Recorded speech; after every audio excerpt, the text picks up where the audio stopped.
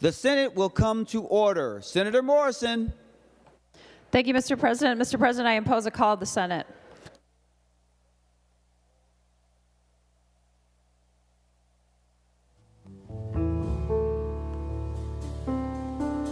The Senate is now under call.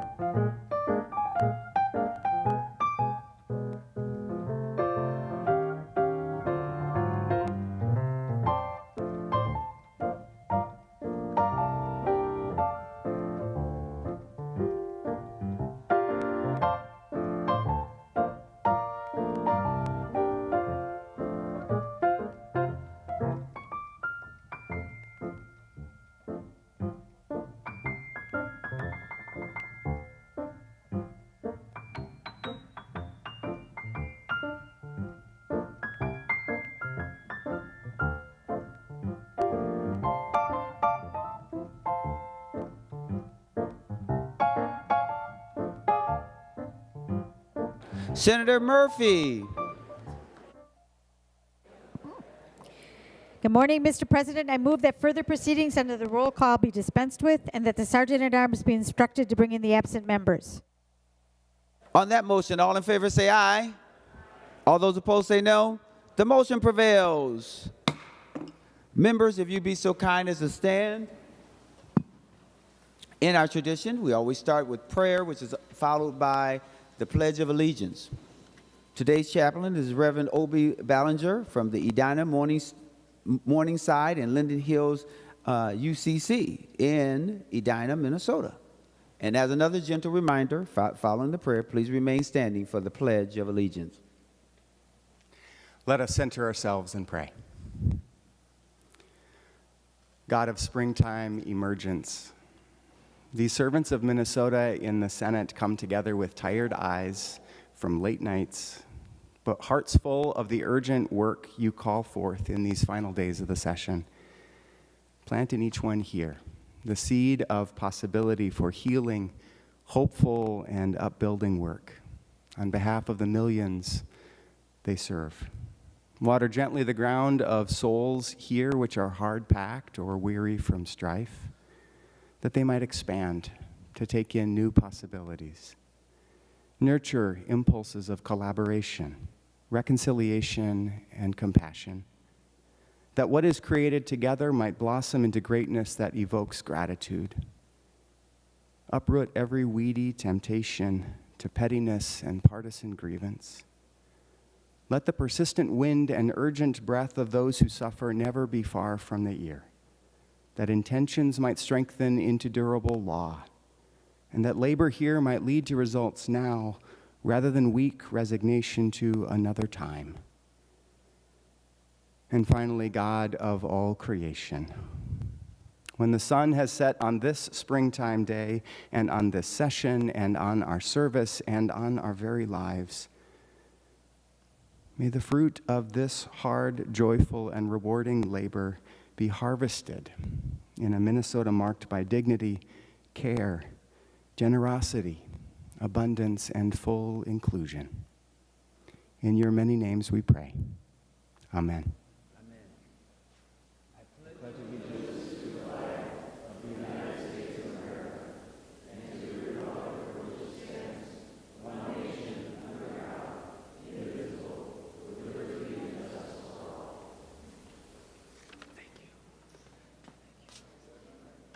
Thank you, members. The secretary will take the roll. Abler, Anderson, Barr, Bolden, Carlson, Champion, Coleman, Swadzinski, Dames, Dibble, Dornick, Draheim, Drazkowski, Duckworth, Diedzik, Eichhorn, Farnsworth, Fateh, Frentz, Green, Grunhagen, Gustafson, Hochschild, Herr, Hoffman, Housley, Howe, Jasinski, Johnson, Klein, Coran, Kroon, Kunish, Kupek, Lang, Latz, Liskey, Limmer, Lucero, Mann, Marty, Matthews, Maye Quade, McEwen, Miller, Mitchell, Mohammed, Morrison, Murphy, Nelson, Verbaten, Pappas, Pa, Port, Pratt, Putnam, Rarick, Rasmussen, Rest, Seeberger, Utke, Weber, Wiesenberg, Westland, Westrom, Wickland, Zhang.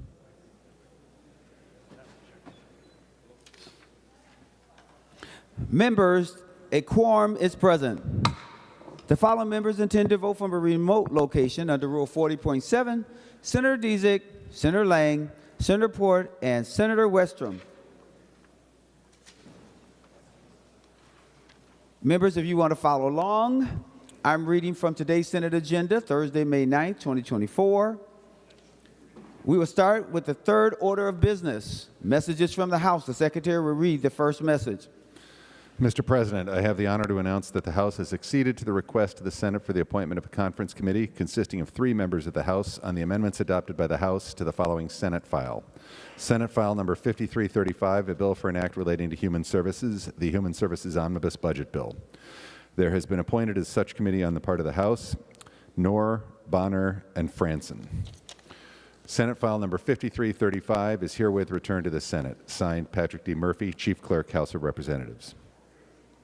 Members, no action is required. The Secretary will read the next message. Mr. President, I have the honor to announce that the House has acceded to the request of the Senate for the appointment of a conference committee consisting of 3 members of the House on the amendments adopted by the House to the following Senate file. Senate File Number 5289, a bill for an act relating to economic development. There has been appointed as such committee on the part of the House Hassan, Zhang, and Zalesnikar. Senate File Number 5289 is herewith returned to the Senate. Signed, Patrick D. Murphy, Chief Clerk, House of Representatives. Members, no action is required. The Secretary will read the next message.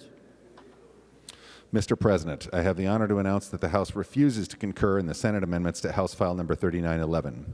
House File Number 3911, a bill for an act relating to state government. The House respectfully requests that a conference committee of 5 members be appointed thereon. Hansen R., Purcell, Finke, Jordan, and Heinzman have been appointed as such committee on the part of the House. House File Number 3911 is herewith transmitted to the Senate with a request that the Senate appoint a like committee. Signed, Patrick D. Murphy, Chief Clerk, House of Representatives. Senator Hurd for a motion. Thank you, Mr. President. I move that the Senate accede to the request of the House for a conference committee on House File Number 3911, and that a conference committee of 5 members be appointed by the subcommittees on conference committees on the part of the Senate to act with a like conference committee appointed on the part of the House. Senator Hurd moves that the Senate accede to the request of the House for a conference committee on House File Number 3911 and that the conference committee of 5 members be appointed by the subcommittee on conference committees on the part of the Senate to act with a like conference committee appointed on the part of the House. All in favor say aye. All those opposed say no. The motion prevails. Members, the Secretary will read the next message. Mr. President, I have the honor to announce that the House refuses to concur in the Senate amendments to House File Number 4247. House File Number 4247, a bill for an act relating to health. The House respectfully requests that a conference committee of 3 members be appointed thereon. Liebling, Carroll, and Nadeau have been appointed as such committee on the part of the House. House File Number 4247 is herewith transmitted to the Senate with a request that the Senate appoint a like committee. Signed, Patrick D. Murphy, Chief Clerk, House of Representatives. Senator Wickland for a motion. Thank you. Senator Wickland, I move that the Senate accede to the request for the House of the House for a conference committee on House File Number 4247, and that a conference committee of 3 members be appointed by the subcommittee on conference committees on the part of the Senate to act with a like conference committee appointed on the part of the House. Senator Wickland moves that the Senate accede to the request of the House for a conference committee on House File Number 4247, and that a conference committee of 3 members be appointed by the subcommittee on conference committees on the part of the Senate to act with a like conference committee appointed on the part of the House. All in favor say aye. All those opposed say no. The motion prevails. The Secretary will read the next message. Mr. President, I have the honor to announce that the House refuses to concur in the Senate amendments to House File Number 5237. House File Number 5237, a bill for an act relating to education, providing for supplemental funding for pre-kindergarten through grade 12 education. The House respectfully requests that a conference committee of 5 members be appointed thereon. Joachim, Clardy, Adelson, Sensor-Mura, and Kresha have been appointed as such committee on the part of the House. House File Number 5237 is herewith transmitted to the Senate with a request that the Senate appoint a like committee. Signed, Patrick D. Murphy, Chief Clerk, House of Representatives. Senator Kunish. Mr. President, I, Senator Kunish, move that the Senate accede to the request of the House for a conference committee on House File 5237, and that a conference committee of 5 members be appointed by the subcommittee on conference committees on part of the Senate to act with a like conference committee appointed on the part of the House. Senator Kunish moves that the Senate accede to the request of the House for a conference committee on House File Number 5237, and that a conference committee of 5 members be appointed by the subcommittee on conference committees on the part of the Senate to act with a like conference committee appointed on the part of the House. All in favor say aye. All those opposed say no. The motion prevails. The Secretary will read the next message.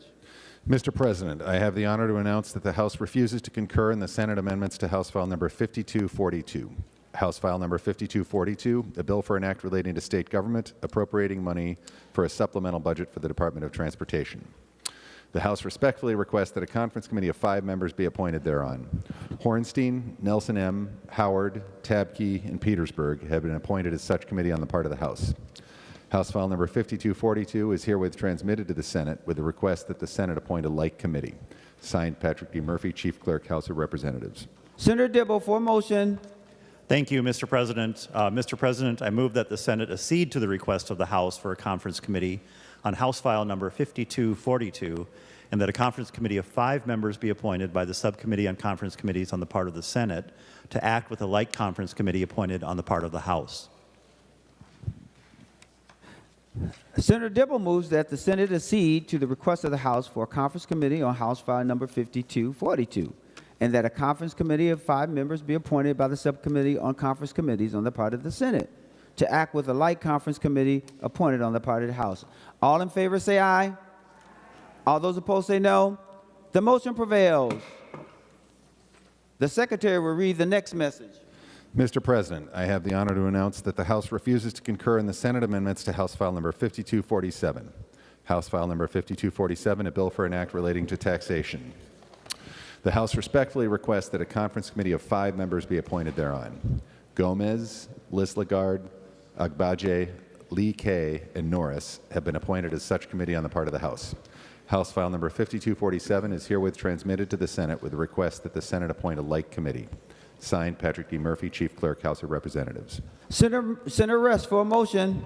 Thank you, Mr. President. I move that the Senate accede to the request of the House for a conference committee on House File Number 5247, and that a conference committee of 5 members be appointed by the Subcommittee on Conference Committees on the part of the Senate to act with a like conference committee appointed on the part of the House. Senator Rest moved that the Senate accede to the request of the House for a conference committee on House File Number 5247, and that a conference committee of 5 members be appointed by the Subcommittee on Conference Committees on the part of the Senate to act with a like conference committee appointed on the part of the House. All in favor say aye. All those opposed say no. The motion prevails. The Secretary will read the next message.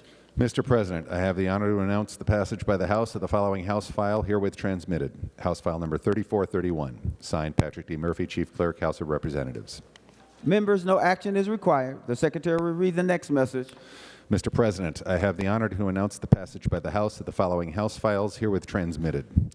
House File Numbers 3872, 4738, 5216, and 5299. Signed, Patrick D. Murphy, Chief Clerk, House of Representatives. Members, no action is required. We'll now proceed to the 4th order of business, first reading of House bills. The House files have been given their first reading and referred as indicated.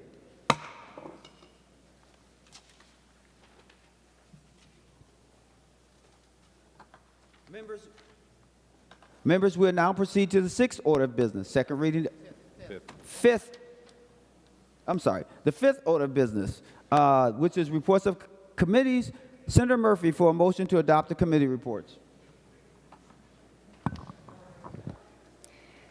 Thank you, Mr. President. I move the committee reports printed on the addendum be adopted. On that motion, all in favor say aye. All opposed say no. The motion prevails. Now, members, we'll proceed to the 6th order of business, which is the second reading of Senate bills. The Secretary will read the Senate file number.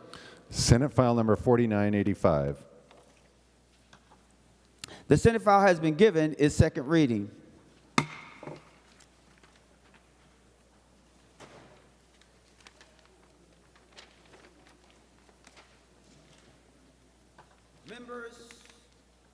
Members, we will now proceed to the 8th order of business, introduction of first reading of Senate bills. The bills listed on today's introduction calendar are given their first reading and referred as indicated.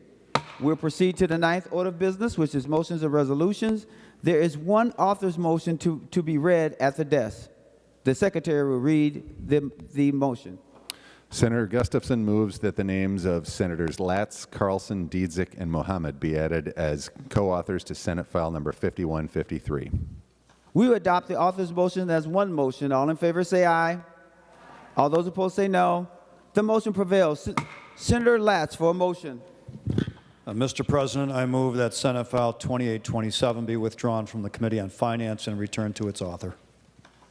Senator Latz moves that Senate File Number 2827 be withdrawn from the Committee on Finance and returned to the author. All in favor say aye. All those opposed say no. The motion prevails. Senate Resolutions 99 and 100 will be referred to the Committee on Rules and Administration. Remaining under motions and resolutions, we will revert to the third order of business. Messages from the House. The Secretary will read the message. Mr. President, I have the honor to announce that the House has adopted the recommendation and report of the Conference Committee on House File Number 3436 and repassed said bill in accordance with the report of the committee so adopted. House File Number 3436, a bill for an act relating to transportation, modifying various transportation-related provisions. House File Number 3436 is herewith transmitted to the Senate. Signed, Patrick D. Murphy, Chief Clerk, House of Representatives. Senator Dibble for a motion. Thank you, Mr. President. I move that the foregoing recommendations and Conference Committee report on House File Number 3436 be now adopted and that the bill be repassed as amended by the Conference Committee. Senator Dibble moves that the foregoing recommendation of the Conference Committee report on House File 3436 be now adopted and the bill be passed as amended by the Conference Committee. Senator Dibble to that motion. Thank you, Mr. President and members. Mr. President and members, House File Number 3436 is the Transportation Policy Omnibus Conference Committee report that we had, I think, about a week and a half ago on the floor of the Senate. It returns to us largely intact. I believe most of the provisions that we brought to conference are returning to us. I'll just mention briefly that, of course, the designation of the Cross Range Expressway in memory of our beloved Senator Tomassoni is no longer in this bill because we passed that, of course, as a separate standalone bill.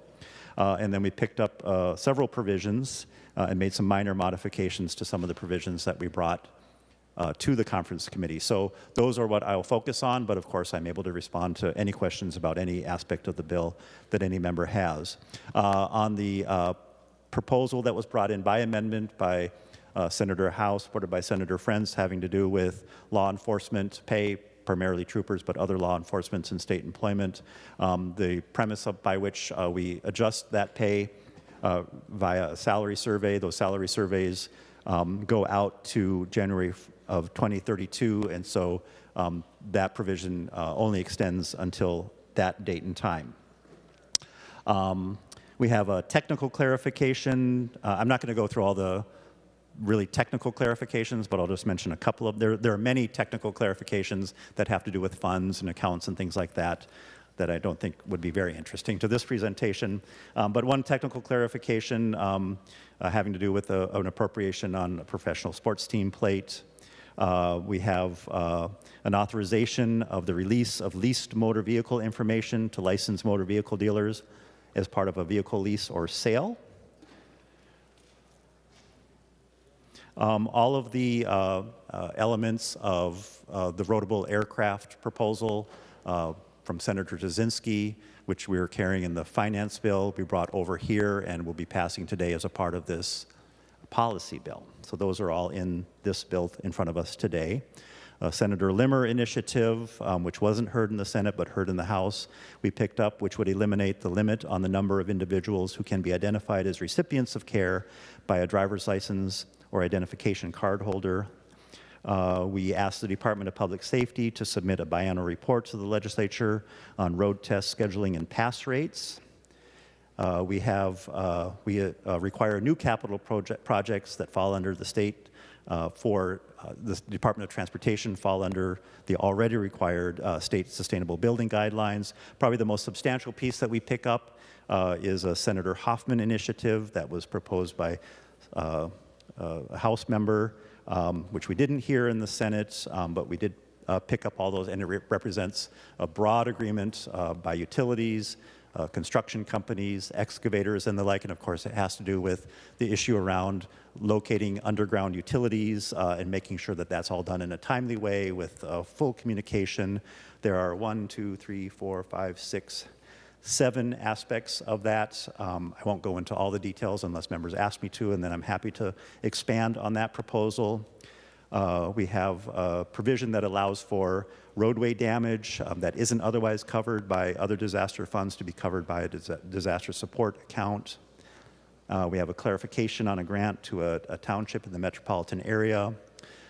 We have a city speed limit analysis study, and as well as we pick up the element on adopting the manual on traffic control devices, speed limit setting methodology, and then state fair transportation planning to ensure that transit services to the state fair is conducted in a better fashion than we've seen in recent history.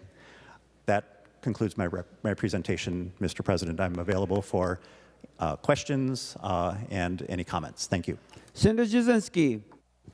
Thank you, Mr. President. I stand in support of concurring with the Conference Committee report. Once again, I want to thank Senator Dibble and his caucus and all our staff for doing a great job.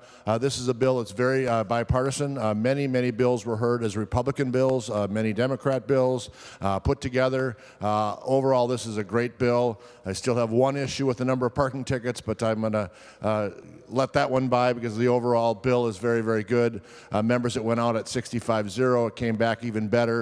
So I hope for your support once again. I think this is a way a bill should travel through the legislature, working together bipartisanly. Obviously, we each have our own requirements, things we'd like to see, and this bill includes from both sides with compromise, and this is a good bill for all Minnesota, and Minnesota should be proud of the way this bill was put together and approved. Thank you, Mr. President. Any other discussion? Seeing none, all in favor say aye. All those opposed say no. The motion prevails. The Secretary will give the bill its third reading. House File Number 3436, a bill for an act relating to transportation, modifying various transportation-related provisions. Third reading.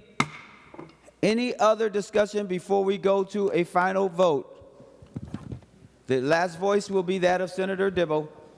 Thanks. Just very briefly, Mr. President.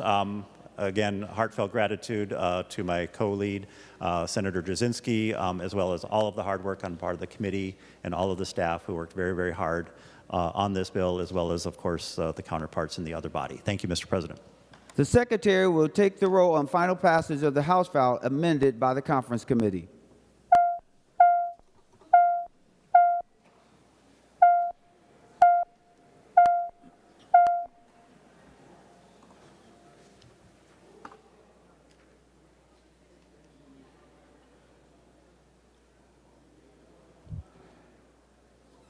Senator Umu Verbatim for those who are voting pursuant to Rule 40.7.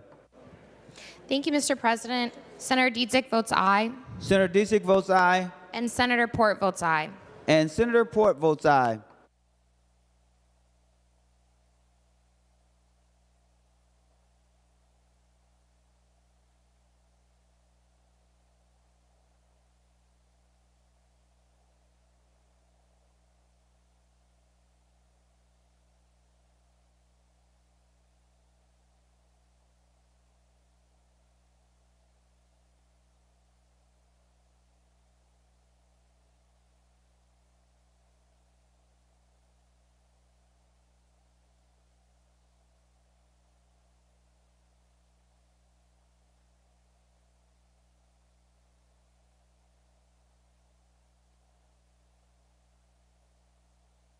Senator Jasinski for those voting pursuant to Rule 40.7.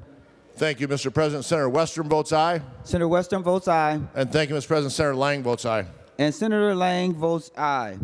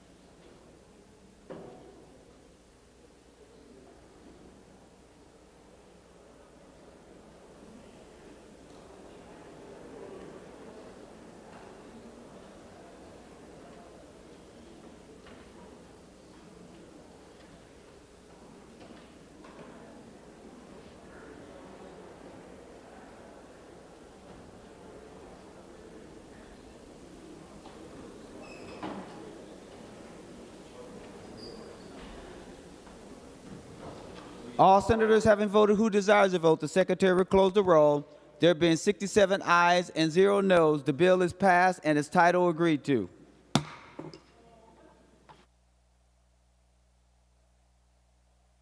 Members remaining under motions and resolutions, Senator Murphy for a motion to designate special orders. Thank you, Mr. President. Pursuant to Rule 26, I designate the following bills be made special orders for immediate consideration. Members, the list is on your desk. Members, the list is on your desk. We will start with House File 3488. Senator Maye Quade. Thank you, Mr. President. I move that the amendment made to House File 3488 by the Committee on Rules and Administration in the report adopted May 3rd, 2024, pursuant to Rule 44, be stricken. Senator Maye Quade moves that the amendment made to House File number 3488 by the Committee on Rules and Administration in the report adopted on May 3rd, 2024, pursuant to Rule 45, be stricken. On that motion, all in favor say aye. Aye. All those opposed say no. The motion prevails. Senator Maye Quade. Thank you, Mr. President. It is with great honor today that I present House File 3488, which extends child labor protections and ensures fair compensation to children featured in monetized content creation. I first want to thank my colleague in the other body, Representative Zach Stevenson, for working lockstep with me on this bill, as well as nonpartisan counsel and my Senate co-authors for their work. Over the past decade, content creation on the internet has drastically transformed from something that was seen as a casual hobby to an actual career that can profit millions of dollars.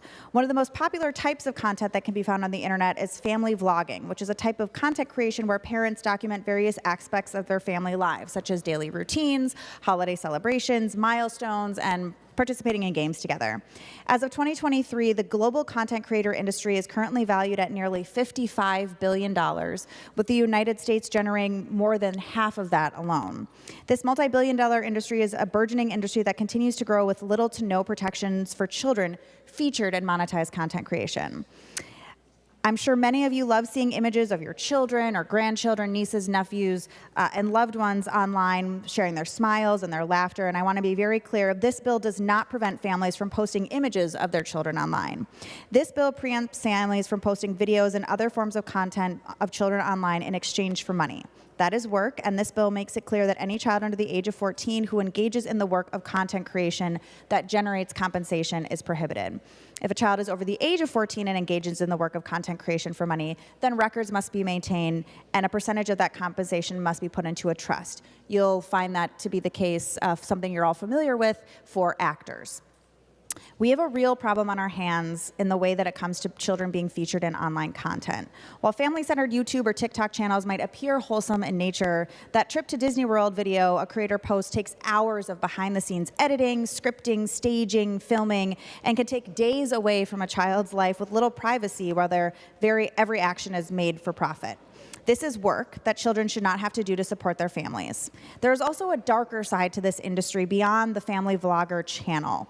Earlier this year, and you'll have this on your desk, members, you can take a look, the New York Times shared the results of their investigation into mom or parent-run accounts, and the findings are deeply disturbing.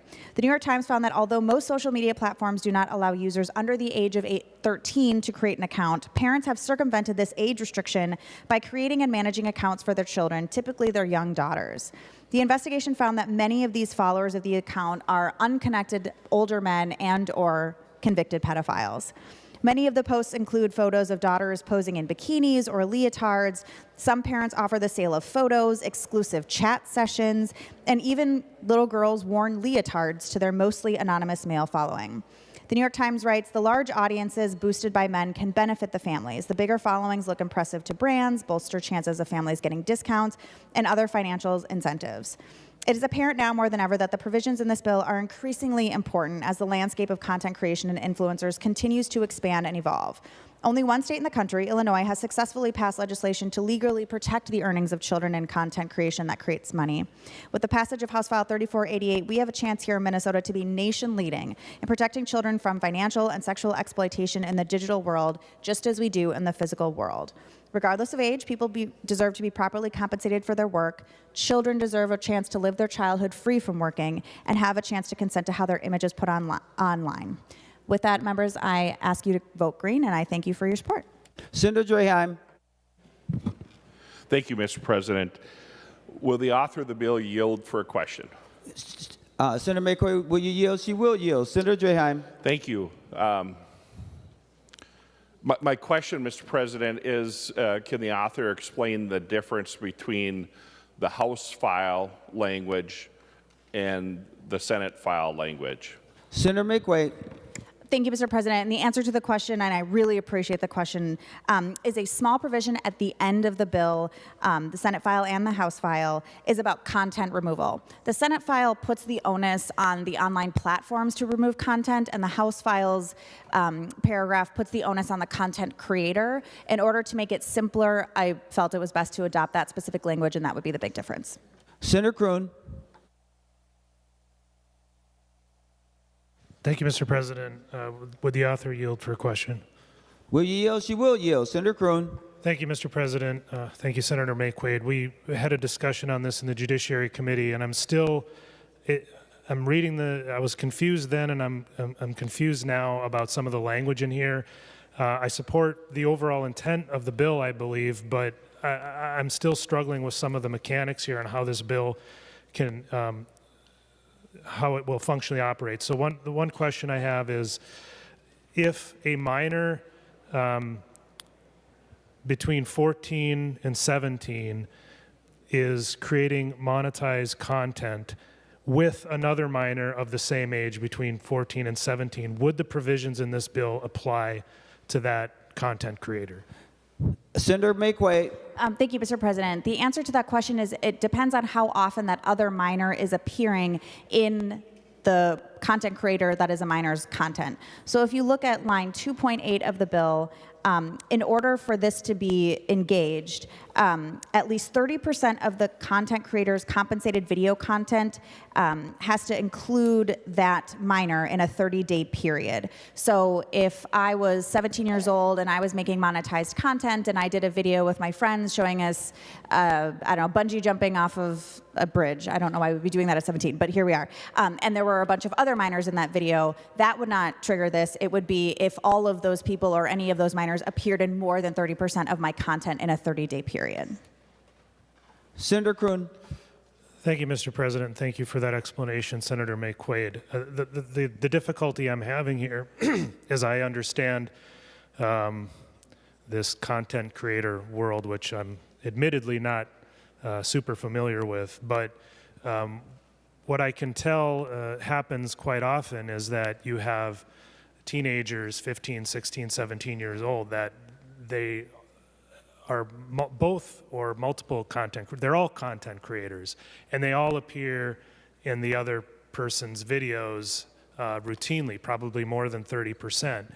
And to me, this casts too wide of a net in that scenario. I don't think we want to discourage, certainly the government shouldn't come in and create this very complex regulatory structure when you have 16, 17-year-old kids trying to monetize videos and they're appearing in each other's videos.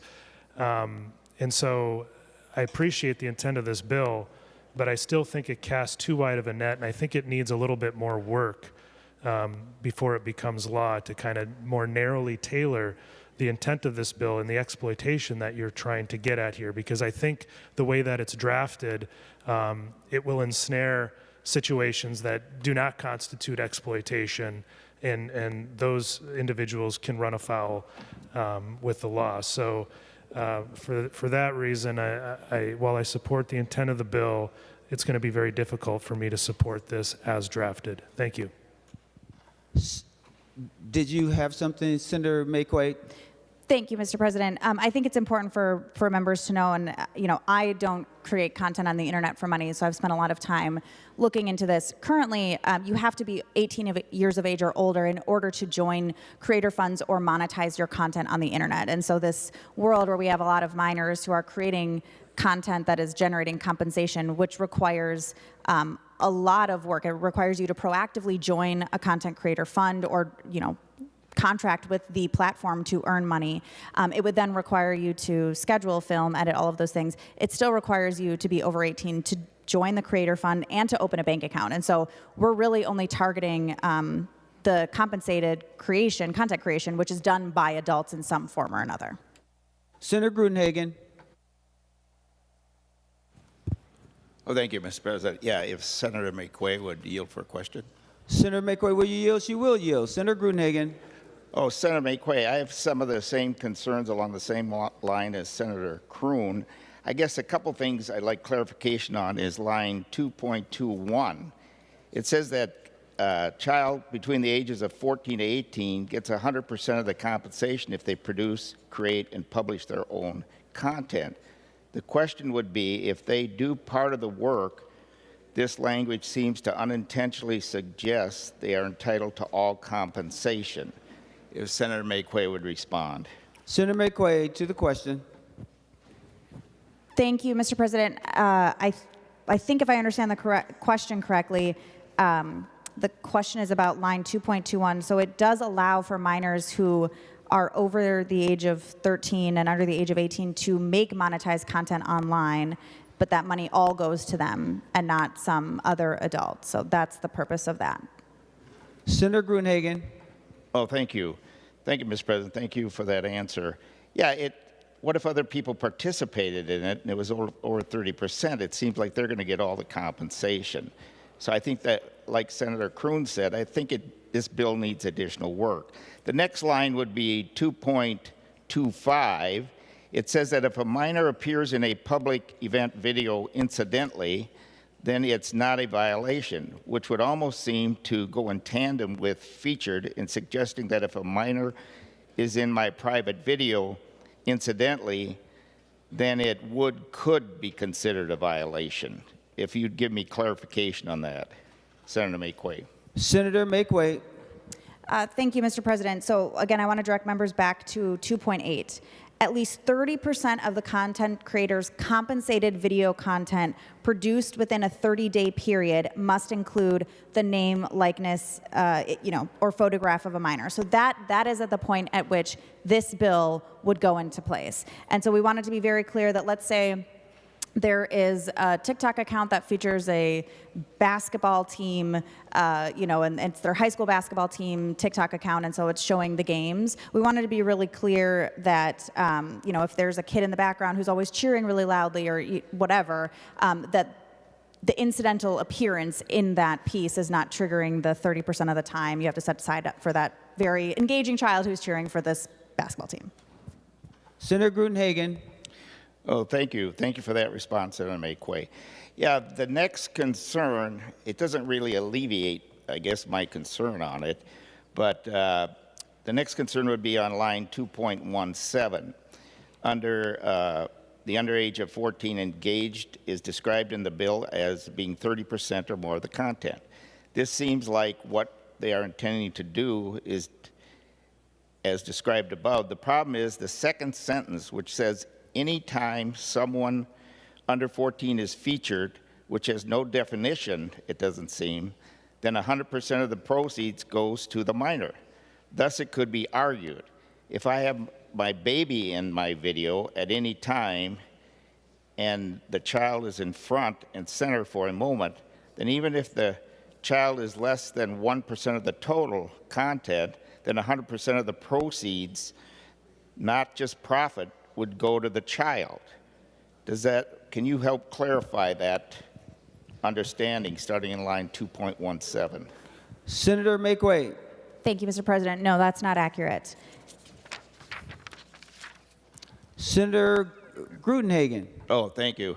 Yeah, members, I just think, like Senator Kroon said, I think this bill needs a lot more work before we actually pass. I like the intent. I think there does need to be addressed. But as Senator Maye Quade said, the only state that has passed something like this is Illinois. And this bill goes much further than the bill in Illinois. What we're doing to a certain degree is we're bringing the government into how parents interact with their child, okay? The under 14 language could have some serious implications for content creations in Minnesota-based off unintended consequences. So members, again, I like the intent of the bill. I do think there needs some areas to address, but for today, I'm going to have to vote against it until some of these areas are clarified more distinctly in the bill. Thank you, Mr. President. Senator Lucero. Thank you, Mr. President. I just want to echo some of the comments that have been made here. I very much appreciate Senator Maye Quade coming to me in the days leading up to this bill to talk about this.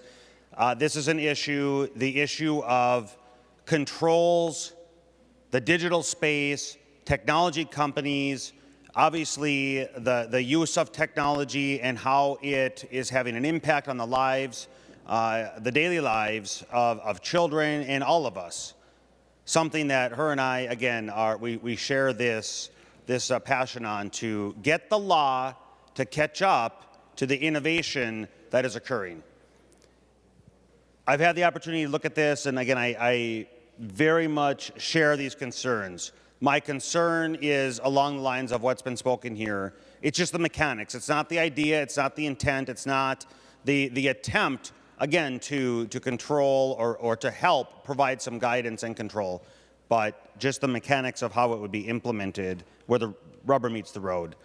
I make no mistake, Mr. President, and I know Senator Maye Quade knows this very clear, as do other members of the body. But just for those who may not, I have no reservation increasing accountability and controls on these big technology companies. They are using and abusing technology to erode privacy, to harvest information, and do incredible damage in many different areas. There are a lot of benefits to technology, obviously, but there's a lot of negatives that are not being addressed, and they could be addressed by these large technology companies, and I have no hesitation to support and pass legislation that increases their accountability and the controls. But again, just have concerns with some of the mechanics on this bill, but I deeply appreciate Senator Maye Quade's continued attempt in this area. Thank you so much. Senator Kroonigan. Thank you, Mr. President. And if Senator Maye Quade would yield. Senator Maye Quade, will you yield? She will yield. Senator Kroon. Thank you, Mr. President. Thank you, Senator Maye Quade. I would have asked this the last time I stood up, but I was trying to get confirmation on line 4.11 in the of the bill. I noticed that this does still, this House version has punitive damages associated with it, and my recollection was that we stripped that provision out in the Judiciary Committee, and my question is what was the reason to put this back in, and do you still have any issues taking the punitive damages back out to bring it back in line with what the Judiciary Committee's position was? Senator Maye Quade. Thank you, Mr. President. It was just part of the House file. There are punitive damages, I believe, no matter what is in or not in this bill. My preference is to keep it because I think it's really important. I really want members to understand how monetized content creation works. And I do want to point members to that the definition of a content creator in this bill is an individual who is 18 years of age or older. So we are only talking about people who are 18 years of age or older who are making videos with minors, and they are getting paid money for that. That is the only kind of content creation we are talking about. So the reason why we have the bill constructed the way it is because right now, minors are working. It is a lot of work to film and edit and shoot and stage and restage and outfit change and all of these things. It takes hours worth of work to get those 1.5-minute videos that we're seeing that are so delightful. And all of that work is work that somebody is making money off of. What this bill would do would ensure that if a child over the age of 13 or 14 is working, then the money that is being generated from their work, a percentage of that goes to them.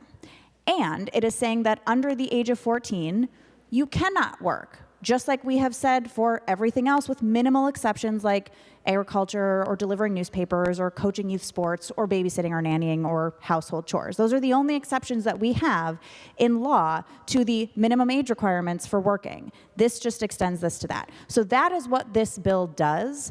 And if a minor is forced to work for money that somebody else is making, and they turn 18, none of this money was set aside for them, they're not getting any of this money, they spent hours of time working and are not compensated for that, yes, there should be punitive damages, especially because this work is public. People see it. It's not just that they were, off painting a house somewhere. It is a public video or article or something that other people are consuming, which is what they made money from.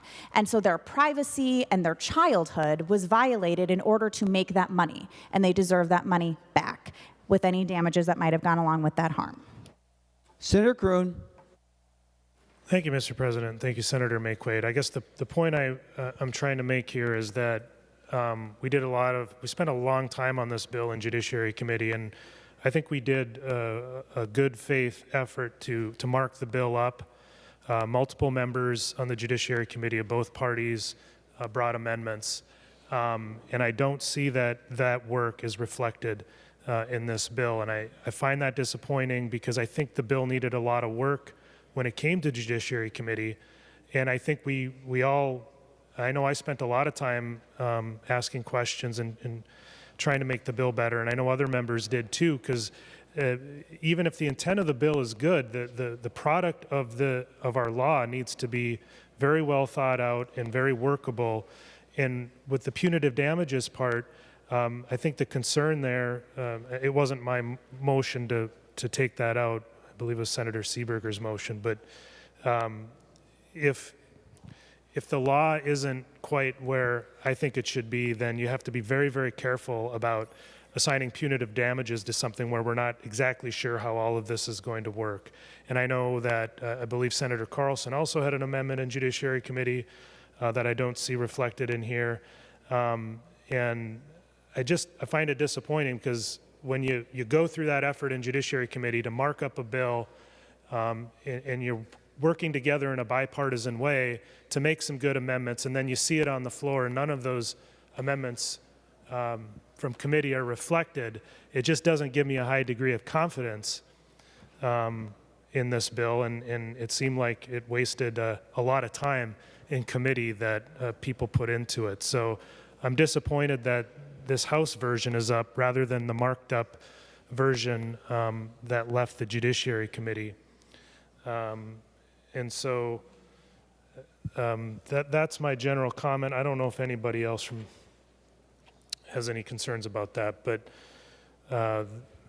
I still think that this bill, while well-intentioned, casts too broad of a net and isn't quite workable to achieve its objective without ensnaring people that are not engaged at all in exploitation and are just trying to make a few bucks in a good faith way.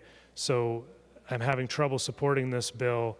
I wish it was the Senate version rather than the House version, but those are my comments and why I would be hard-pressed to support this bill. Thank you. Any other discussion on the bill? Senator Draheim. Thank you, Mr. President. I rise to I feel like I was misled, Mr. President. I asked point blank about the differences between the Senate file and the House file, or the language differences between the two. And we heard it in finance. You're in finance along with me. And it's significantly different than what we heard in finance, and that's why I asked the question. I think this bill, the intentions are great, but I don't think it's ready. I think I would just urge everybody to vote no. Let's work on it, bring it back, and get it right. Senator Duckworth. I'm sorry. Any other discussion? Seeing none, the Secretary will give the bill its third reading. House File Number 3488, a bill for an act relating to labor providing compensation for minors appearing in Internet content creation. Third reading. Any other discussion? Senator Duckworth. Thank you, Mr. President. I appreciate it, and I appreciate the bill author bringing this bill forward, the intent and the spirit behind it. I think there are some reasonable things that have been brought up from members that might prefer to tweak the bill or have it worded in a different way, or maybe have it not be as expansive. Nevertheless, that's, I suppose, not our purview, given the current makeup of the legislature. And I make note of the fact that the effective date of the bill is July 1st, 2025. And so what I would encourage the author of the bill to do, should this pass, is to take the opportunity of next session to work with folks that have voiced very reasonable and valid concerns regarding this language to perhaps improve it and make it even better next session before the effective date becomes law. At the end of the day, as it relates to this bill, you know, I can vote with my brain and logic and reason, or I can vote with my heart. I've got an 8-year-old daughter. I think the bill is well intended. I think it's trying to solve something that the state of Minnesota and us as a legislature should take a pretty firm stance on and let people know we're not going to put up with, and that we will actively try to prevent with legislation. So although this bill may not be 100% perfect, I'm hopeful that it can be improved before it becomes effective. And if it's going to protect kids, I think that's an admirable thing that we all agree on and should continue to try to do as a legislature. Thank you, Mr. President. Any other discussion before we go to the author of the bill? Seeing none, final comments will be from Senator Maye Quade, and then we will vote on final passage. Thank you, Mr. President. Well, I really look forward to educating members about the bill and what it does between now and next year. This bill does exactly what we want it to do. It makes sure that adults who are making money off of children online are required to put a percentage of that money into a trust for those minors for when they become adults, so that they are compensated for the work that they are doing. And we are ensuring that our minimum age provisions for working in the state of Minnesota also apply in the digital world just like they do in the physical world. That's all this bill does. It is so important that we make sure that children in Minnesota have childhoods where they're not working. There are videos online of children as young as 8 having their first period and talking about it online publicly. There are children online whose parents put them in increasingly distasteful clothing and content in order to generate views, which generates more money. Not only does that violate their privacy, but they're too young to even know that that's happening. This ensures that Minnesota is a place where that doesn't happen. So, members, I ask for a green vote because this really is the narrow targeted bill that I'm here, a lot of folks wanting. And this solves a really, really big issue that we are seeing. And we will be one of the first states to apply a framework that already exists in child labor to the digital world. But we will join the state of Illinois and California and Missouri and Ohio and Maryland and Arizona and Georgia in actually addressing this issue. Now, those are a handful of states that I like to be part of. I urge members to join green, or to vote green, and join me in supporting this bill. Thank you. The Secretary would take the roll on final passage of House File 3488. Members, please vote.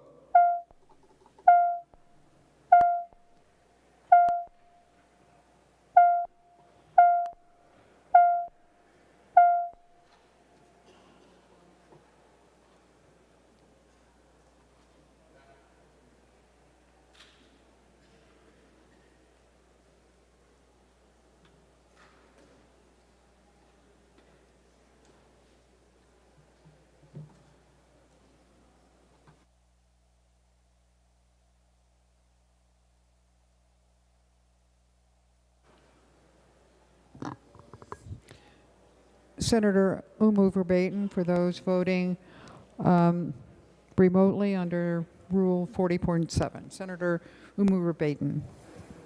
Thank you, Madam President. Report that Senator Dietzick votes aye. Senator Dietzick votes aye. And Senator Port votes aye. Senator Port votes aye. Senator Jasinski for those voting under Rule 40.7. Thank you, Madam President. Senator Lang votes no.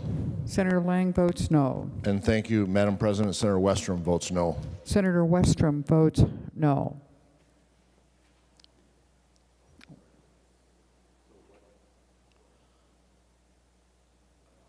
All members having voted, the secretary will close the roll. There being 37 ayes and 30 nays. The bill is passed and its title agreed to. The next bill on special orders is Senate File 716, number 69 on general orders. Senator Champion. Good morning, Madam President and colleagues. I will ask that you support Senate File 716. Just for clarity, this is the same bill that was already a part of Health and Human Services, and we voted on it already. I am moving it as a standalone bill as well. Just for clarity, this establishes the Minnesota African American Family Preservation and Child Welfare Disproportionality Act in Minnesota. And as you know, it codifies that already existing African American Child Welfare Oversight Council and African American Child Well-Being Unit within the Department of Human Services. This bill establishes the African American and Disproportionately Represented Family Preservation Grant Program and places additional requirements on the Commission of Human Services and responsible social agencies. As you know, this is a matter of how do we make sure we keep families together, how do we make sure that there's support for families, and in order to make sure that we have healthy, thriving families. It is a phase in where we will start with Hennepin and Ramsey County. There's a work group that lays on top of that initiative in order to make sure that other individuals and counties know what needs to happen or can happen in order to make sure that they're working together.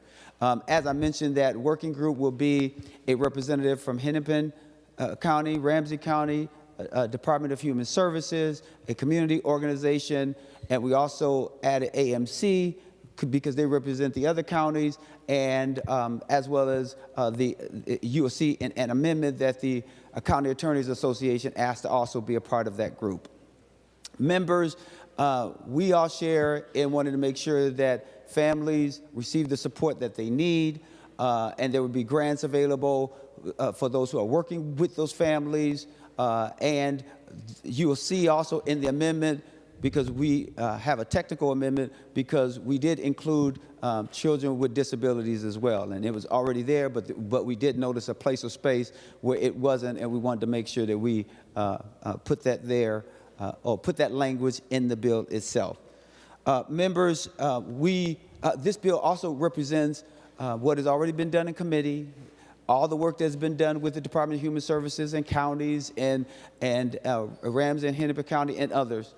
We believe that this is a step in the right direction, and I want to openly thank Senator Abler for all the work that he's done in order to make sure that the language was right and to make sure that this important policy goes forward. So I want to thank Senator Abler as well as Senator Umu Verbaden, who's also not listed on the bill, but she's been a very active person around this bill, but also Senator Murphy, Senator Maye Quade, and others. It's just a great group of people who will continue to work and put the work in order to make sure that these families are able to stay together.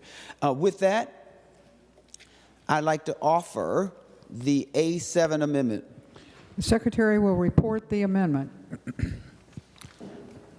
Senator Champion moves to amend Senate File number 716 as follows. Page 1, line 12, delete of this act. This is the A7 amendment. Senator Champion. Thank you, Madam Chair. And I hope, Madam President, I hope to get support. This is a technical amendment. When I talk to Senate Council and others, there are things that we missed, and we just wanted to make sure that substantively it doesn't change anything, but the language just allows us to make sure that there's the clarity that the committees had always wanted and heard, and that's what the A7 amendment does. So I hope I can get your support on the A7 amendment. Further discussion of the A7 amendment. Seeing none, all those in favor, please say aye. Aye. Opposed, say no.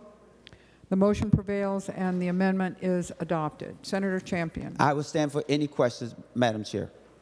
Madam President. Further discussion of Senate File 716 as amended.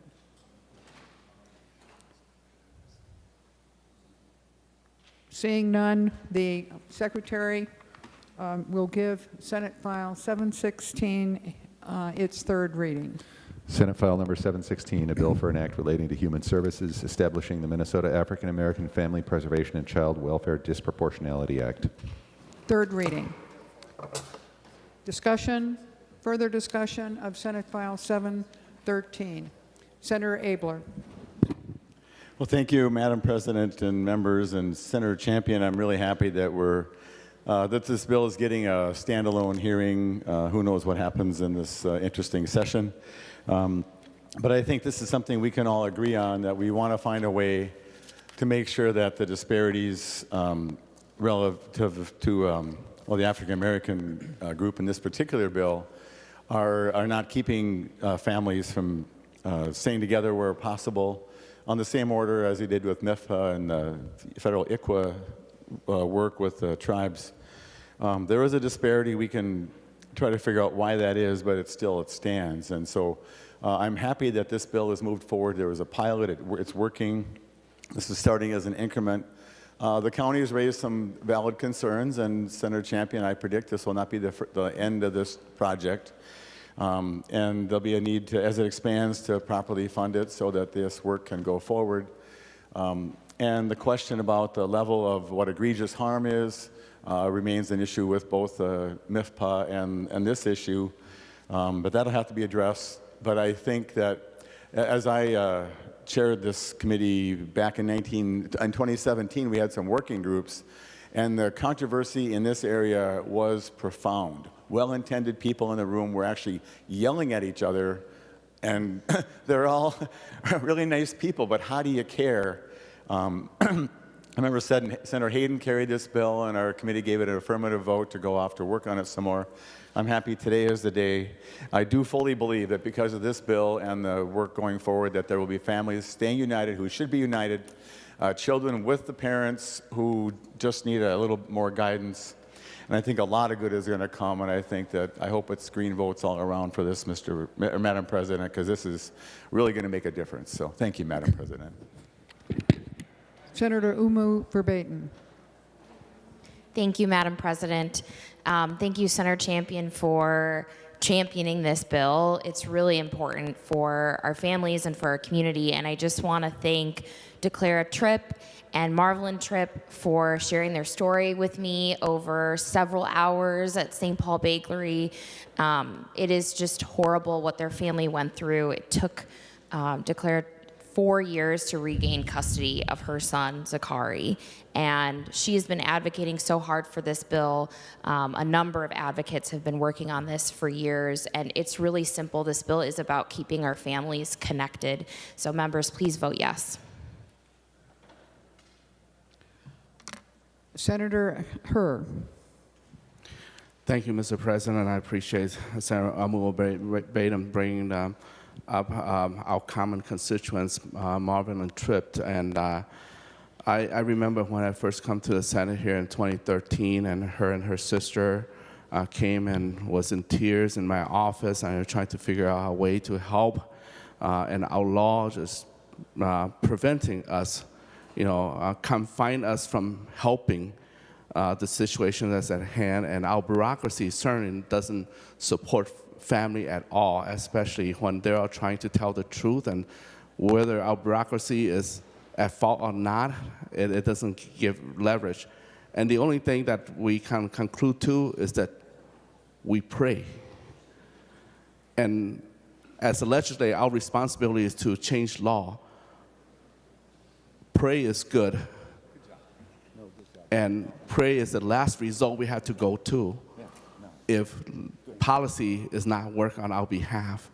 And perhaps today, the prayer is an answer in a small degree. There's still a lot of work to do ahead of us, but at least there's a gap, an opening for change to help marginalized families, to help African American family who has been in this situation, in this hardship for generation and century. And so I'm glad that finally today is the day that we're going to pass a way to help. I appreciate Senator Champion for your effort, your leadership. Advocates group in the African American community have been approaching me and said, Senator Fongher, can you help push this? And I said, just trust in Senator Champion. He will come through. And today, let's come through for the families. Thank you. Further discussion before I recognize Senator Champion? Seeing none, Senator Champion. Madam President, thank you. And again, thank you to the co-authors, Senator Kunis, Senator Murphy, Senator Maye Quade, Senator Abler, and a special shout out, of course, to Senator Verbaden and Senator Muhammad. Staff, I would like to thank Executive Assistant Shamika Bogan, my committee legislative assistant, Alexis Varner, Special Counsel, Senate Counsel, Ali Litchi, who has taken all my calls at different times of the morning, Senate Fiscal Analyst Dennis Albright, Emily Spiteri, our dedicated researcher, and Village Arms has been working really hard, and our intern, Ava Roots. And also our Senate pages in general. I just want to thank them and thank everyone for bringing us to this point. Thank you. I look for your support. The Secretary will take the roll on Senate File 716.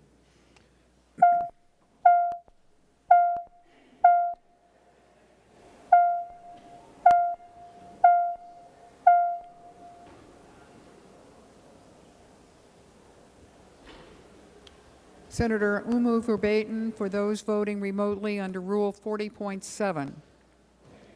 Thank you, Madam President. Senator Dietzick votes aye. Senator Dietzick votes aye. And Senator Port votes aye. Senator Port votes aye. Senator, where is he?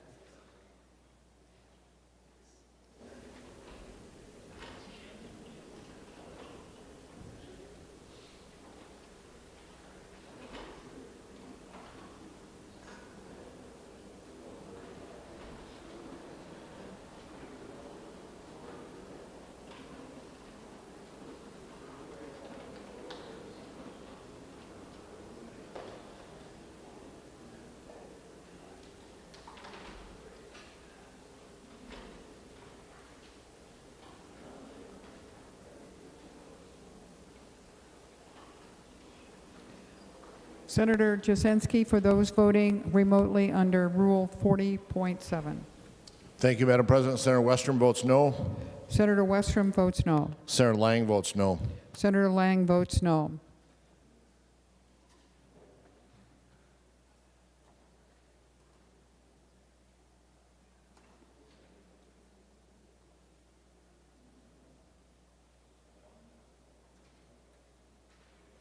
All senators having voted, the Secretary will close the roll.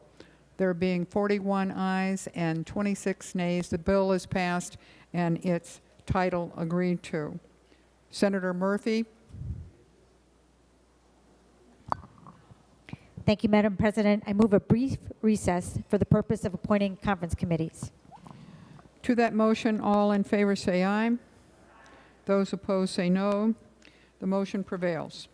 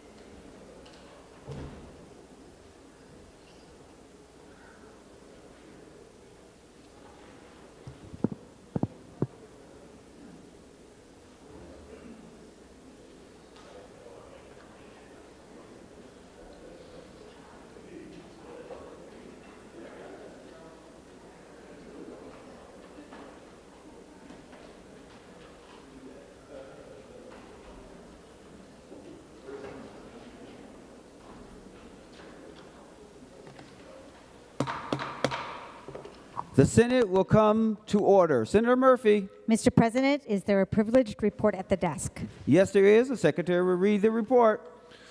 Senator Murphy from the Subcommittee on Conference Committees recommends that the following senators be, and they hereby are, appointed as a conference committee on House File Number 3911. Senators Herr, McEwen, Morrison, Bolden, and Nelson. House File Number 4247. Senators Wickland, Bolden, and Utke. House File Number 5237. Senators Kunish, Swedzinski, Gustafson, Maye Quade, and Bolden. House File Number 5242. Senators Dibble, McEwen, Port, Morrison, and Limmer. House File Number 5247. Senators Rest, Dibble, Hoschild, Putnam, and Weber. Senator Murphy moves that the foregoing appointments be approved. To that motion, all in favor say aye. All opposed say no. The motion prevails. Members, we're still under special orders. We are going to House File 2609. Senator Gustafson.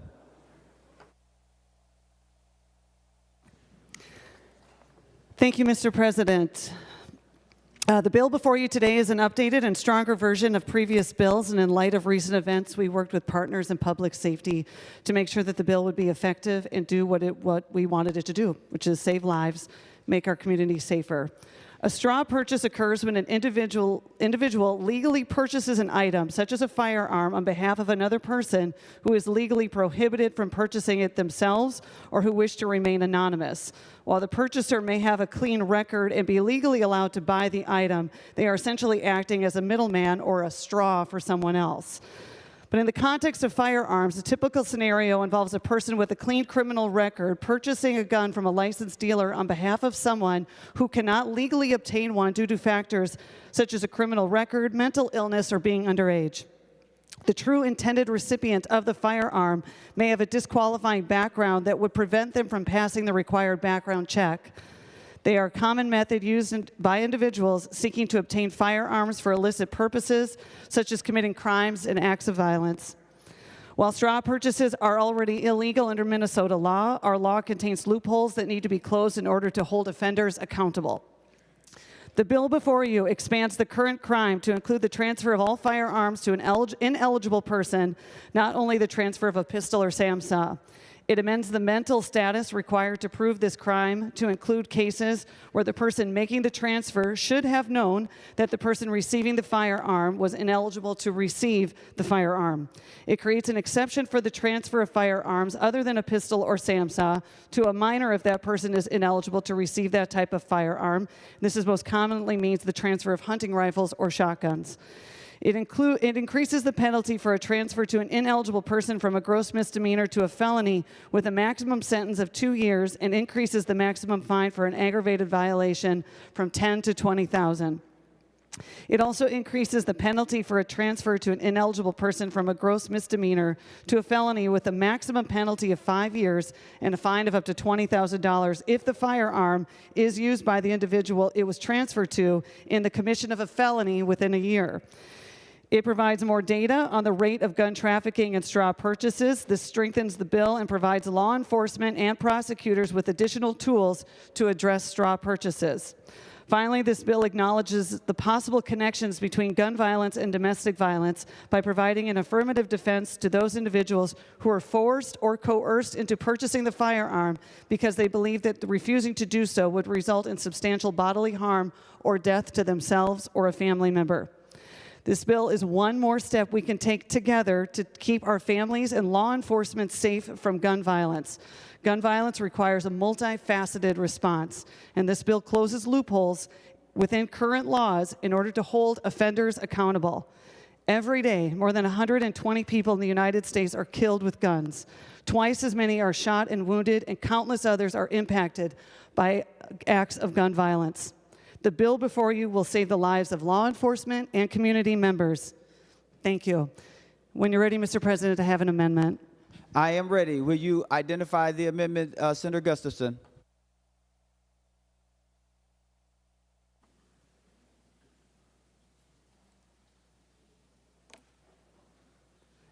Thank you, Mr. President. It is the A7. Senator Gustafson offers the A7 amendment. The Secretary will report the A7 amendment. Senator Gustafson moves to amend House File Number 2609 as amended pursuant to Rule 45 as follows. Page 2, line 18, strike or. This is the A7 amendment. Senator Gustafson to your A7 amendment.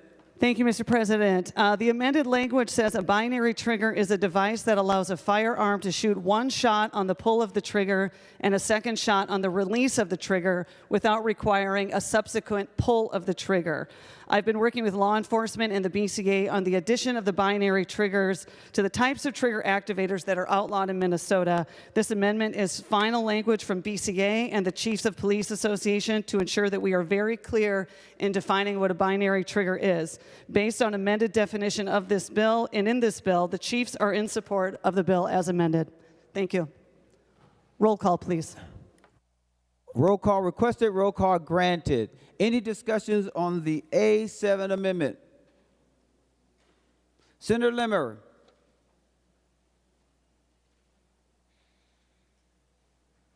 Thank you, Mr. President. Would the author yield for a question? Senator Gustafson, will you yield? She will yield. Senator Limmer. Senator Gustafson, it's my understanding that trigger mechanisms that you're referring to in this bill are manufactured legally, currently, and recognized by federal law. What is the consequence for a gun owner who happens to own a pistol with this mechanism in it currently? Would the government be requesting it to be given to someone? Can you not use it? It becomes a museum piece? In this particular amendment, it seems as though you're denying the use of an owner to use a property. So could you please explain the consequence to the owner if they own such a gun now? And does that restrict them from using it, or is it just plain illegal to own one? And then what would be the consequence? Senator Gustafson to the question. Thank you, Mr. President, and thank you, Senator Limmer. It is a very good question. It's something that we've worked on with BCA. Had several conversations with BCA last night on this very topic. And yes, we do this a lot, actually. There are a number of trigger activators that are already illegal in Minnesota. This simply adds another type of trigger that's become more popular. The binary trigger, of course, we know has been used in several violent cases recently, Burnsville shooting, the Fargo shooting. It's become more popular. If owned, there is an appropriate amount of time to make sure that people who are law-abiding citizens turn them over or quit using them or get rid of them in some way. We're working with the BCA on different avenues that we can make available to people. But yes, that's what would happen. Senator Limmer. Mr. President, so I am to understand that in your own words, you said that the owners of such guns are required to turn them over, quote unquote, or get rid of them in some other manner. Some of these guns are rather expensive. The purchasers bought them when they were considered a legal firearm to own. Now a government agency is saying that you must, according to the author, turn them over. The word confiscation comes to mind when I hear turn them over. Could you please explain, is that the intent of your bill? Senator Gustafson, will you yield? She will yield. Senator Gustafson. Thank you, Mr. President, and thank you again, Senator Limmer, for the good question. If you look at the BCA letter that was handed out on your desk, it'll say at the end that firearms may be obtained already equipped with a binary trigger from a manufacturer or vendor. Binary triggers are also currently available in aftermarket accessories. That's what we're sort of trying to get at. And I understand the cost of what you're, of what you bring up, of what that might do to people who currently own it, but I would just say that the broader benefit to public safety will justify the costs. Thank you. Senator Limmer. Thank you, Mr. President. My recollection on these type of trigger activators are that we have made illegal in the state up to this point have been optional accessory items that gun owners have added to their guns. Those are illegal in the state of Minnesota. I'm talking about the manufacturers that have been making guns with this option available to them as a not a mandatory, but a standard provision in the manufacturing of some of these weapons. Some gun owners don't even know they had that in their gun purchase when they made those purchases. So I seem to think that despite the fact that I've voted on every single trigger activator and making them illegal in the past, this is a little different rub when it comes to owners of firearms that have bought weapons, many of them not even knowing they had this trigger activation in the weapon, and now if this passes, Minnesota state government will require them to turn them over. Who do they turn them over to? Senator Gustafson. Senator Gustafson. Thank you, Mr. President. So, great question, and a lot of these things can be worked out. I just want to remind people that the primary goal is to enhance the public safety, and I have great trust and confidence in our law enforcement to be able to effectively communicate these new laws to law-abiding gun owners so that they know there's also an appropriate amount of time frame in there so that these adjustments can be made. Thanks. Mr. President. Senator Limmer. Thank you, Mr. President. As gun owners are required to turn over their weapons to state government, is there a compensation for the owner? Will the government, is that included in your bill? That there will be monies valued equal to the purchase price or the current value? Oftentimes firearms go up in value. Is there an appraisal process to judge whether or not the gun is worth whatever it is? To determine the compensation to the owner? Is there a budget established in your bill that would provide state government for the dollar amount for guns that have to be turned over to the government? Could you please answer that for me? Senator Limmer is asking you to yield. You will yield. Senator Gustafson. Thank you, Mr. President, and thank you again, Senator Limmer, for the good conversation. The fiscal impact on the state should be evaluated and addressed, but it shouldn't prevent the passage of laws that are deemed necessary for public safety. At this time, there isn't a plan for or a budget for that, but again, looking forward to working with you for future conversations. Thank you. Senator Limmer. Thank you, Mr. President.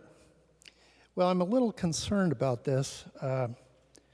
I, too, am concerned about trigger activators, but I would think there'd be a right way and a wrong way to do this. Having someone, a constituent, own a gun that has a trigger activator in it that they legally bought years ago, and now it's being considered illegal to own, and it's, if the bill passes, a requirement that the gun owner turn it over to a government authority without compensation, that starts getting into the area of a government taking, which would make this an unconstitutional law if passed. Senator Gustafson has said that shouldn't bother us. We should still pass the bill. Well, quite honestly, I think we all have taken an oath to uphold the Constitution. And without a government taking, or provided that this is a government taking, it seems like it is, without compensation to the owner, I think many people would have a great concern about it. Not only the people in this room, but the people back home. We rarely require our citizens to turn things over to the government. I can't even remember a time in my service here that we've required that. This is the first time that a confiscation order is now being considered by the Minnesota legislature. I hope people remember that as we continue to have the discussion about this bill. Members, we're on the A7 amendment. I'm going to Senator Weissenberg.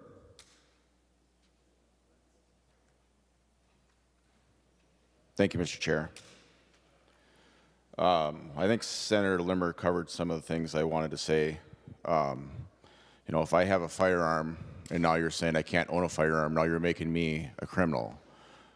I'm not a criminal. I'm not going to harm anybody with my firearms, and you can't be taking my guns away, and I won't be giving them away. No one's coming to my house, and no one's making me turn my guns over to the government. That's not going to happen.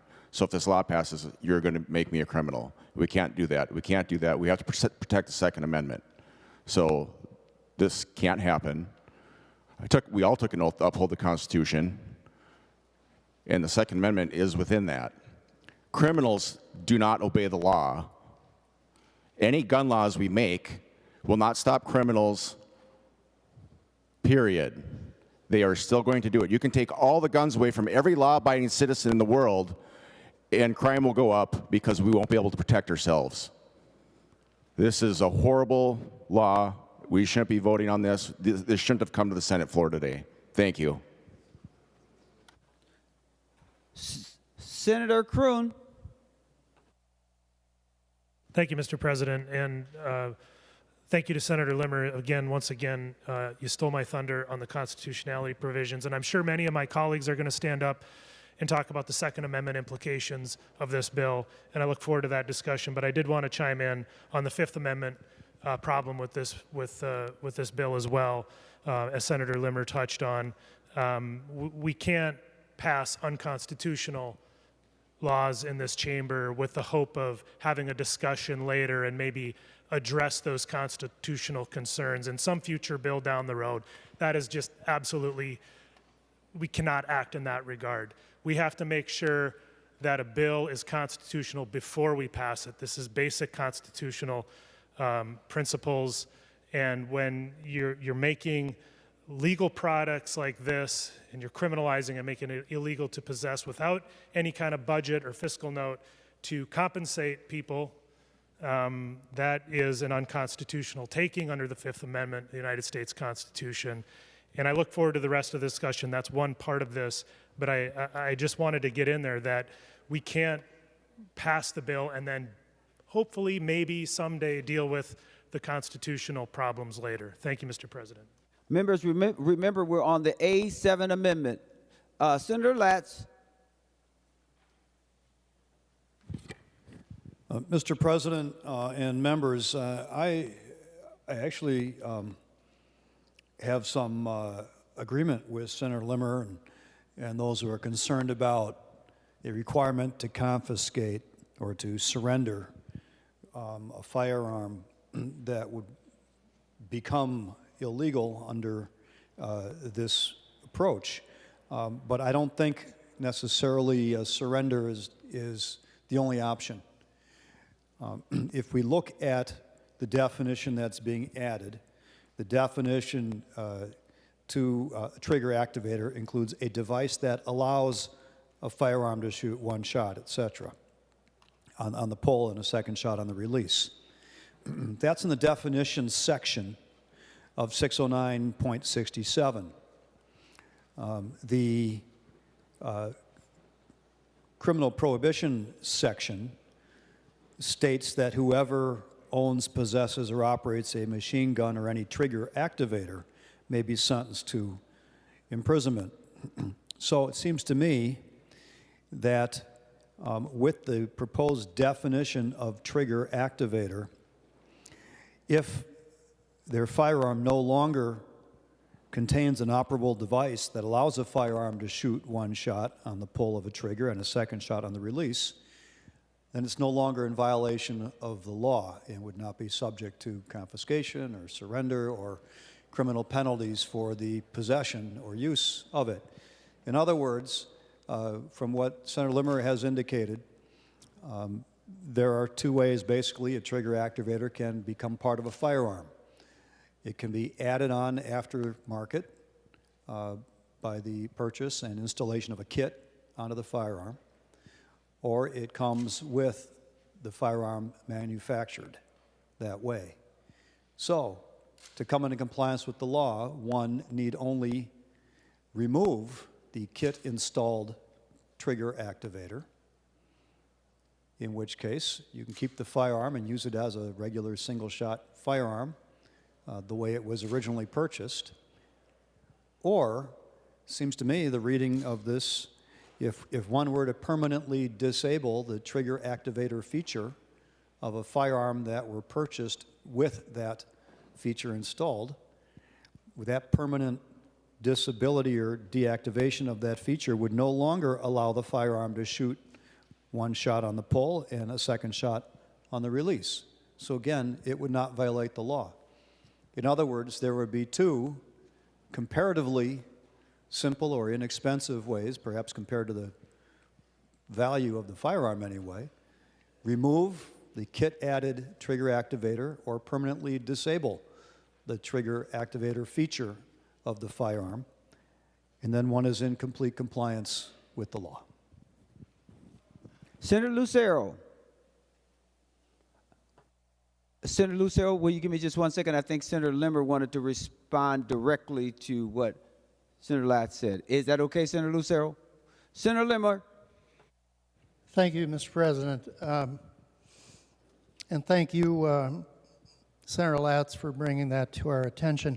I happen to have a letter from the Firearm Industry Trade Association who is giving us some information regarding the modification to correct a gun, to get it to the point of single shot, single pull. And according to them, now this is the Firearm Industry Trade Association, quote unquote, we estimate the cost at $800 per firearm in value lost, new component cost, and gunsmithing to alter a binary trigger to a single shot trigger. So the cost of this is hardly minor. I do agree that those who have added an accessory option on their firearm to make it fire in multiple shots per trigger pull, they are illegal in Minnesota right now. And so the only thing we're really talking about that this bill affects is those individuals who own a firearm that was manufactured from the corporation in that manner. And according to the gunsmith or the Firearm Industry Trade Association, this was dated May 9th of this year, that estimated cost would be close to $800. $800 is usually far in excess of what you could buy the gun for individually. So again, we're affecting the cost. If you are going to change it by a requirement by government, I would tend to think that that's a government taking as well as turning the gun in to some government authority. While I have the attention of the body, the Minnesota Constitution, Article 1, Section 13 reads, private property shall not be taken, destroyed, or damaged for public use without just compensation, therefore first paid or secured. So quite honestly, I think we're deep into the government taking subject matter. Thank you, Mr. President. Senator Lucero, thank you for your patience. Senator Lucero. Thank you, Mr. President. I also was going to bring up this same letter that Senator Limmer just did from the Firearm Industry Trade Association. In that letter, it references that the market value for the binary trigger is about $400, and then it would be approximately $400 then to get a new one. So not only if this amendment were to pass, it would require $400 of value to be given up without compensation, and then it would require approximately $400 of value to replace in a firearm that was manufactured or came from the manufacturer that way. So $800. Mr. President, would Senator Gustafson yield for a question? Senator Gustafson, will you yield? She will yield. Senator Lucero. Thank you, Mr. President, and thank you, Senator Gustafson. Is $800 of value a small amount or a large amount? Senator Gustafson to the question. Thank you, Mr. President. Thank you, Senator Lucero. Again, I understand what the question is asking. I'm just going to answer with saying that the broader effect of public safety can justify these costs. Senator Lucero.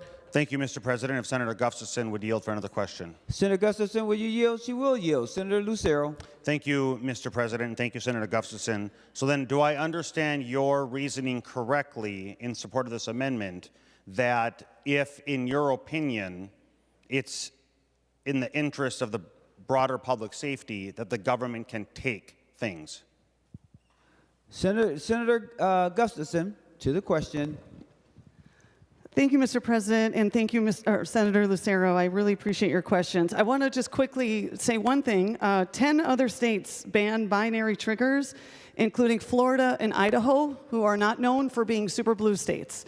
The constitutional taking typically involves direct seizure of significant deprivation of a functional use. So when we're talking about a government taking, I just want to make sure that we understand that's not what this is. The modifying of a firearm to comply with new safety regulations can be seen as a regulatory action designed to enhance public safety, and the courts have often upheld it as a valid exercise of states' police powers. Thank you.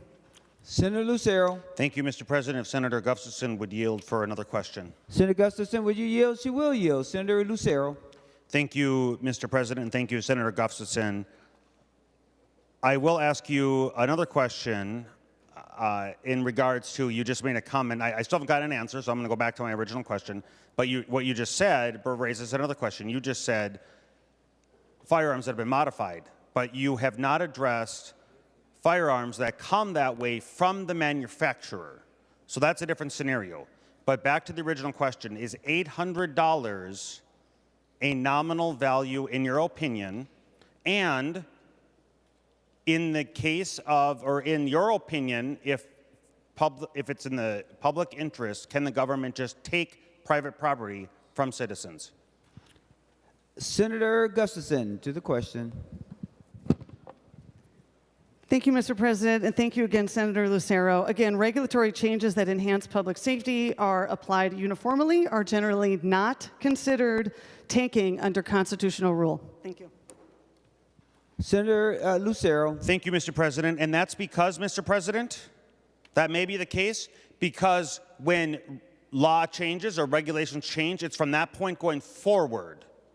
That's not what's happening here. What's happening here is it's from that point in time going backwards.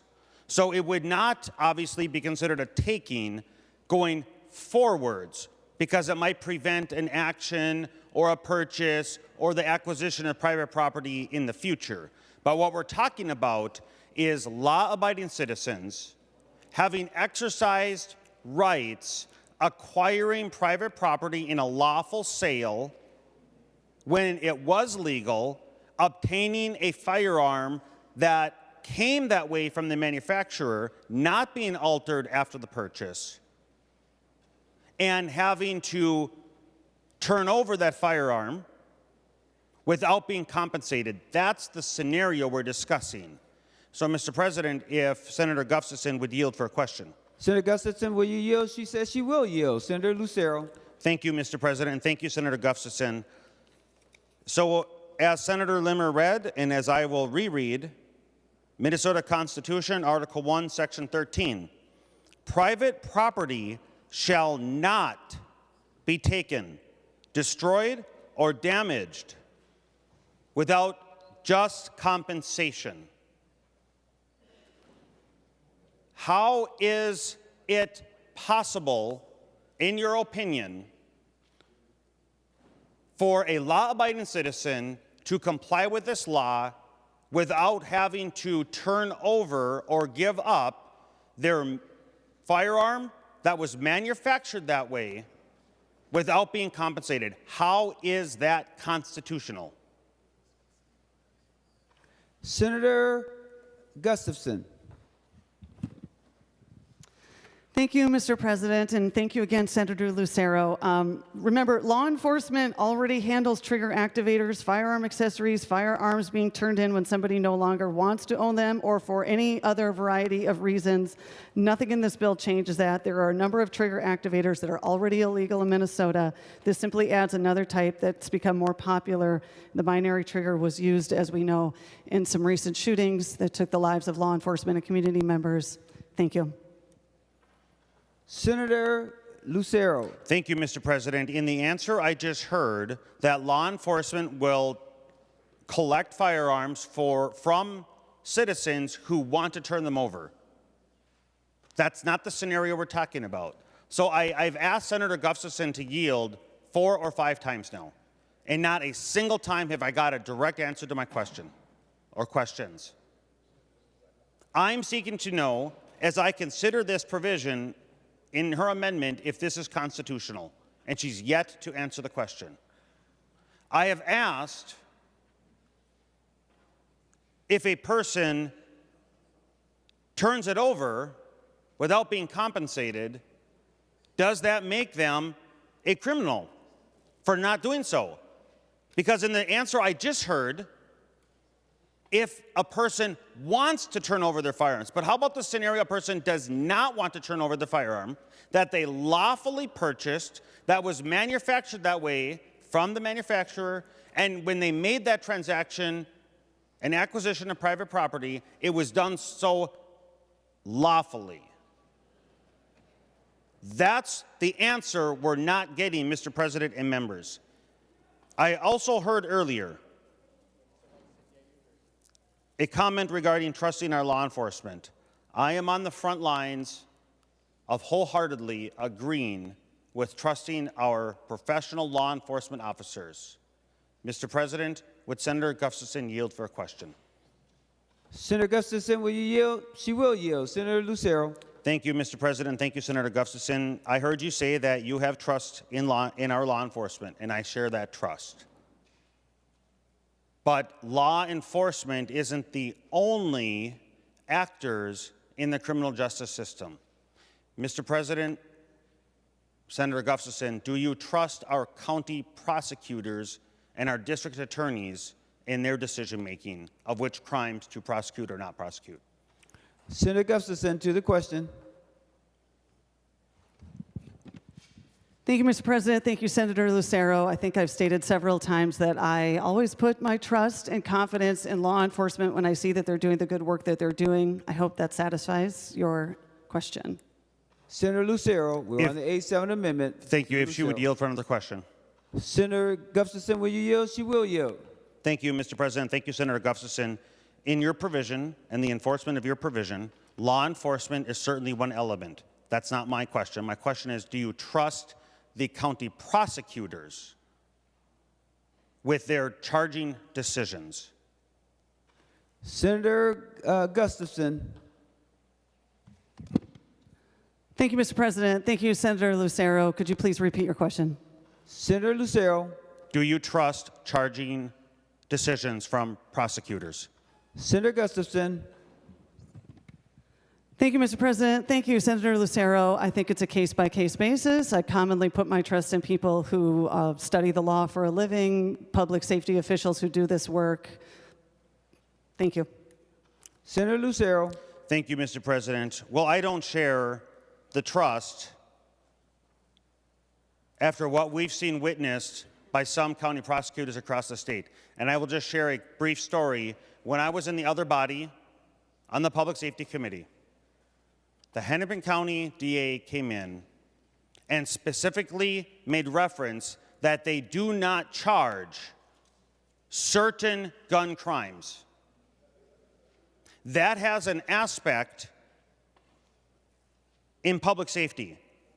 So just because statute is changed and we know that our professional law enforcement officers do a phenomenal job making sacrifices to keep us safe.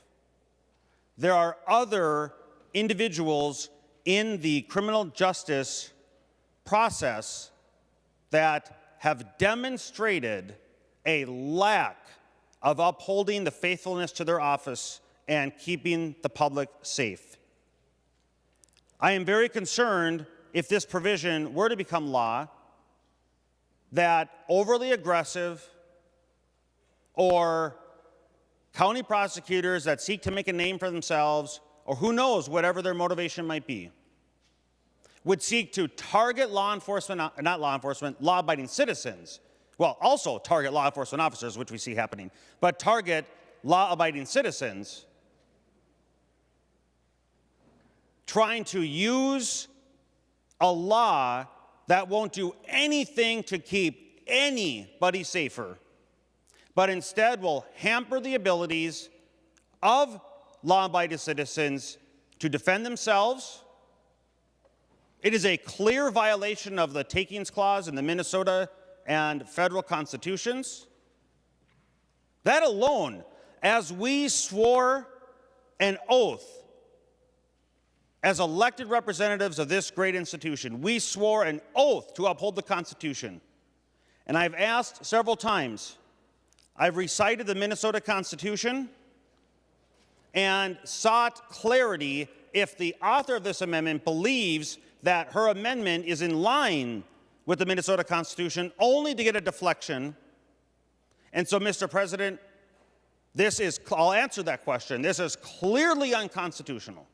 It clearly does nothing to advance the public safety of Minnesotans. And for those and many other reasons, I encourage members to vote no on this amendment. Thank you. Senator Latz. He's passing, okay. Senator Kroon. Thank you, Mr. President. And it's a great discussion about constitutional law here. And when I previously stood, I said that this would be a violation of the Fifth Amendment, and I still believe that, but now the conversation has developed a little bit, so I thought it would be helpful to explain that a little bit more. And sure, a takings under the Fifth Amendment can happen with an actual seizure of property by the government. A lot of that's what we think about. But that doesn't necessarily, it's not limited to that. Takings aren't limited to those situations. The taking can also come in the form of a regulatory taking. And that occurs when the government restricts a person's use of their property to the point of it constituting a taking. So the government doesn't actually have to come on to somebody's property and physically take away the firearm for this to constitute a taking. It can happen with a regulatory taking as well. And usually what the courts decide what a regulatory taking is when it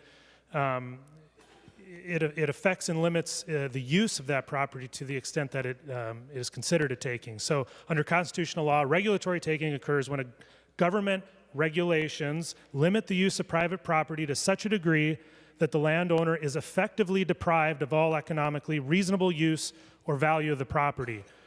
And Mr. President, I'm admittedly not a big gun guy. I don't know the mechanics as well as a lot of my colleagues, but I am very much a constitutional guy.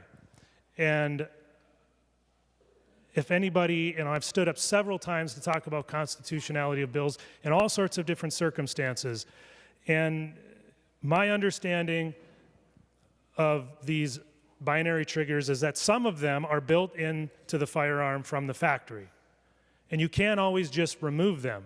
So under this bill, it would effectively render the entire firearm in those cases illegal. And that raises a serious constitutional problem under the Fifth Amendment of the United States Constitution.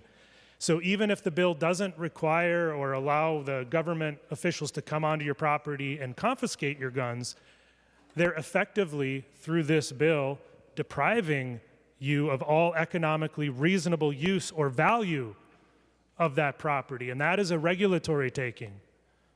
And it's just as unconstitutional. So members, again, we need to make sure bills are constitutional before we pass them.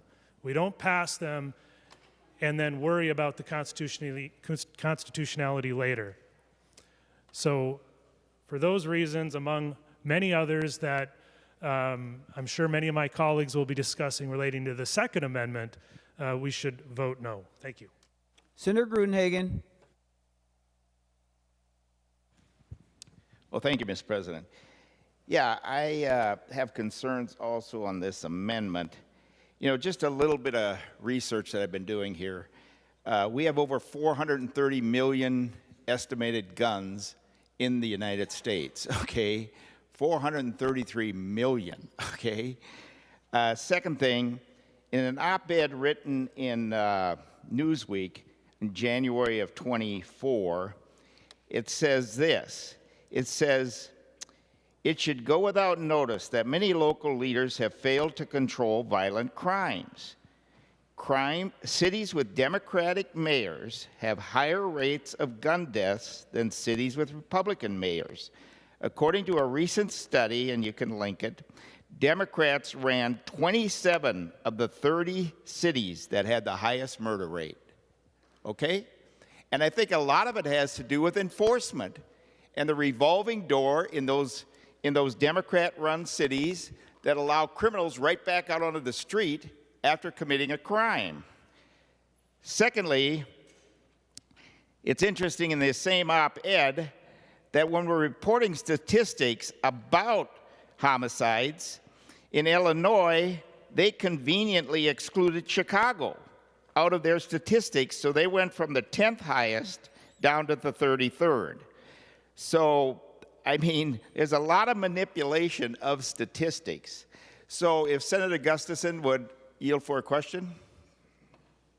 She will yield. Just a reminder, we're on the A7 amendment. Senator Gustafson, will you yield? She will yield. Senator Grudenhagen. Oh, thank you, Mr. President. Yeah, thank you, Senator Gustafson.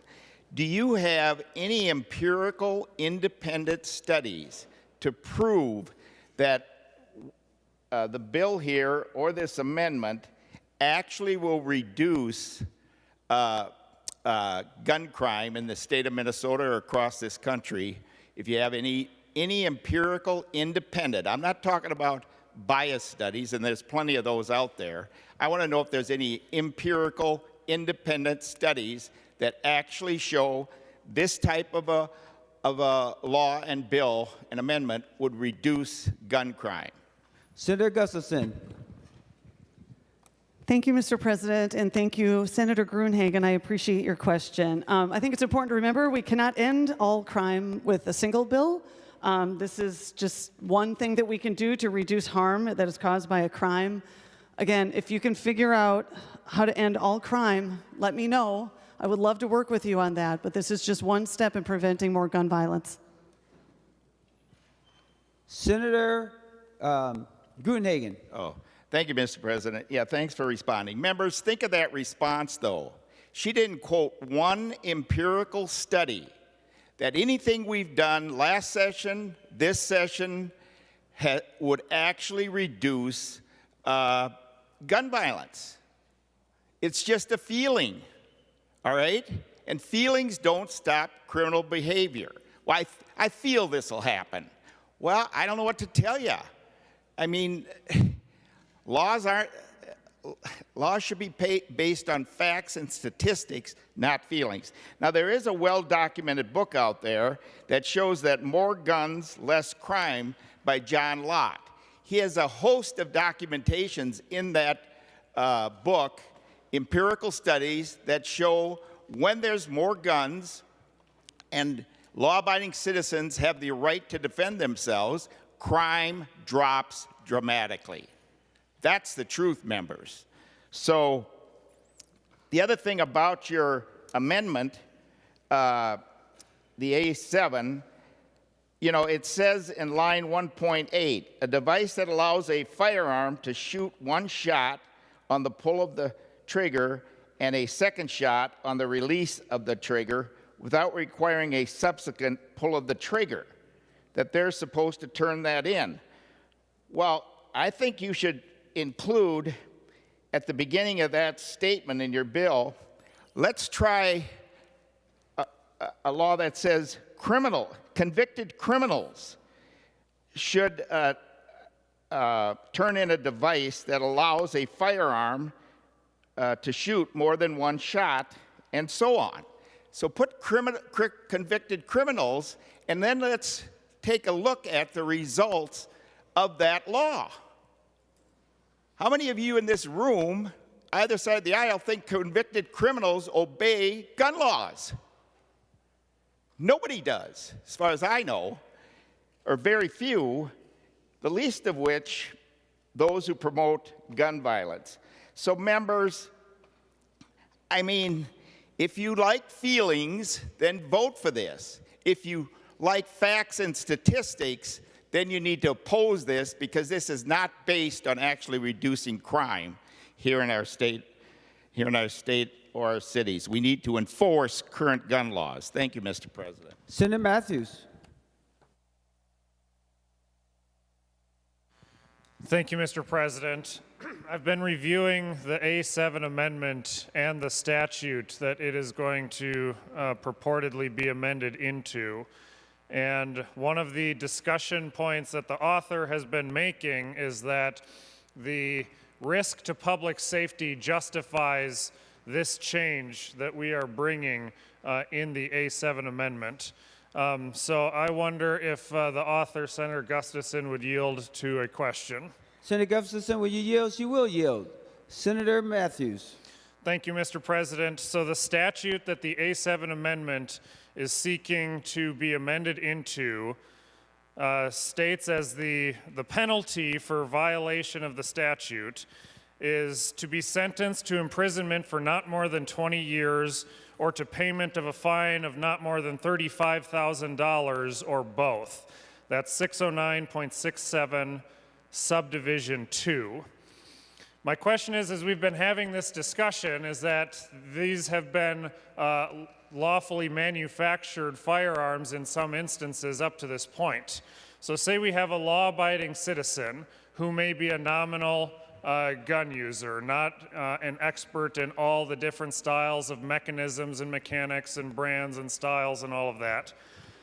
Person who purchased a firearm, say in 2023 or 2022, when it was legal at the time, that has this mechanism that's being prohibited, and they store it safely and responsibly in their home, locked in a gun safe for the time they got it and into the future after this law is passed. And then it's discovered maybe a year or two after this law comes into effect that they have this prohibited mechanism on the firearm. My question, Senator Gustafson, is what threat to public safety, what is the risk of the threat to public safety that law-abiding gun owner is posing that warrants imprisonment of up to 20 years and or a fine of up to $35,000? Senator Gustafson. Thank you, Mr. President. Thank you, Senator Matthews. I appreciate your question. I guess I'm confused. Are you asking what damage a gun can do? Senator Matthews. Mr. President, no. My question was pretty clear. The law-abiding gun owner that purchased this piece of equipment, that purchased this firearm when it was legal, has safely stored it until after this law is enacted, and perhaps unknowingly did not know that it contains a device that's now prohibited. And now they are being faced, after discovery, with the simple discovery, they are now faced with a charge of up to 20 years imprisonment and a $35,000 fine or both. What threat has that individual law-abiding gun owner been posing that warrants such a penalty? Senator Gustafson. Thank you, Mr. President, and thank you, Senator Matthews, again. I want to just remember that I think you're talking about the bill and not quite the amendment, but I can address some of your questions. The bill increases the penalty for a transfer to an ineligible person from a gross misdemeanor to a felony with a maximum sentence of 2 years and increases the maximum fine from 10 to 20. But maximum penalty of 5 years and a fine up to $20,000 if the firearm is used and the individual is transferred in the commission of a felony within a year. So that is where that would come from. And again, law-abiding citizens are on my mind too. I believe in the Second Amendment. I fully believe in the Second Amendment. This isn't a constitutional taking, and I think, again, it is a reminder. Right now, 10 other states already ban binary triggers, including Florida and Idaho. Senator Matthews. Well, thank you, Mr. President. That's still a troubling answer that's not really getting at the point. And I am speaking to the A7 amendment because the A7 amendment is changing the definition, and we're not even talking about the part of increased penalties on straw purchases or whatnot. I'm focused on the A7 amendment that is adding a definition of a certain type of trigger that to this point has been legally manufactured directly on firearms, now will be illegal from this point on if this law is enacted. There are other laws on the books, Mr. President, for people that are committing crimes with firearms. And this has been the whole crux of our argument, is that we've come with example after example after example of someone who's committed a crime, done something wrong, injured or killed another person in committing a crime, and don't even receive the penalty that they ought to have done for violating the law that they did. What we have here with this A7 amendment is going to do nothing more than try to convert law-abiding gun owners into criminals that are in violation of a new law, not on any action that they take, but on the mere possession of something that in some cases could have been legal at the time they bought it. And you seek to bring in here a penalty of up to 20 years imprisonment, a felony level charge, or up to $35,000 or both. And as I've seen with other laws that have been enacted, it seems to me that this is going to be used more on an unsuspecting, law-abiding gun owner that had this discovery made than it will be on a criminal that actually commits a violent crime with a firearm. That's the troubling thing with this, members. I urge a no vote on the A7 amendment. Senator Latz. Mr. President, members, thank you. I've taken the opportunity to play lawyer here with the assistance of staff and done some legal research on the question that was raised involving the takings clause. I'm going to switch glasses so I can actually see the president who I'm supposed to be addressing. I found some interesting analysis. And so what has been presented so far raising takings issues is a narrow and approach to it and is not complete in the takings clause analysis. There actually are three different forms of takings under the law. One, when one looks at the takings clause, one test would be the diminution in value test. Even narrowly drawn, the courts would not consider this to be a takings. But possibly even more importantly, there's a separate test called the police power test. And it goes back to the original language in the Fifth Amendment, which says the taking, or the government cannot take property for public use. In other words, if the public, the government, were to actually then confiscate weapons or require them to be turned in and then use them for some other purpose, that would be a public use. However, that doesn't apply in a case like this. Under the constitutional law, it would not be a public use. Now, I've got the Duke Law Journal here article that supports that, and therefore it does not require compensation under the Fifth Amendment. And there are some cases in the courts that also have reached that conclusion. There is just to give you a couple of examples, and lest there be any question, these are cases where there was not a grandfather clause in. So this is very narrowly focused. The Citizens for a Safer Community versus the City of Rochester in 1994. This is a New York Superior Court decision. The Superior Court in New York is equivalent of our Supreme Court.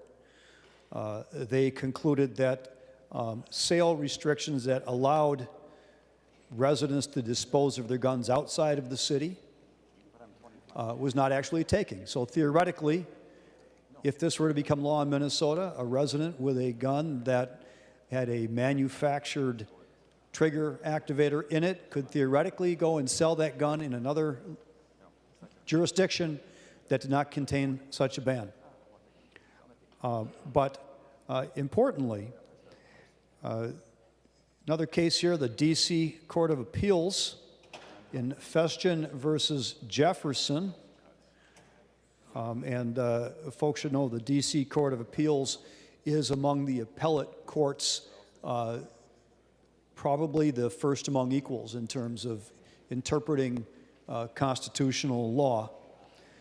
It noted in a particular statute, even assuming the statute authorized a taking, such a taking was an exercise of legislative police power to prevent perceived public harm, rather than an exercise of eminent domain for public use. Accordingly, the government did not have to provide just compensation. And a similar decision, comparable analysis in Akins versus U.S. in a 2008 case, which was a another federal court case. Because the property was not taken for, quote, public use, close quote, it was taken pursuant to the police power and therefore was not invalid under the Fifth Amendment takings clause. So members, I certainly respect the legal issue and analysis offered by the opponents to this amendment, but I think their legal conclusions are not sound under existing federal case law and ought not to be a determining factor in whether to support or oppose this amendment. Thank you, Mr. President. Senator Weissenberg.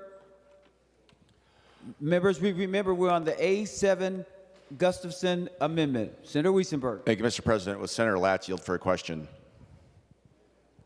Senator Gustafson? Latz. Senator Latz, will you yield for a question? He will. Senator Weissenberg. Senator Latz, or Mr. President, thank you. Senator Latz, so this law says it will ban these triggers. So if I refuse to give up my trigger that this is now going to be outlawed, would I now be a criminal? Senator Latz. Mr. President, yes, that's the point of this law, is to make it criminal to possess a trigger activator under the definition that is proposed in this amendment. It's already a crime to possess a machine gun, conversion kit, or a machine gun. This was the manufacturers found a loophole basically by creating this kind of a device. So this is closing that loophole, and yes, it would become criminal activity to possess such a device. Senator Weissenberg. Thank you, Mr. President. Thank you, Senator Latz, for that question, for saying that we are going to now make law-abiding citizens in the United States of America criminals just for simply doing something that you think they shouldn't do. I've never thought of committing a crime with a firearm. I own firearms, and I'm allowed to do that. And now you're going to make me a criminal by saying I can't own this particular firearm. You're violating the Second Amendment which we took an oath to uphold. I'm not a criminal. Criminals are not going to obey this law, and this is not going to stop crime. There's a place called Chicago that has the worst crime in history, and they have all these gun laws, and the crime keeps skyrocketing. This is going to do nothing to stop any of this crime. Thank you very much. Senator Latz. Mr. President, every time this legislature votes to create a new crime, whether you're a Democrat or a Republican in this body casting that vote, you are turning a law-abiding citizen into a criminal if they engage in the conduct that is thereby prohibited. So this is no different than that. You can look at Chicago and you can say there are a lot of guns on the street there too. Those guns apparently haven't stopped gun crimes, as is sometimes made as an argument around here. There's a very good argument to be made that the prevalence of guns on the streets have added to gun crimes. As to the Second Amendment, there's an awful lot of dispute as to whether or not the Second Amendment would extend to this kind of a circumstance. That's a different legal analysis. I, for one, do not believe that the Second Amendment would. In fact, Justice Scalia, in the original Heller decision, which expanded the constitutional interpretation by the U.S. Supreme Court as to the application of the Second Amendment, and actually extended it to private person possession. Before that, it was only thought to be extended to a militia, essentially. Even there, Justice Scalia wrote that the Second Amendment is not absolute, and the government has a right and has room under the Second Amendment to impose reasonable regulations on the possession of firearms. So there is the question, then, is banning trigger activators a reasonable regulation? I'm not going to predict what this U.S. Supreme Court might do in response to that kind of a question, but from my analysis, it certainly would be. Senator Weissenberg. Thank you, Mr. President. If you look at states, I'm not saying we're doing this today, but if you look at states that pass constitutional carry, crime rates reduce dramatically because people are not going to commit crimes if they think a person is armed. So that's how we keep crimes from happening. People that know how to properly handle weapons and defend themselves, crime will drop. Criminals don't obey the law, period. Thank you. Senator Limmer.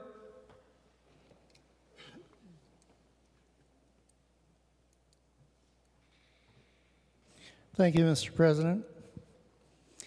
I was listening carefully to Senator Latz's discussion today about previous cases that he referenced, but I did want to bring up another case from 2017. I think it's one of the more recent cases. It was a case, Duncan and others versus Bonta, I believe.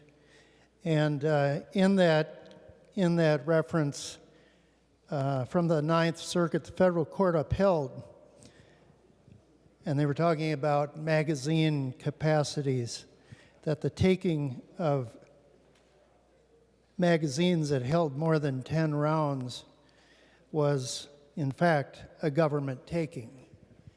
Very close to the idea of denying someone the purposes of your legally owned and purchased firearm that happened to have an option in it. When it was purchased, it was a legal purchase of an existing popular firearm. So quite honestly, I think the court cases are beginning to reflect a different movement of the federal bench. Nevertheless, I think the reference here that we have to focus on is the possession of a weapon with this trigger mechanism. Just the mere possession of it would get you a 20-year prison sentence versus the criminal use of that weapon against a citizen. The mere possession of a law, up to that point, a law-abiding citizen, would make you a felon. I suppose one should look at the statistics sometime in order to justify such a penalty. Frequency of the offense, the use of that weapon in the commission of a crime, not the possession, should be analyzed. If we use that standard, then I suppose we better prohibit the mere possession of alcohol in our homes and businesses, because at 50,000 Americans dead on the highways every year, that certainly would justify that logic much more than what we're looking at on a binary trigger. Oh, and by the way, I wanted to bring up, Senator Lance was beginning to make a reference to reflect a binary trigger system in the same sentence as the use of a machine gun. I believe in following the science, and the science of the Bureau of Alcohol, Tobacco, and Firearms and Explosives in a March 2022 report clearly said a binary trigger is not, quote unquote, not a machine gun. The ATF has been very clear that binary triggers do not qualify.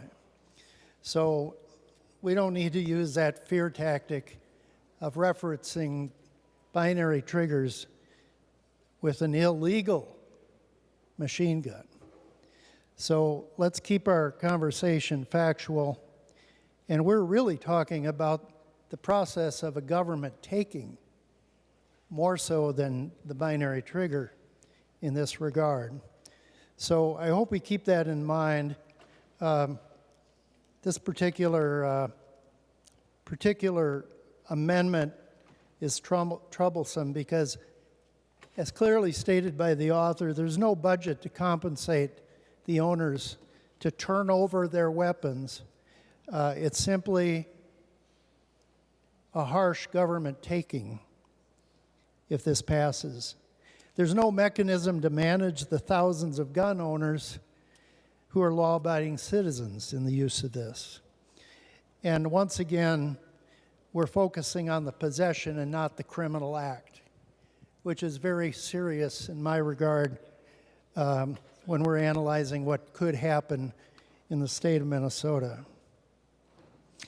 We're now experiencing what many Americans have feared for many years, that the government confiscation of privately owned, legally bought firearms from law-abiding citizens are now on the cusp in the state of Minnesota. This is a very serious issue and something that we should weigh very carefully as we make this decision. Thank you, Mr. President. Senator Jaskowski to the A7 amendment.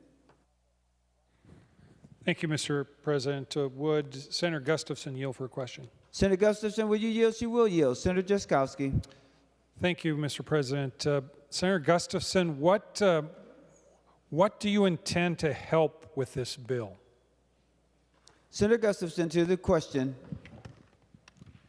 Thank you, Mr. President, and thank you, Senator Drazkowski. If you could be more clarifying with your question, that would be helpful. Senator Jaskowski. Thank you, Mr. President. If she would yield again. She will yield. Senator Jaskowski. Thank you. Senator Gustafson, certainly, Senator Gustafson, you want to affect something with this bill. What do you want the outcome to be? What public policy benefit do you expect this bill to obtain? Senator Gustafson to the question. Thank you, Mr. President, and thank you again, Senator Drazkowski. I appreciate your question. The bill expands straw purchases to cover all firearms, not only SAMSAWs or pistols, increases penalties for straw purchases, expands the requirement that somebody knows they're making a straw purchase to include somebody that reasonably should have known. It provides an affirmative defense for individuals who are forced or coerced into completing a straw purchase under certain circumstances, creates an exception for the transfer of firearms, typically for hunting rifles or shotguns, to minors, This protects Minnesota's hunting culture, adds binary triggers to the list of trigger activators that are illegal in Minnesota, and adds firearm-specific data reporting requirements to the annual DPS Violent Crime Reduction Strategies report, so we have better data around the number of straw purchases and where the firearms procured through straw purchases end up. That is what I'm hoping to accomplish with this bill. Senator Jaskowski. Thank you, Mr. President. Thanks, Senator Gustafson. All I heard was more and more laws. The intent is to pass more and more laws. I didn't hear any public policy benefit out of the bill. It's just to pass more and more and more laws and make it harder and harder for people to legally obtain and own firearms. That's all this is going to do, Mr. President. Members, I went through it last year when we had two other bills before us that went and grabbed guns like this one grabs from law-abiding citizens. And we've been passing laws at the state and federal level against gun owners for decades. On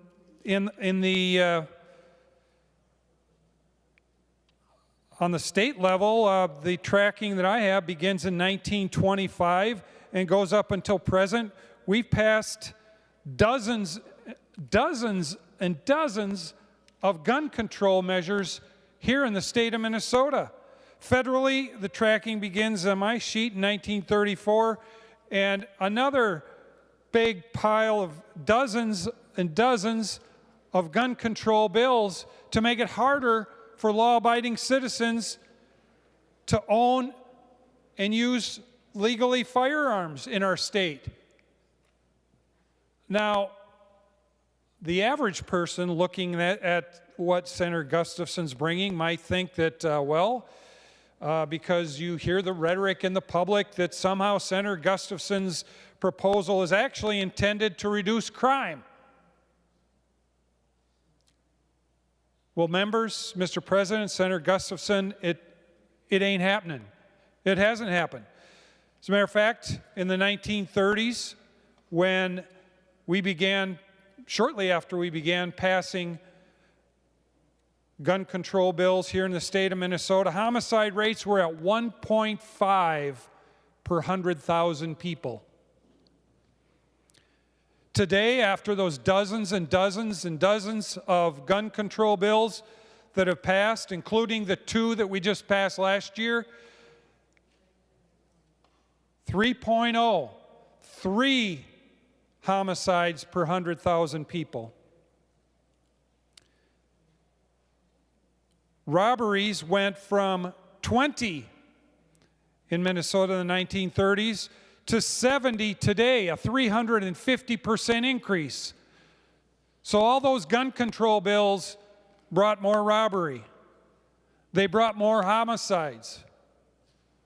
As a matter of fact, aggravated assaults went from 7 per 100,000 people in the 1930s to 190 today, a 2,700% increase in aggravated assault in the state of Minnesota, brought to you by these gun control bills that take guns away from law-abiding citizens and do nothing to criminals. And we had two bills that passed last year that Democrats brought into this chamber with the same misdirected lack of understanding, unbelievable intent in face of the fact that crime continues to go up, the more and more and more gun control bills that Democrats bring and pass, and the more guns and gun components, including these trigger mechanisms, including the magazines that Senator Limmer talked about in the case that's been determined by the U.S. Supreme Court to be a taking under the Fifth Amendment. More recent case than the ones certainly that Senator Latz outlined earlier. So Our courts are recognizing that these are unconstitutional. The statistics are telling us we're going in the wrong direction. And this legislature continues to drive forward right off of the cliff. Members, we got to take a different approach than this. It isn't working, it's making things worse in our state and country. And you can be hard-headed about it as you want, but as hard-headed as you are, you're wrong-headed about this one. We're going in the wrong direction. This isn't a solution. This is actually making the situation worse. The two bills you passed last year will be making the situation worse. On behalf of the people of Minnesota and public safety in the state of Minnesota, please stop what you're doing. Thank you, Mr. President. Senator Liskey. Thank you, Mr. President. Mr. President, will Senator Latz yield for a question? Senator Latz, will you yield? He will yield. Senator Liskey. Thank you, Mr. President. Mr. President, Senator Latz, do you believe in due process? Senator Latz, to the question. Mr. President, Senator Liskey, yes. Senator Liskey. Thank you, Mr. President. Mr. President, will Senator Latz yield for another question? Senator Latz, will you yield? He will yield. Senator Liskey. Mr. President, Senator Latz, will this law that we are trying to pass here today allow for due process for those that own binary triggers? Senator Latz. Mr. President, Senator Liskey, if they are charged with the crime, this becomes law, then they will be entitled to the due process of the criminal legal proceedings. Senator Liskey.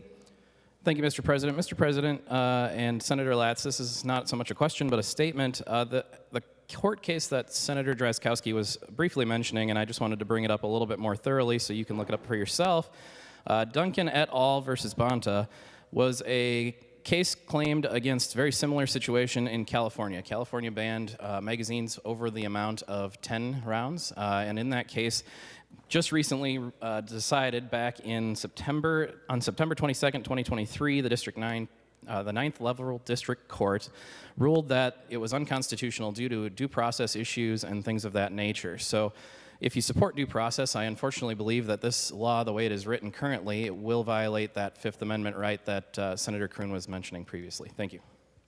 Senator Latz, you are next on my list. Senator Latz. Well, thank you, Mr. President and Senator Liskey. Yeah, it was Duncan versus Becerra in 2017. There is now a new Attorney General in California, last name of Bonta, so the name got changed in the case caption. The Ninth Circuit unanimously, or not unanimously, the Ninth Circuit ruled on the takings clause question that it was not a takings under the California law that banned high-capacity magazines. Upon remand, it went back to the district court.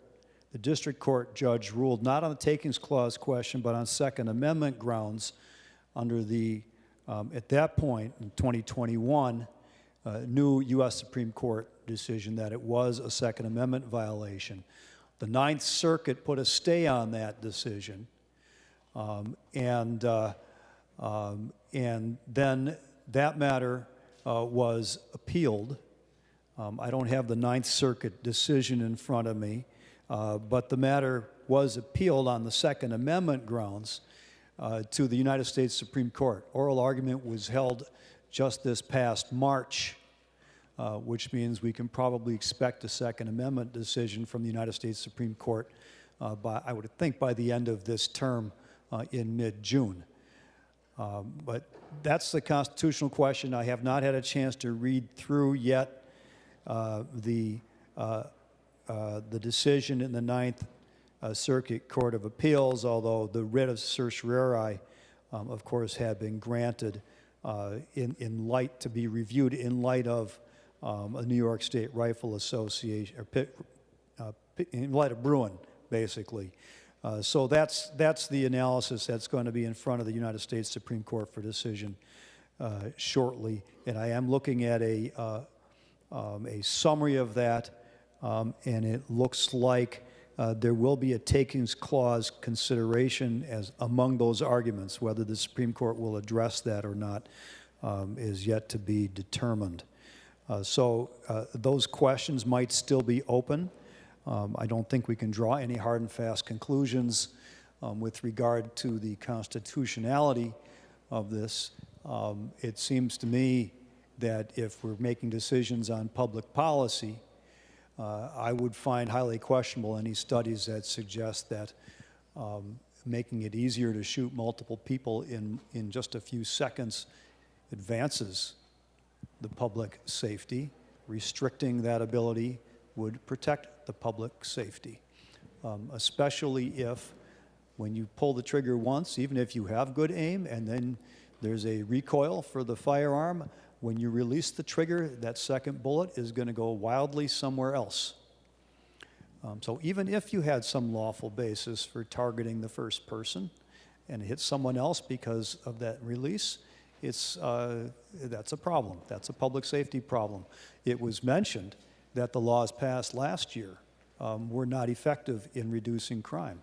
But all of the data that I have seen, and I did this thorough analysis for last year's debate, was that the expanded background checks and the red flag laws had a substantial reduction in the states that had them in the incidence of gun violence. In particular, the red flag law substantially reduced suicides.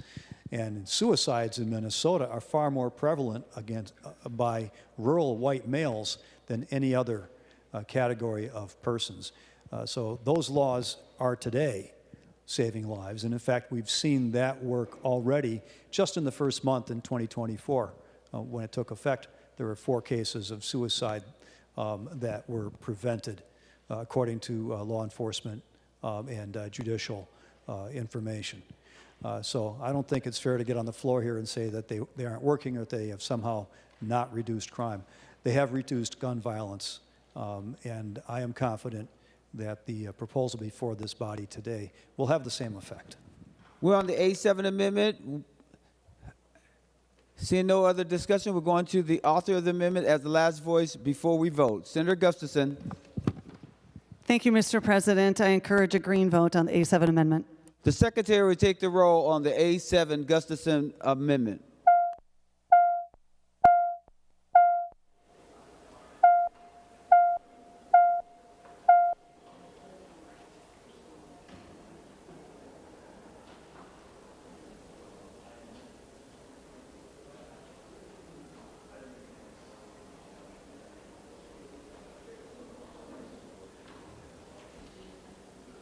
Members, please vote.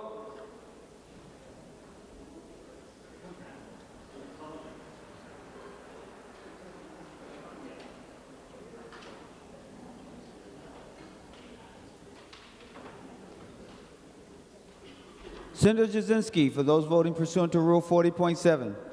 Thank you, Mr. President. Senator Lang votes no. Senator Lang votes no. And Senator Westrom votes no. And Senator Westrom votes no. Senator Umu verbatim, those voting pursuant to Rule 40.7. Thank you, Mr. President. Senator Dietzick votes aye. Senator Dietzick votes aye. And Senator Port votes aye. And Senator Port votes aye.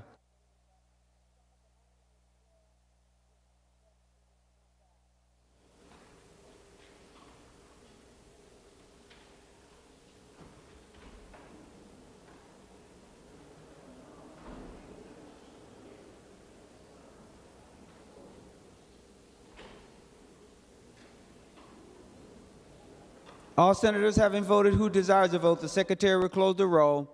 There being 35 ayes and 32 noes, the A7 amendment is adopted. Members, any other amendments? Senator Jaskowski. Thank you, Mr. President. I would move the A50 amendment, 5-0. Senator Jaskowski moves the A50 amendment, and the Secretary will report the A50 amendment. Senator Drazkowski moves to amend House File Number 2609 as amended pursuant to Rule 45 as follows. Delete everything after the enacting clause and insert. This is the A50 amendment. Senator Jaskowski to your A50 amendment. Thank you, Mr. President. The A50 is a delete everything amendment, Mr. President, and it deletes the wrong-headed items that are in this bill because they will accomplish nothing to help reduce violence in this state. As a matter of fact, we discussed thoroughly Section 2 of the bill and the violations of the Constitution that is bringing to law-abiding people. It's going to affect law-abiding people. It's not going to do anything for the criminal. And that's what the people of Minnesota want, is they want crime taken care of, Mr. President, not to take away constitutional rights from people. Section 3 of the bill Point of order, Mr. President. has a provision. Excuse me just one second. For what purpose do you rise, Senator Latz? I rise to raise a point of order on germaneness under Rule 35.2. Senator Latz rises with a point of order pursuant to Rule 35.2. Any advice? Senator Jaskowski or anyone, any advice? Mr. President, could you restate 35.2 to me? Germaneness is whether there is something that's introduced for a substantially different reason. I think that's the provision that he is operating under. 35.2. I'll give you a moment to look it up if you like. That's helpful. I'm there with that description, Mr. President. Thank you. Mr. President, this is germane. This amendment addresses exactly what the bill intended to do, and that is to address crime. And obviously the bill went off course in a direction that is going to do nothing to help crime. We have a case in this state, Mr. President, where we have prosecutors that are not doing their job. And we don't have to go very much further than Hennepin County. We've got a prosecutor there that is being recalled right now, and they actually have a website that the recall Mary Moriarty petition is placed before the voters, and it's very difficult for people to recall prosecutors like her that aren't doing their job. And our problem, Mr. President, is prosecutors not doing their job. And this amendment would place into law in the malfeasance and nonfeasance descriptions in our statute around the recall process so that prosecutors would actually have descriptions about them not being or being malfeasant or nonfeasant in their jobs, which would help accountability for them to do their work. And that's what the people of our state want. That's what this amendment does. It's very germane. I ask you, Mr. President, to call the point of order not well taken. Senator Pratt. Thank you, Mr. President. I stand in support of Senator Drazkowski's amendment and ask you to find the point of order not well taken. Mr. President, we've heard from the author of the bill that this is a public safety bill. And this clearly falls within the public safety statutes. It is not trying to achieve a different objective than the underlying bill.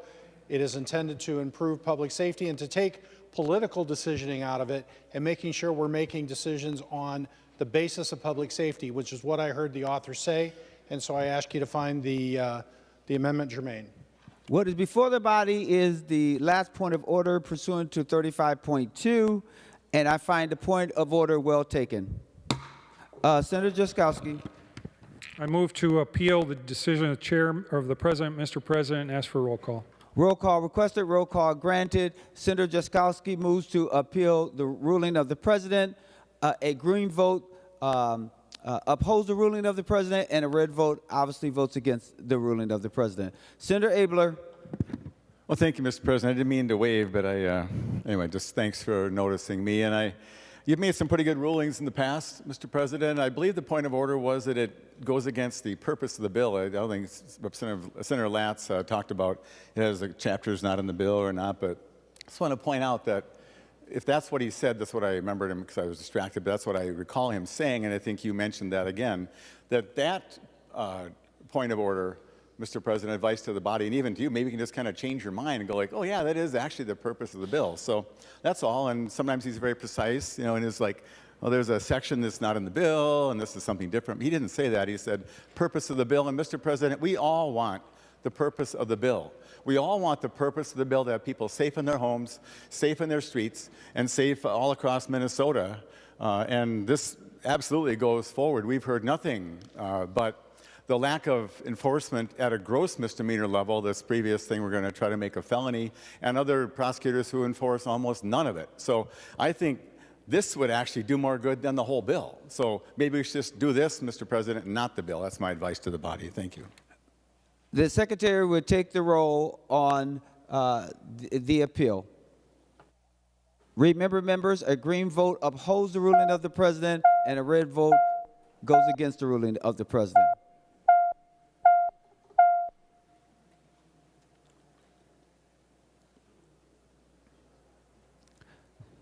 Senator Umu verbatim for those who are voting pursuant to Rule 40.7. Thank you, Mr. President. Senator Dietzick votes aye. Senator Dietzick votes aye. And Senator Port votes aye. Senator Port votes aye.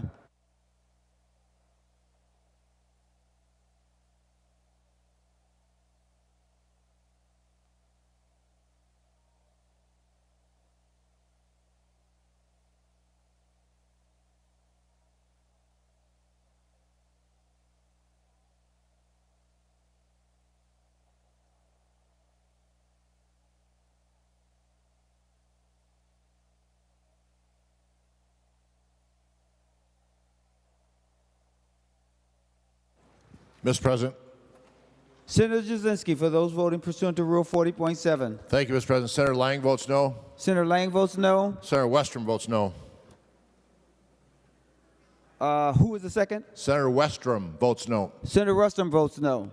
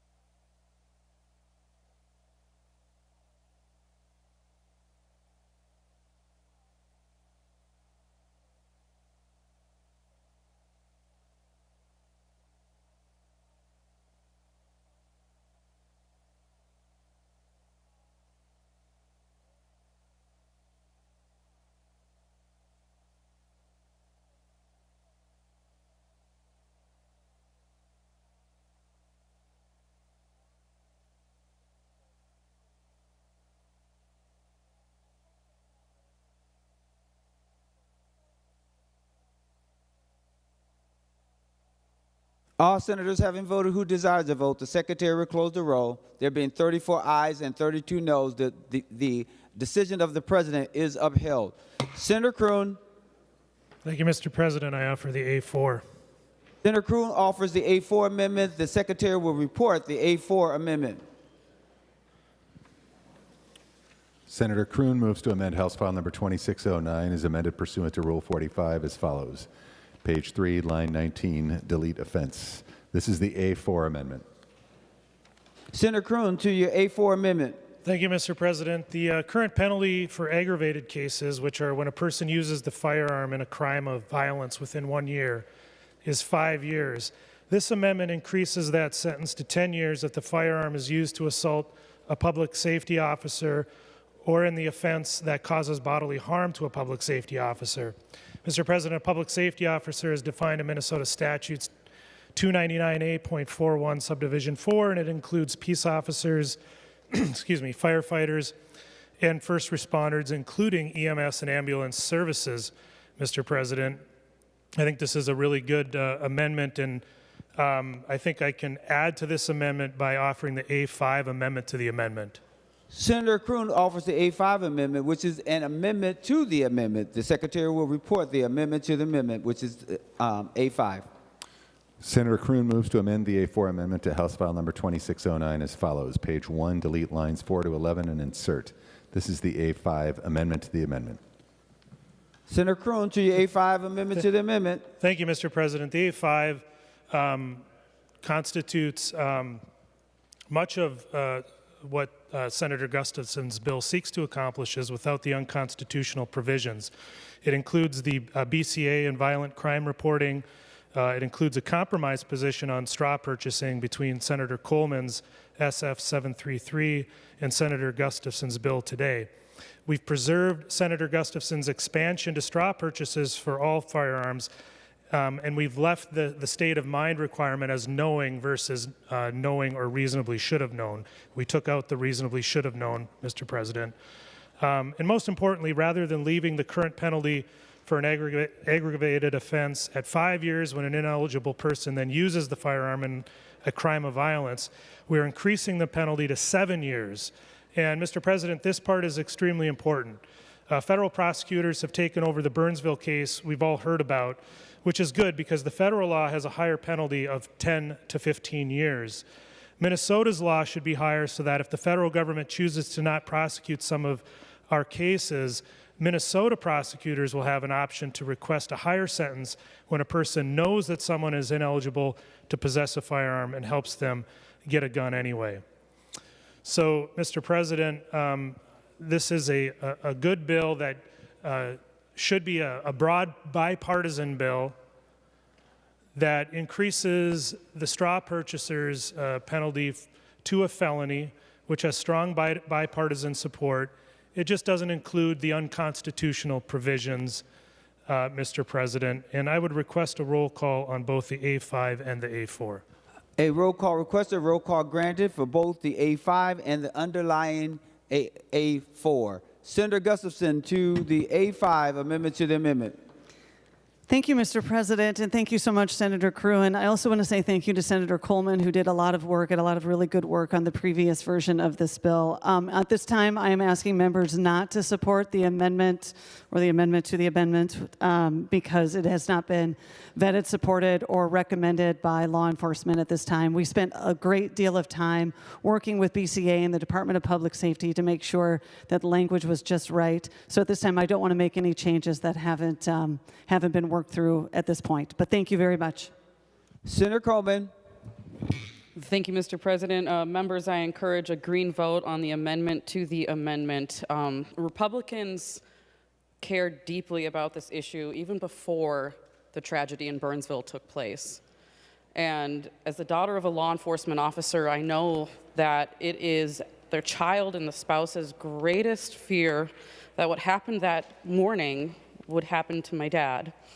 And so that is why I took it upon myself to, over a year ago now, start moving a provision like this forward. And I understand the political nature of what had to happen. I understand that I've moved past that, but my one request when my bill was cloned was that we keep it a clean bill, that we don't put anything in there that would have any political implications, that we wouldn't play games with this, that it would simply be about straw purchasing.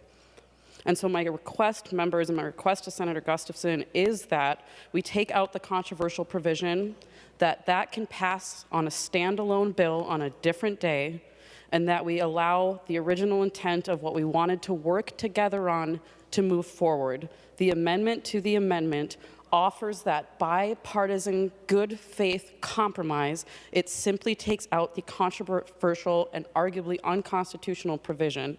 And so members, I ask for a green vote. I want to work together on this. I want to move forward with this. So please be willing to reach your hand out across the aisle and work with us. Thank you.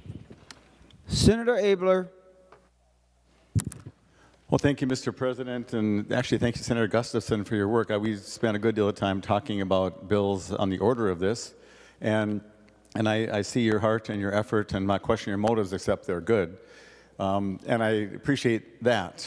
And so we talked, and well, what could we agree on that would be like what we agree on? And so, I mean, you're close, just so close, and admittedly, in the Section 2, there's not like thousands of guns that will be confiscated or that will be illegal in Minnesota, but some will be that people bought in good faith, maybe an heirloom or something that they have, and now they'll be If they are found with it, they'll be seized and they would be ostensibly charged. But why is it? I've been here 25 years in office by the grace of the people who send me here. And we have struggled all along to find a gun bill that we can agree on. And Senator Gustafson and members, this isn't all the bill you wanted. This is where we agree. And I think this bill could draw a huge amount of positive sentiment from the Senate. And send it back to the House, and they'll go like, yeah, we could do that, and it'd be a pretty short debate over there because this is the center part. This is the convergence of the Venn diagram, Mr. President, where we agree, and it causes harm to only people who knowingly do wrong. And with all respect, the addition of had or should have known. Mr. President, I've been married 43 years. How many times have I been told I should have known? Like, that's probably not the problem with me buying straw guns, because I don't even hunt. And I have a couple guns, and I'm not giving them to anybody. But the legal test, I won't burden this discussion longer to ask Senator Latz or other people, what does should have known mean? Should have known. Well, in the eyes of whom?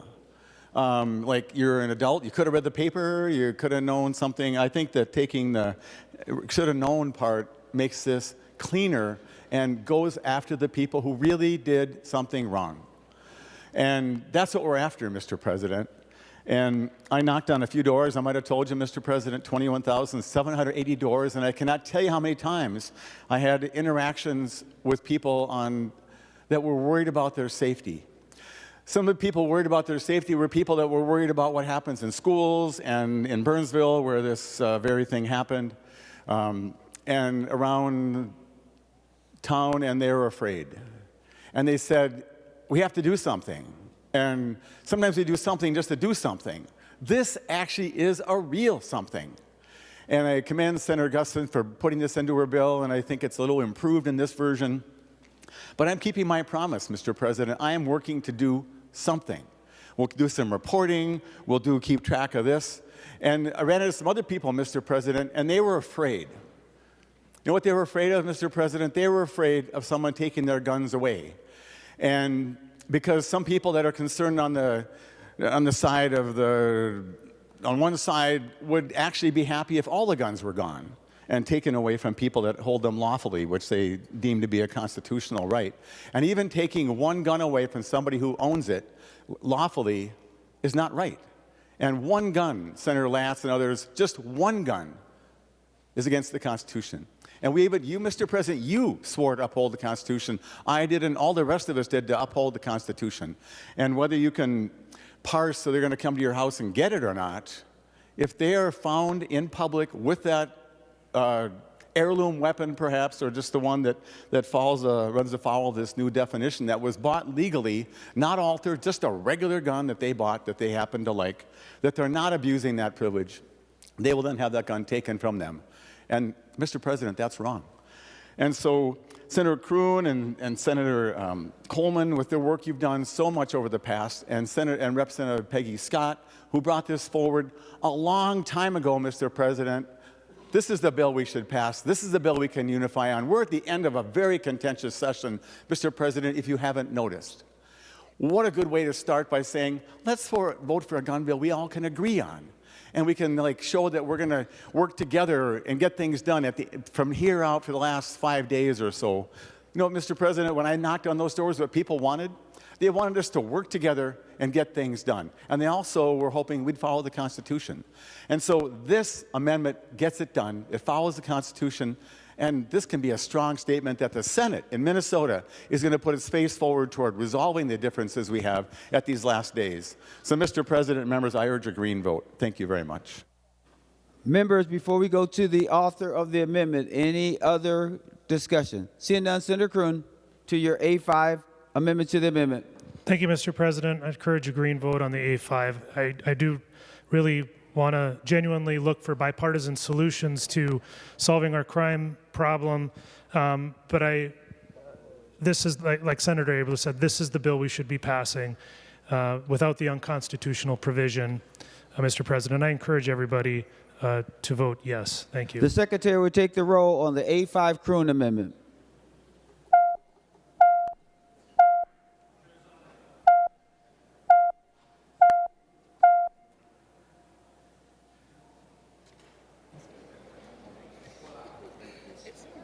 Senator Umuver Baden for those who are voting pursuant to Rule 40.7. Thank you, Mr. President. Senator Dietzick votes no. Senator Dietzick votes no. And Senator Port votes no. Senator Port votes no.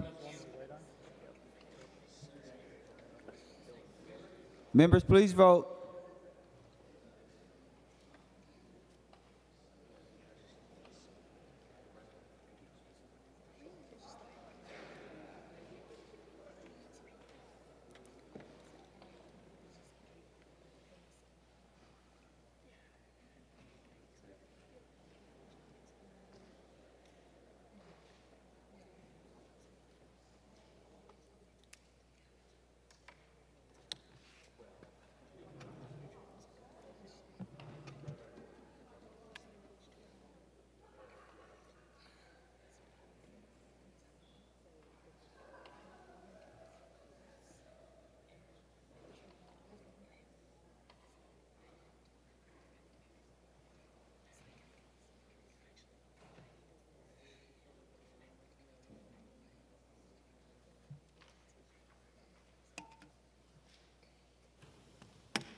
Senator Jasinski, those voting pursuant to Rule 40.7. Thank you, Mr. President. Senator Westrom votes aye. Senator Westrom votes aye. Senator Lang votes aye. Senator Lang votes aye.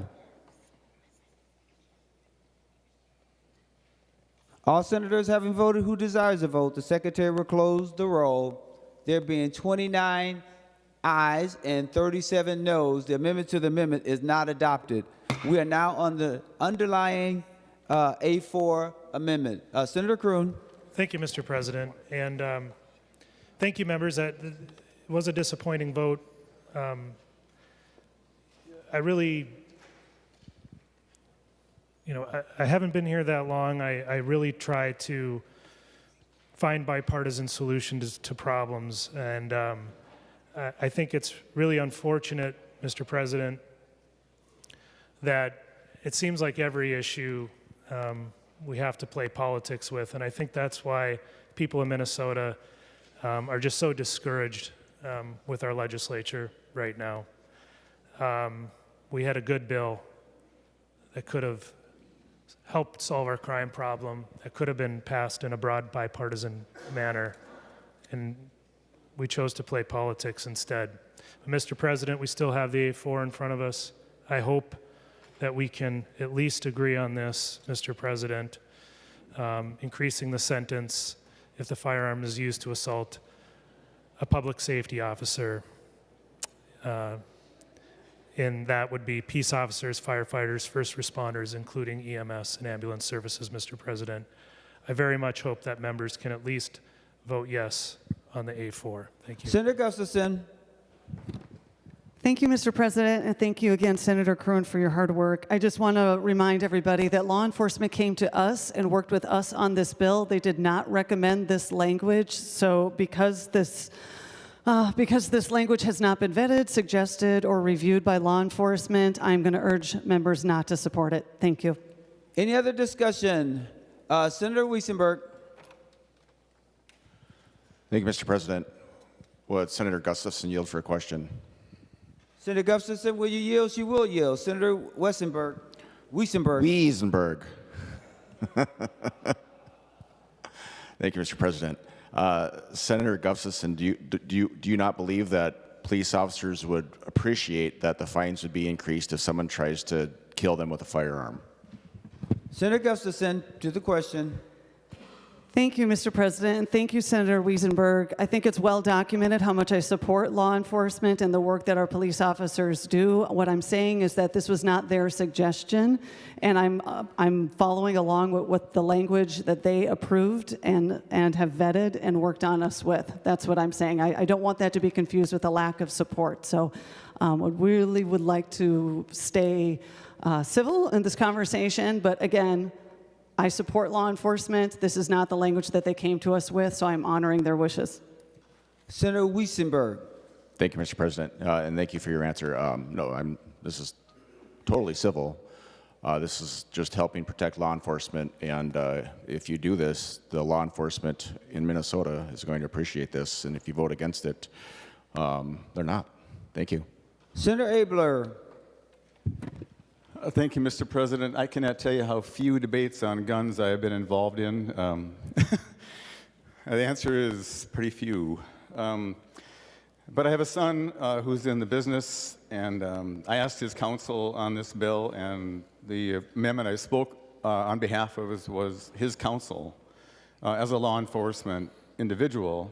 And I haven't had a chance to ask him this question, but I think if I said, hey, my deputy son, Jordan, what do you think that if a person who violates this section may be sentenced to imprisonment for not more than 10 years or to payment of a fine not more than $40,000 or both, if the transferee possesses or uses a weapon within 1 year of the transfer in furtherance of an assault on a public safety officer or any other offense that causes bodily harm to a public safety officer, as used in this paragraph? I think it would go like, I think that's a good idea. Anoka Sheriff used to, which I'm, know quite a bit about, not just from my son being there, but they're having a hard time recruiting. They used to have like a dozen or more applications for a single position. They were looking, I believe, for 15 or 13 positions, and they had 9 suitable applicants. And I think of those, they maybe hired 7. And part of it is because of the sense of that they feel like they're under assault. You don't have to go very far. Well, you look at Burnsville. My son is, in my opinion, Mr. President, unwisely brave. He's not afraid to go places in the dark. He's not afraid to walk up by himself. He used to work nights, walk up to a car that he pulls over at 3 in the morning, not knowing what he will find. And shows of support when horribly one of these good men or women are ambushed. And I just think this is something we should all vote for. So I don't think we need to wait for approval. Just please vote yes. Thank you. Senator Weissenberg. Thank you, Mr. President. I'd like to propose a call of the Senate. The Senate is now under call.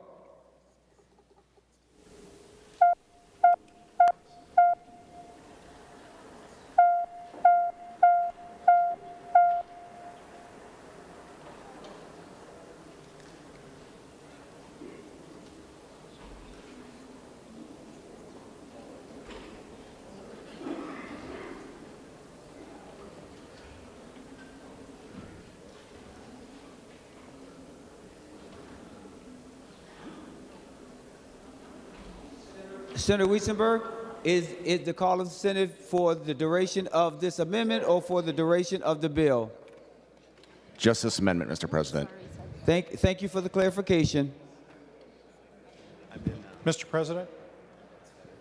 Senator Pratt. Thank you, Mr. President. I move that further proceedings under the roll call be dispensed with and the Sergeant at Arms be instructed to bring in the absent members. On that motion, all in favor say aye. Aye. All those opposed say no. The motion prevails. Senator Weissenberg, and you had finished, is that correct? All right. I am now going to Senator Gustafson. We're on the A4 amendment. Any other questions? If not, I'm going to the author of the amendment, Senator Duckworth. Thank you, Mr. President. I appreciate it. I just wanted to speak to the timeliness of Senator Kroon's amendment, why I think it's important that we as a body give it serious consideration and ultimately pass it and have it become law. And that is the instances of violence against police officers over the last few years has sharply increased. So if we're serious about deterring violence, especially life-threatening violence against police officers, this would be an easy amendment to vote green on. I hope we all give consideration to that. Our state in particular has seen acts of violence against police very recently. I should say police and first responders. So I think it would be of comfort to the men and women, the heroes in law enforcement and their families, for them to see their elected officials here in Minnesota taking a strong stance on their behalf to say that anybody who decides to use a weapon as outlined in Senator Cruin's amendment in the way that they do against law enforcement or a public safety officer or official, they will be severely and harshly punished, rightfully so, would be a great comfort to not only those in uniform but to their loved ones as well. Folks, this is not a political amendment. It's an easy, common sense one. I hope we can come together on it. Thank you, Mr. President. Senator Gustafson. Thank you, Mr. President. I just want to remind everybody that law enforcement worked with us side by side on crafting this bill. They did not ask for this language, and I trust them when I know that they'll ask for what they need. So I don't want any member in here to think that if you don't support this amendment, that it somehow means you don't support law enforcement. That isn't the case. And I'd also just like to remind everybody that the binary triggers piece of this bill was brought to us by BCA as a recommendation. So while I hear the support for law enforcement on this amendment, I hope that will continue on the final bill, since this is a bill that they asked for, that they wanted, and that they vetted and reviewed. Thank you. Senator Pratt, and then we're going to Senator Cruin. Thank you, Mr. President. Mr. President, members, I remember being at the funeral and seeing many of my colleagues here for the three first responders. And it was a moving experience, Mr. President.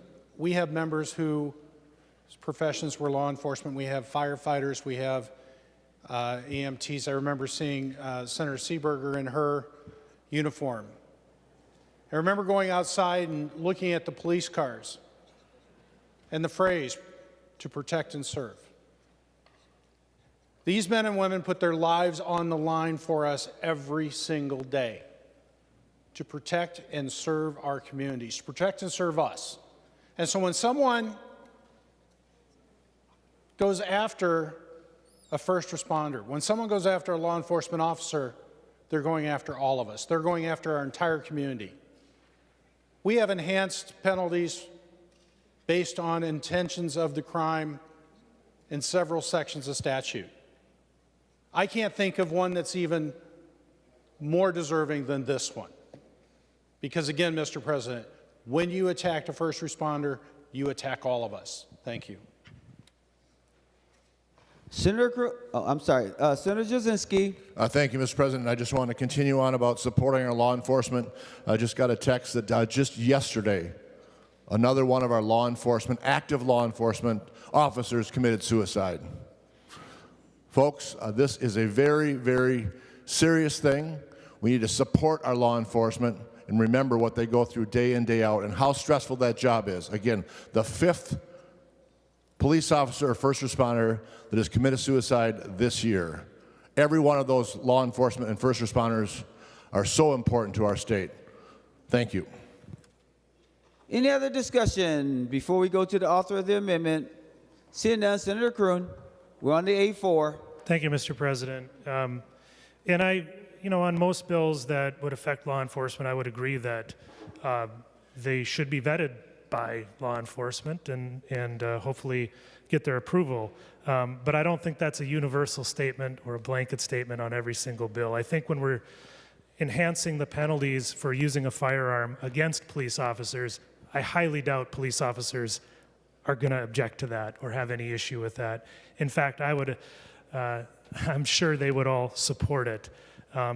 So this is one of those cases where, Mr. President, all this is doing is trying to protect and support police officers and enhance the penalties for people that would use firearms against them. And so I sincerely hope that we can reach bipartisan agreement on this one, and I would encourage members to vote green. Thank you. The Secretary will take the roll on the A4 amendment.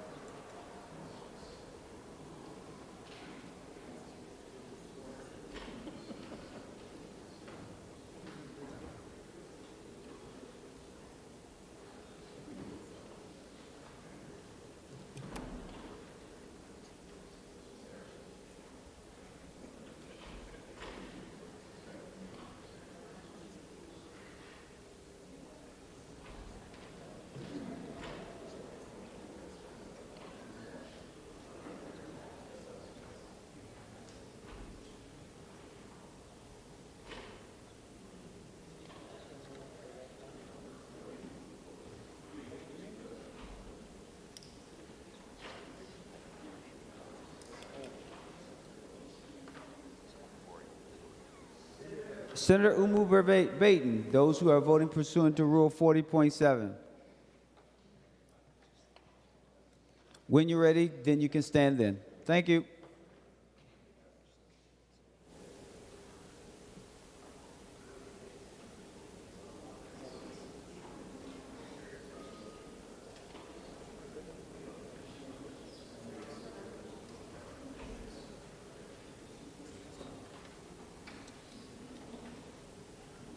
Mr. President. Senator Jasinski, those voting pursuant to Rule 40.7.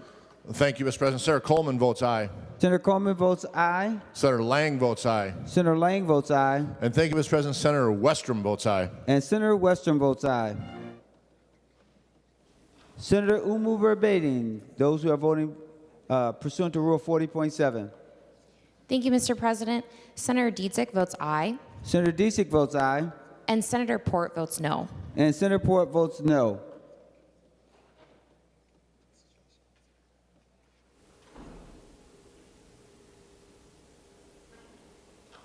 All senators having voted who desires to vote, the secretary will close the roll. There have been 50 ayes and 15 noes. The A4 amendment is adopted. Mr. Senator President, Farnsworth. I believe we were under call. No one requested absentees, Senator Farnsworth. Members, any other amendments? Senator Duckworth. Thank you, Mr. President. It's not an amendment. I just have a couple more questions, if that's okay. That is okay. Senator Duckworth. Thank you, Mr. President. Would Senator Gustafson yield for a question? Senator Gustafson, will you yield? She will yield. Senator Duckworth. Thank you, Mr. President. Thank you, Senator Gustafson. Yeah, as the conversation or the debate has played out here today, I'm struck with, I guess, a couple of questions as it relates to somebody who may have purchased a firearm legally, and now if they were to have it in their possession, if this were to become law, would now possess it illegally. I guess I'm trying to understand the law from their perspective and how it might impact them. So with that, Mr. President, my question is, what's the time frame for this law taking effect? Or I guess if someone owns one of these firearms that would be made illegal by this bill, how much time do they have before owning it actually makes them a criminal? Senator Gustafson.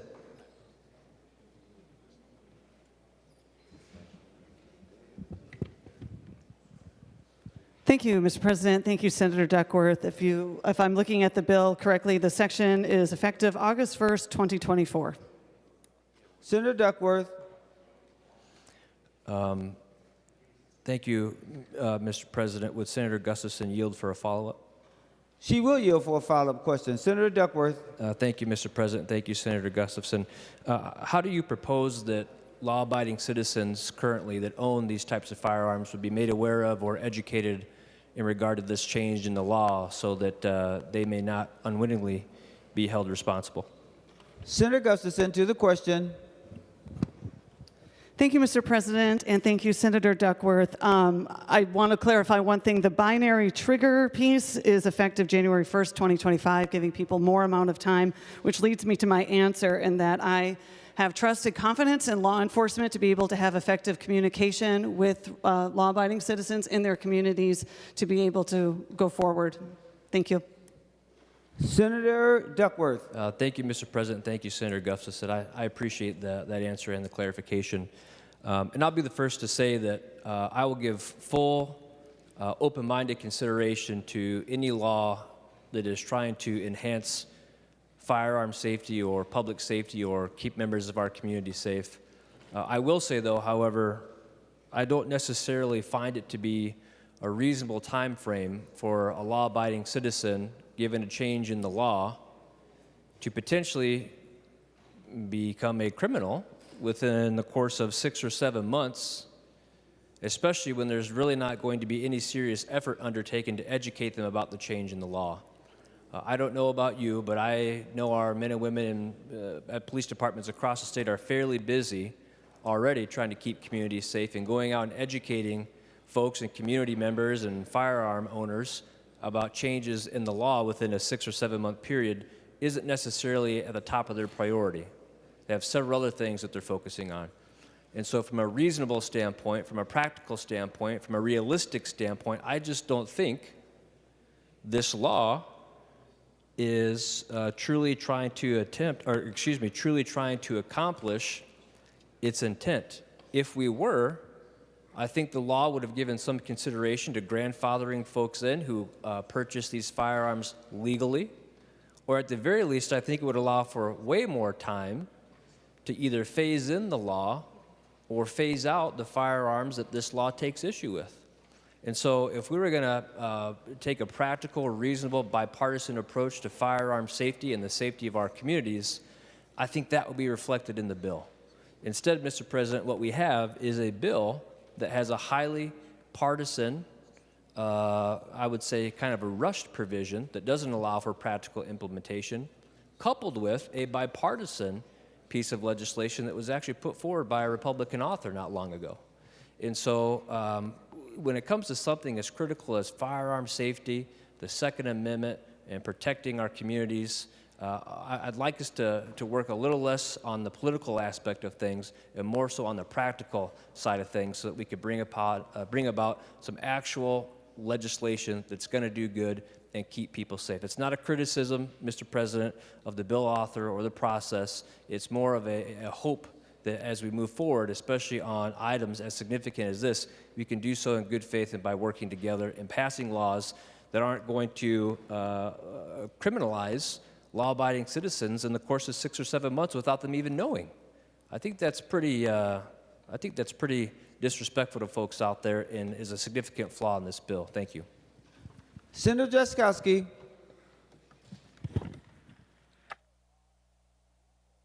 Thank you, Mr. President. Would Senator Gustafson yield for question? Senator Gustafson, will you yield? She said she will yield. Senator Drazkowski.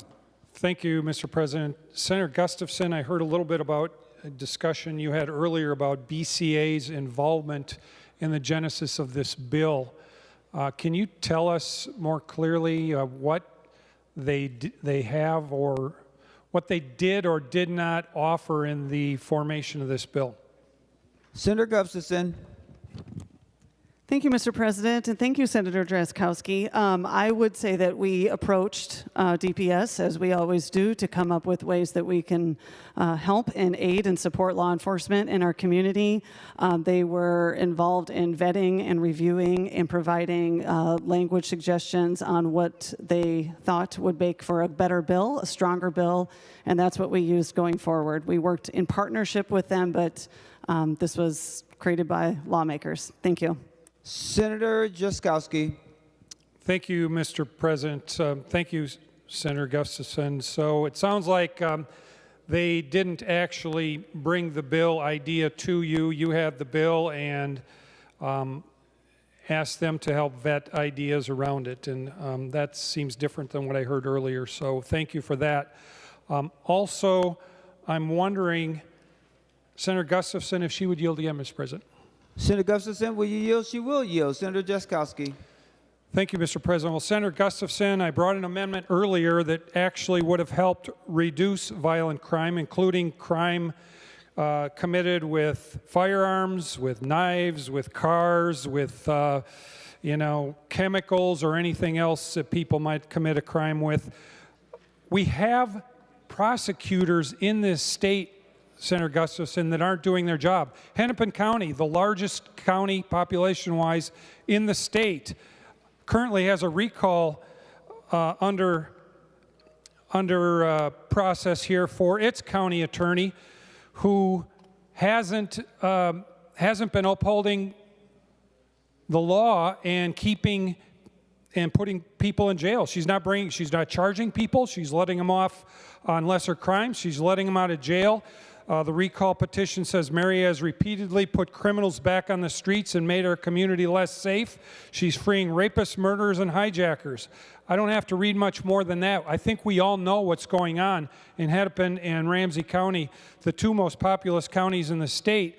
So the question that I think all Minnesotans have is, we're bringing a bill here to increase straw purchases from a gross misdemeanor to a felony when these prosecutors aren't prosecuting it at the gross misdemeanor level. How does your bill fix that, Senator Gustafson? Senator Gustafson. Thank you, Mr. President. Thank you, Senator Drazkowski. Could you just repeat the question piece of that long statement? Thank you. Senator Drazkowski. That's all I have, Mr. That's all I have, Mr. President. Thank you. Any other amendments? I'd like to go to third reading, if that's okay. The Secretary will give the bill its third reading. Senate File Number 5153, a bill for an act relating to public safety requiring a report on gun trafficking investigations and firearm seizures by the Bureau of Criminal Apprehension and Violent Crime Enforcement Teams. Third reading. Any other discussion on Senate File Number 5153? Senator Drazkowski. Thank you. Would Senator Gustafson yield for questions? Senator Gustafson, will you yield? She will yield. Senator Drazkowski. Thank you, Mr. President. Senator Gustafson, the question is, it's been very well established we have prosecutors in this state that are not prosecuting criminals. They're making it difficult on police and letting the criminals go.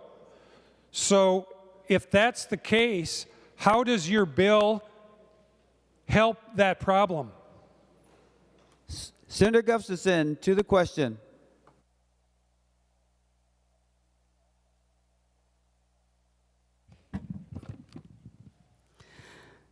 Thank you, Mr. President, and thank you, Senator Drazkowski. Part of the problem before was that the gross misdemeanor didn't really address what we needed it to. In fact, the crime oftentimes for straw purchases went to the federal courts, and so we are aiming to clear this up. We also added more clarifying language in there to make it so that people reasonably know what they're purchasing. Senator Drazkowski. Thank you, Mr. President. Well, Senator Gustafson, I don't buy that. As a matter of fact, these prosecutors are letting people off on many, many, many crimes, including crimes that include firearms. I don't buy that for a second. They simply are not doing their job. Your bill does nothing to address that and simply raises the penalty again and again and again. So, members, we have a big problem here in Minnesota. This bill doesn't address the problem, and the problem is prosecutors not doing their job. Instead, we're just continuing to up the ante on people. That's what we're doing here, and the risk to law-abiding gun owners is increased with each and every time the ante is raised. If there is one law-abiding gun owner that is wrongly convicted under this, what will be a new statute, we shouldn't be doing the statute. But the reality is, likely there will be. The irony is that the law-abiding gun owner will probably be the one prosecuted because the criminals in this state, Mr. President, are being let go by many of the prosecutors. This is a problem we have to address. This is a bill looking for a problem. It's a solution looking for a problem. It's really a solution to nothing, and it's detrimental to the future of our state. Please vote no. Thank you, Mr. President. Senator Kroon. Thank you, Mr. President. And I think we've shown here today that we're willing to work together in a bipartisan way to make our communities safer. I'm grateful that we were able to enhance the penalties for using a firearm against our peace officers and first responders. I think that's good. I think it shows there are ways to improve public safety in a bipartisan way, and that we're at the table and want to be a part of that. I certainly do. And it's what Minnesotans expect, Mr. President. They expect us to move forward and make our communities safer in a common sense way, in a bipartisan way. And it's really unfortunate that we had to insert into this bill an unconstitutional, divisive, controversial item for political reasons. That's not what Minnesotans want. And they want us all to be at the table representing all parts of this state to make our communities safer. And so while I'm grateful we were able to get that amendment on, and I hope it stays on, I really do, Mr. President, I can't vote for this bill because it's unconstitutional. And that means that's a threshold issue for me, Mr. President. We can't be passing laws in this chamber that are unconstitutional. And so I hope as we move forward, we can move forward on consensus as Minnesotans expect us to do.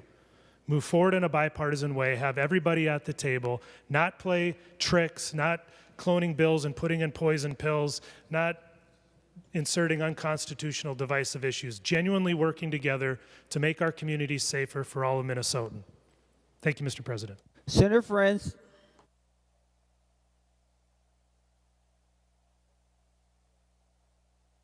Senator Howell. Thank you, Mr. President. And, Mr. President, we don't need any more laws on the books. Laws that make law-abiding gun owners criminals. We don't need any more of those. What we need is we need to hold prosecutors and judges to accountable for the felons that use, or the criminals that use guns in the commission of a crime. 40% of the criminals that use guns in the commission of a crime don't get the mandatory minimum sentence. That's a huge mistake. We are letting criminals back out onto the street that use firearms in the commission of crime. That's the real problem. It isn't the guns. We're just not putting felons in jail for the time that they deserve for using firearms in the commission of a crime. That's our problem. This bill does nothing to fix that problem except for the amendment that we fought hard to get on to extend the sentencing. But I don't believe that that's even going to make a difference, because our prosecutors and our judges make plea deals, and the first thing they plead away is the piece where they use a firearm in the commission of a crime. So, members, as much as I'd like to support this bill, I have to agree that using part of this bill that has the unconstitutional piece in it is really a mistake. So, members, I can't support the bill. I don't think you should be either. Until we address criminals using firearms in the commission of a crime and make sure that our prosecutors and our judges are holding them to the mandatory minimums and putting them in prison where they belong, we just continue to put law-abiding citizens in jeopardy. Thank you, Mr. President. I urge a no vote. Members, I want to go to Senator Limmer. Is there anyone else? Because I want to go to Senator Limmer and then to the bill author, but I want to make sure that I provided an opportunity for people to speak. Seeing no others, that will be the order. Senator Limmer and then Senator Gustafson. Senator Limmer. Thank you, Mr. President. We have discussed guns for many years. We don't always talk about the person behind the gun. We make sentences to address the heinous crimes.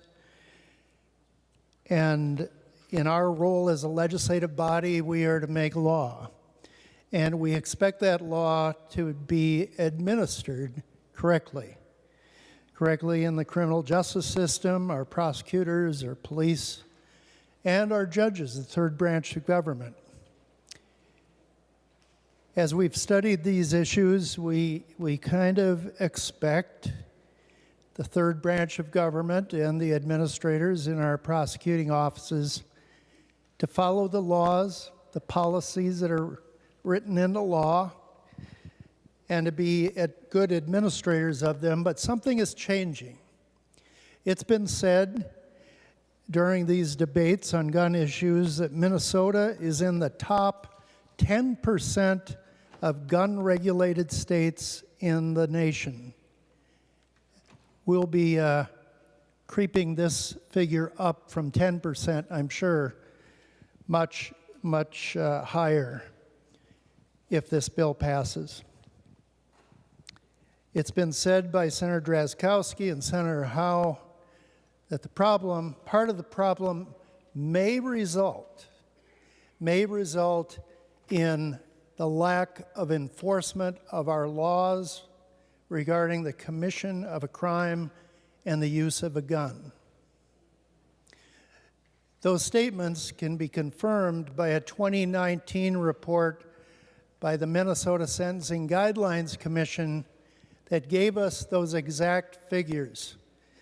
40% of gun crimes where the gun has to require a mandatory sentence by the judges once they find guilt and conviction, 40% of the time the offender does not get a prison sentence. At the very same time as gun commission crimes are rising, the courts 40% of the time are diminishing the conviction and the consequence.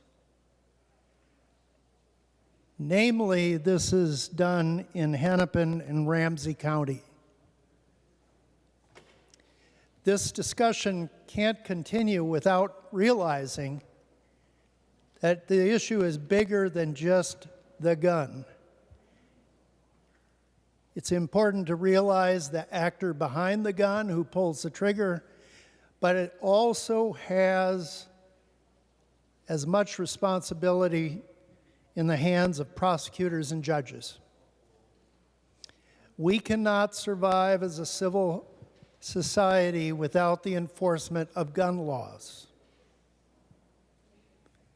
We've now begun to realize that maybe inadvertently we kind of realize that the system is not working, and now we have to use even more regulation and confiscation in order to solve the problem. But I would say that is not the solution. We have a serious moral issue with people using guns in the commission of crimes, kids carrying guns commonly, some of them thinking they need it to defend themselves in our public schools.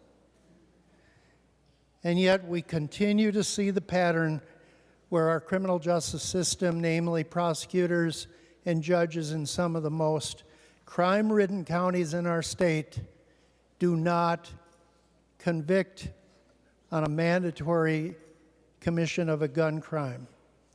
There's a serious problem when our administrators in the third branch of government do not follow the laws that the legislature and the executive branch sign into law. This is not the solution.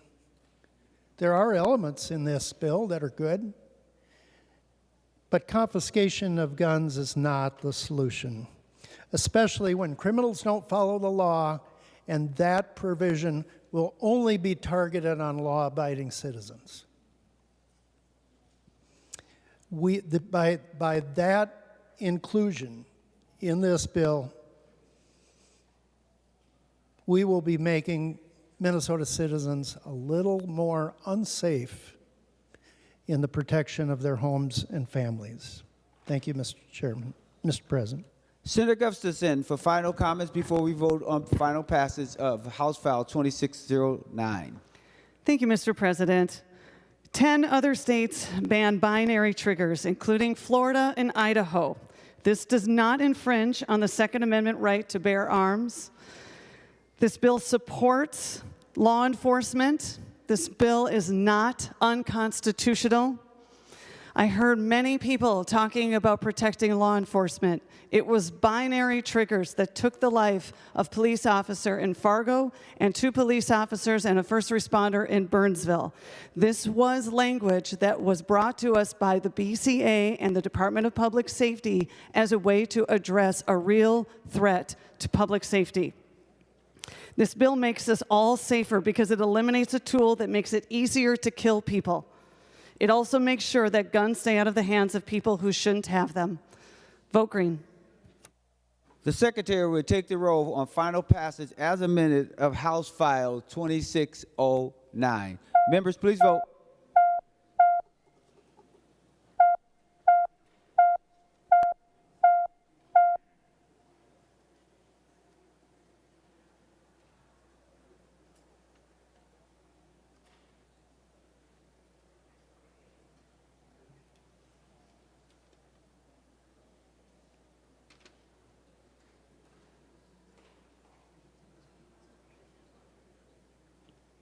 Members, please vote.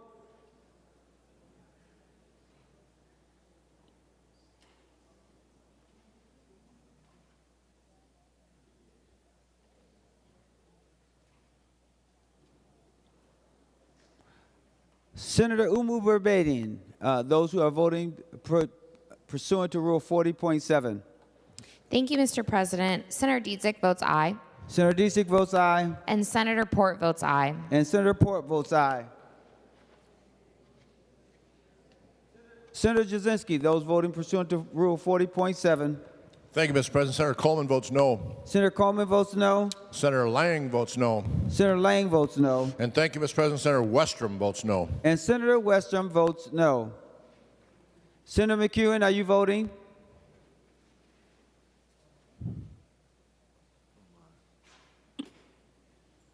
All senators having voted who desires to vote, the secretary will close the roll. There being 34 ayes and 33 noes, the bill is passed and its title agreed to. Mr. President? Senator Lucero. Thank you, Mr. President.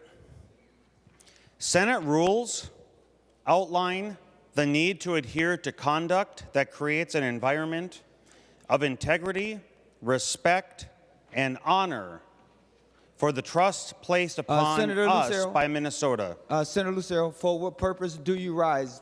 Mr. President, I move that the Senate do find that there is probable cause to believe that Senator Nicole Mitchell violated Senate Rule 56 regarding the standards of ethical conduct based on testimony and evidence provided at the May 7th, 2024 hearing of the Subcommittee on Ethical Conduct. All right, that is the motion. Roll call, Senator Klein. Mr. President, pursuant to Rule 27.1, I request that the motion be placed in writing. I'm sorry, your voice tapered off at the end. Apologies, Mr. President. Pursuant to Rule 27.1, I request that the motion be placed into writing. All right, it will be placed in writing and it will be shared. Any other discussions while they're, not discussion, but any other recognition while they are getting it in writing? I heard someone yell roll call. What did anyone Roll call, request a please, roll Mr. call? President. Okay, I heard that, but I wanted to be clear because people are still sitting there. Roll call, requested roll call granted. Senator Pratt, we're waiting for his motion to be in writing. Mr. President, I'd like to impose a call of the Senate for the entirety of the motion. A call of the Senate has been requested. The Senate is now under call.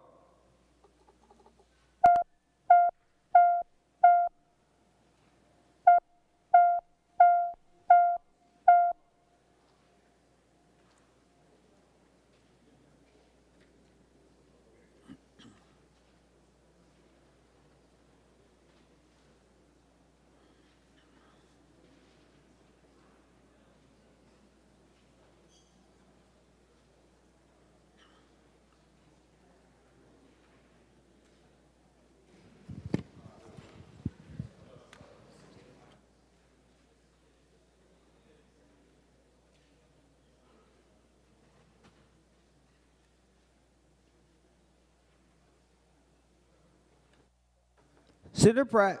Thank you, Mr. President. I move that further proceedings under the roll call be dispensed with and the Sergeant at Arms be instructed to bring in the absent members.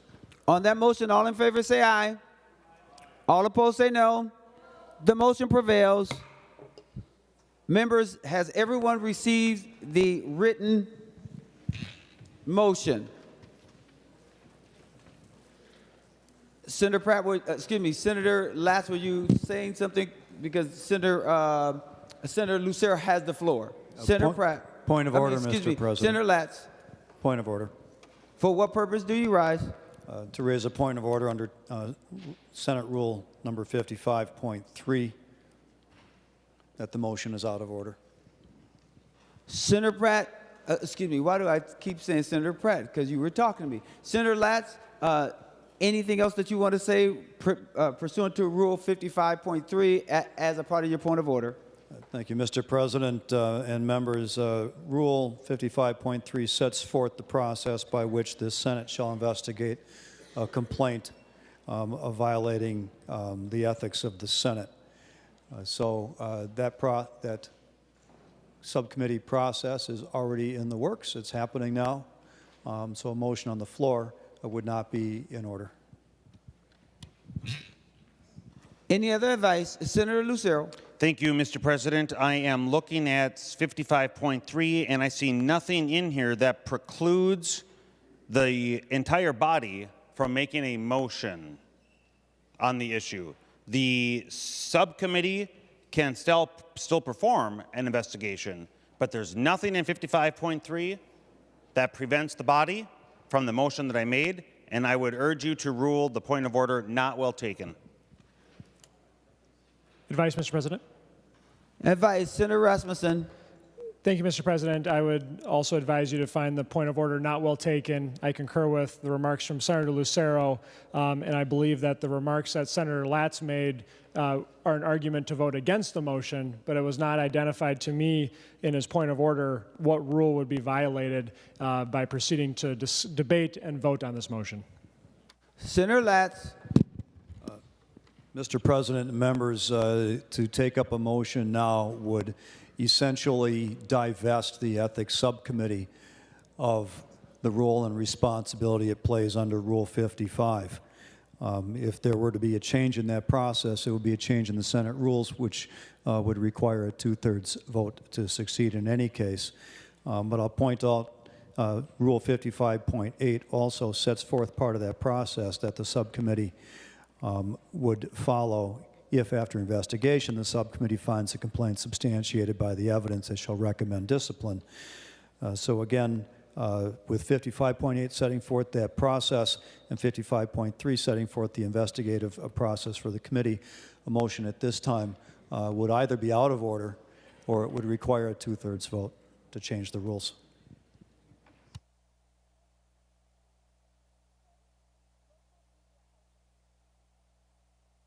Senator Jaskowski, are you providing advice? I am, Mr. President. The advice is that we have, Mr. President, 20 standing committees in addition to this committee and probably a few others that are mentioned in our rules. Nowhere in our custom and usage has the Senate yielded to a committee in order to somehow limit its own authority to act on its own. It is ridiculous for us to believe that this body cannot take action on something that is before a committee of the Senate. We do it all the time. In each of those 20 committees, many times each session do we bring motions to bring bills directly to the floor and yank them directly out of the hands of a committee. And not once have I heard those efforts being called out of order because of that. Our custom and usage is very clear, Mr. President. We maintain as a body our autonomy to act on issues that are urgent before this body and bring that urgency to the body and remove that authority from those particular committees at the time. We do it all the time. There's the argument is there is no argument here to support this point of order, and I urge you to rule the point of order not well taken. Thank you, Mr. President. Last point of advice, Senator Lucero. Thank you, Mr. President. I would just further add and draw to your attention that Rule 55 is titled Subcommittee on Ethical Conduct. Rule 55 is governing processes within that subcommittee. It has nothing to do with the body as a whole. And for, again, that reason, I strongly urge you to rule the Latz motion not well taken. All right, I'll take a moment. Thank you.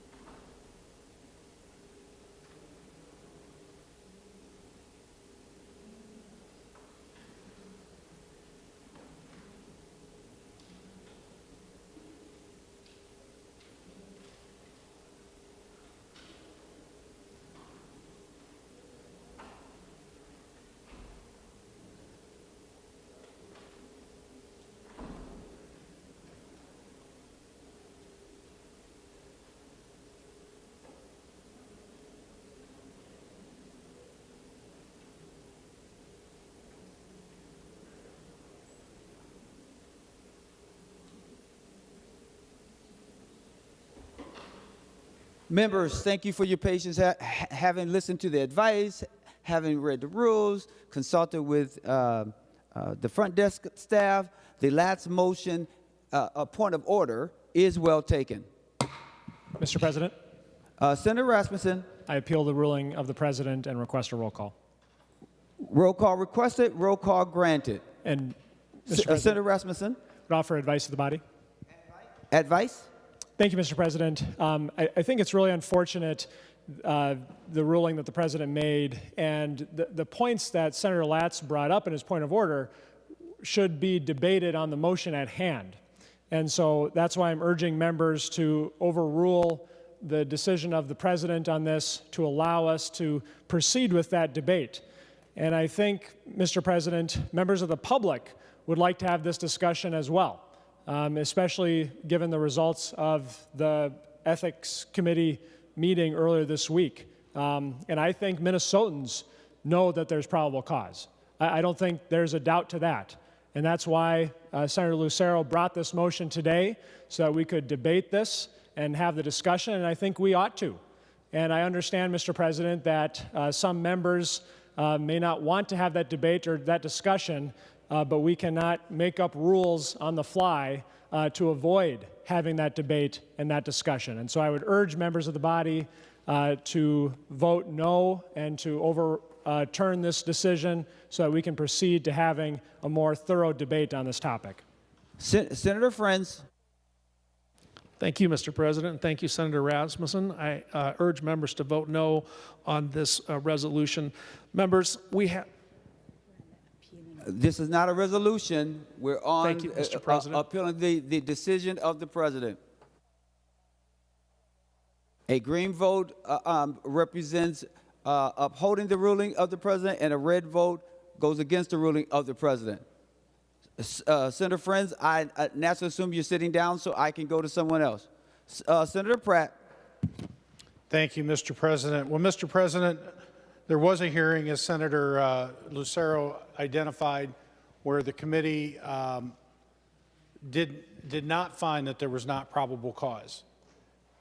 And it seems to me that as we bring this motion, as we brought other motions that we voted on, this is in the same vein.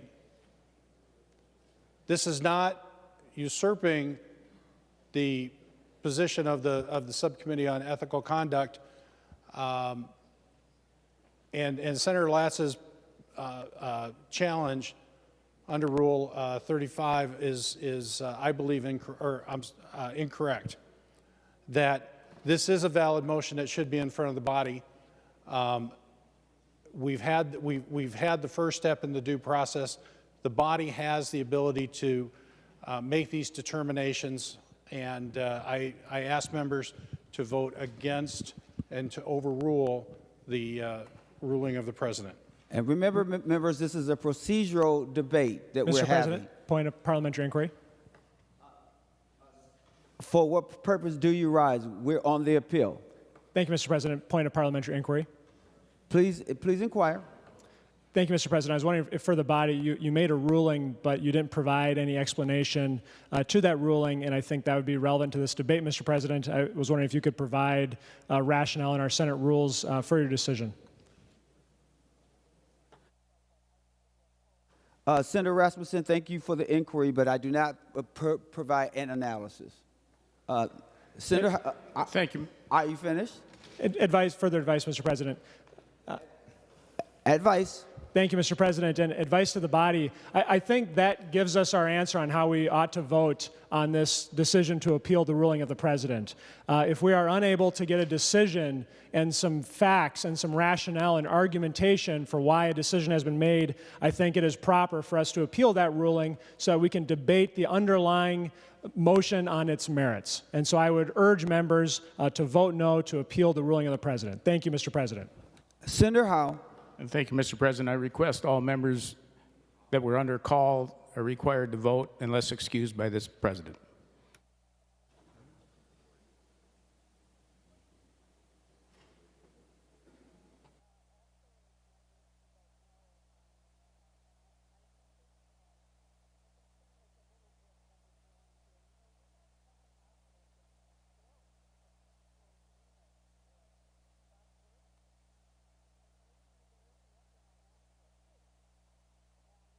Senator Howell, if you're asking for absentees, you can certainly ask that once we are voting. Because we are, go ahead. We are under call. I request all absentee members be required to vote, Mr. President. You have to do that once we start voting and once we vote, okay? All right. Any other before we go to, Senator Wiesenberg and then Senator Lucero. Thank you, Mr. President.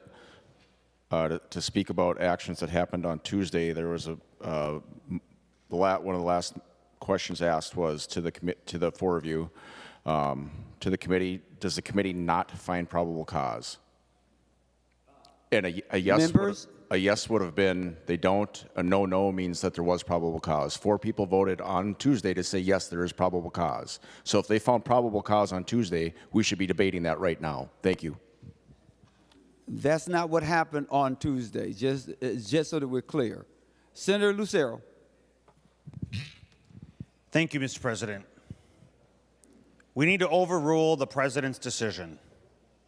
It is clear that the rules are being abused in this case and being hidden behind to avoid the right thing to do.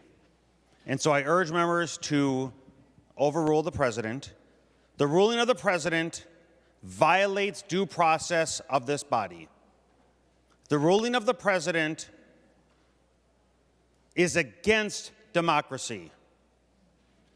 Mr. President and members, we need to uphold democracy, we need to uphold due process of this body, and we need to overrule the attempt by the Democrat majority to hide behind parliamentary games to hold Senator Mitchell accountable with a probable cause finding. Senator Friends. Thank you, Mr. President. Thank you, members. I urge you to vote to uphold the ruling of the President. I remind this body, the Subcommittee on Ethics in the Senate has 4 outstanding members who followed the letter and the spirit of our ethical rules. We are in a process to be followed that's been followed the same way every time in the history of this Senate. And for that reason and many other good ones, I encourage members to vote to uphold the President.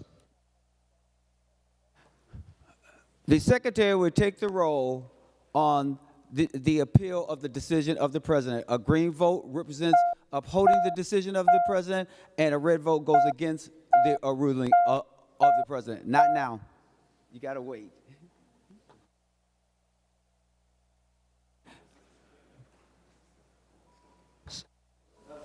Senator Howell. Mr. President, I request that all absentee members be required to vote. We're under call. We're under call. Absentees, everyone must vote.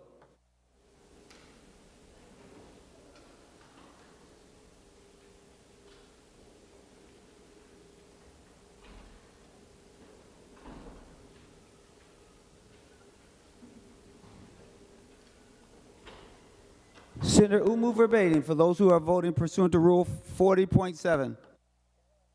Thank you, Mr. President. Senator Dietzick votes aye. Senator Dietzick votes aye. And Senator Port votes aye. And Senator Port votes aye.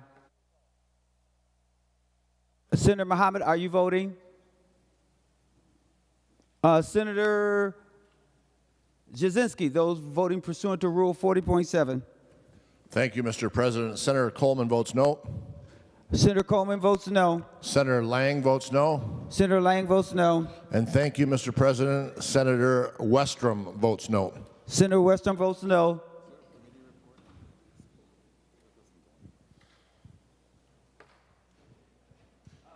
Senator Pratt? Absentees, Mr. President. You guys, absentees was already called. We're waiting for all absentees to vote. Senator Howell had done it already.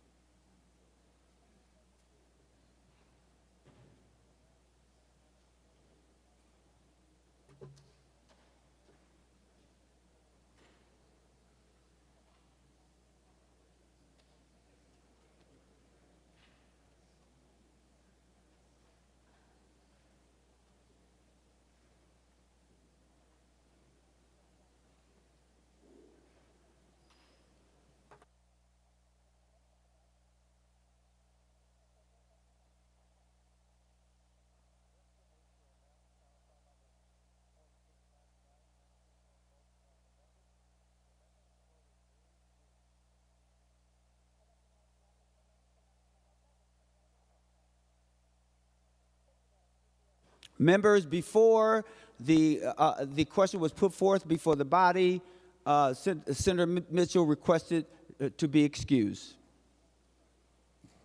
That's what you heard us conferring about. Senator Pratt. Point of parliamentary inquiry.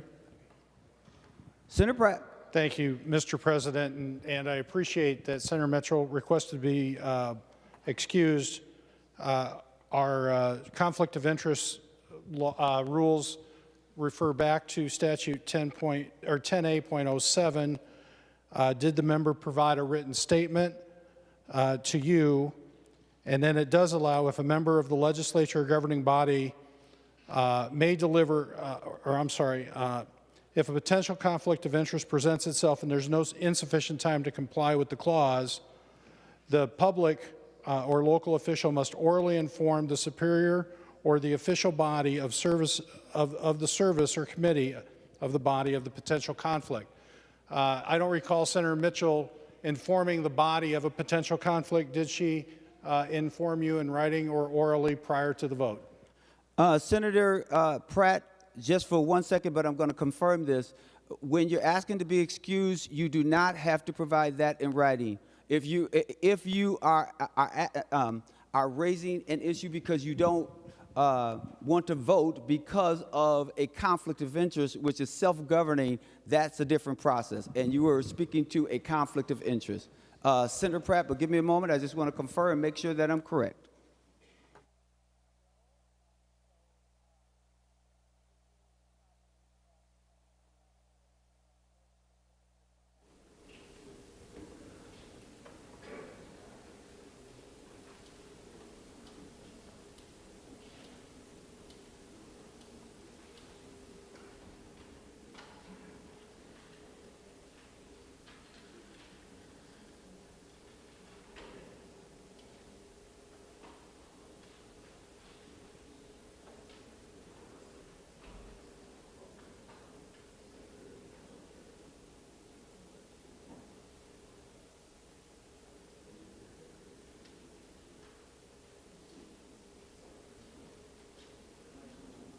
Mr. President.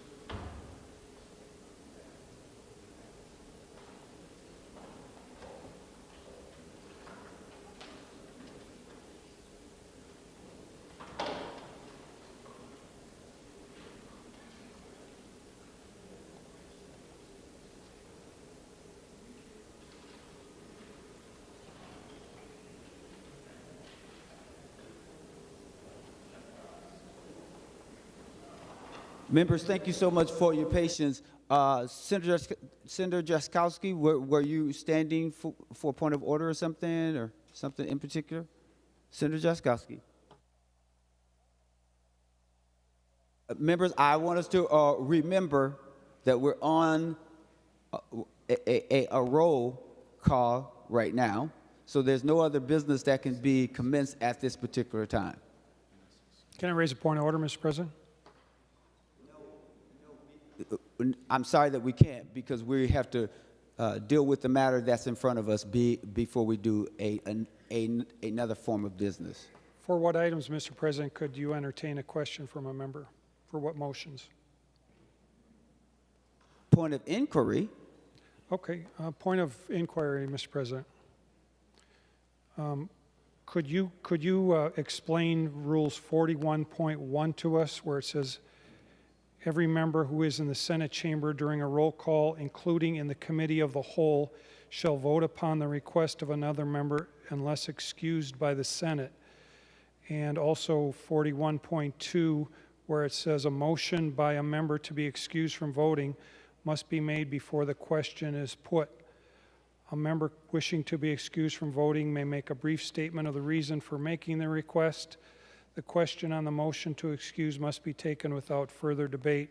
And could you also explain, Mr. President, Mason's section 521, numbers 1, 2, Senator, and 3? you've already referenced the that reinforce rule, that? and I don't think that we need to go through that each step there. So let me explain the step and what occurred, and why I was taking so much time just to make sure that I got the pacing correct. What happened was there was and the secretary will correct me if I'm wrong, there was a call of the Senate. The front desk received a request to be excused. Then the question came forward. And then once the question came forward, then a ruling was made. And then once that ruling was made, there was an appeal. So there was an excuse that was, a request for an excuse already provided to the front desk, which is why I was trying to get the pacing right, because I wanted to make sure that that was correct. I just want to make sure I didn't miss anything, and I want to just confer really quick.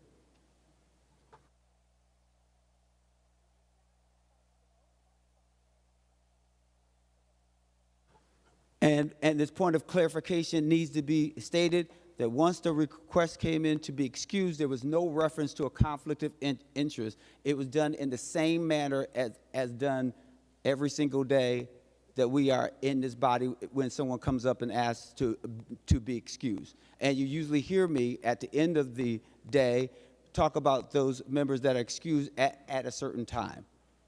Senator Rasmussen. Thank you, Mr. President. Point of parliamentary inquiry. Please state your inquiry. Thank you, Mr. President.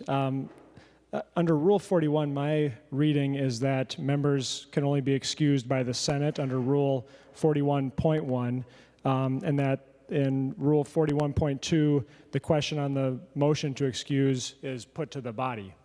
And I don't recall that happening. We don't usually put it before the body until the end of the day that we bring up without objections, and then that's where you hear me go through the litany of those who are excused. That's how we usually do that. Mr. President, point of parliamentary just one inquiry. moment.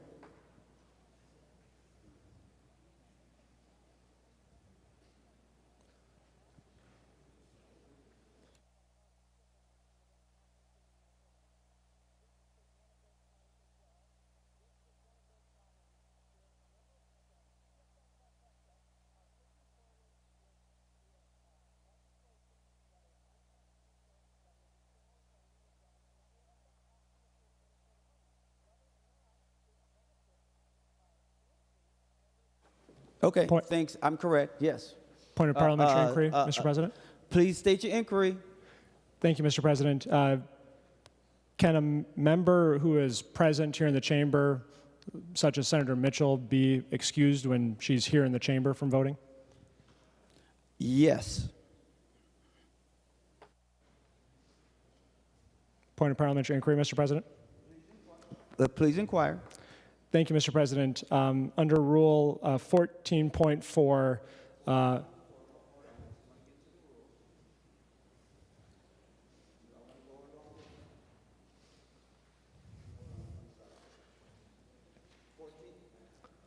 14.4.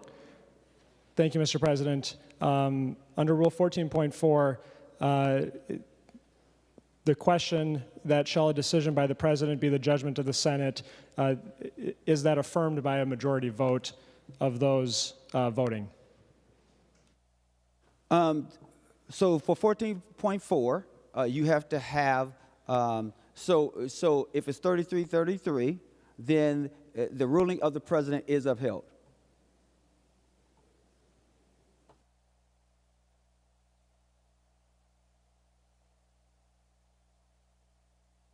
Any other questions? Senator Dames.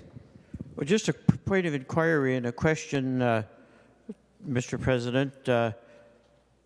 Was the request to be excused made before we had actually started voting? Yes. I did not see Senator Mitchell come to the desk and ask to be excused, so I would assume that somebody else made that request for her. And it seemed to me when those people were at the desk, we had already started to vote. That request was made through staff, as the way it is in other instances. This is not unique. This is how it is done. Any other questions? Senator Pratt. Thank you, Mr. President. Can you please repeat the question being voted on? The question that's being voted on is, shall the decision of the President be the judgment of the Senate? And remember, I made a decision. That decision was appealed. That's like a motion, right? And in order for that, for my decision not to be upheld, is that you have to get a majority of the votes. And thank you, Mr. President. Mr. President, you know, I will refer to Rule 41.1. Every member who is in the Senate chamber during a roll call shall vote upon the request of another member, which Senator Howe did. And since Senator Mitchell was in the chamber, I respectfully disagree with your interpretation. But, Mr. President, I would move that all members not voting be excused from voting. On that motion, all in favor say aye. All those opposed say no. The motion prevails. Members, the secretary will close the roll. There being 33 ayes, I'm sorry.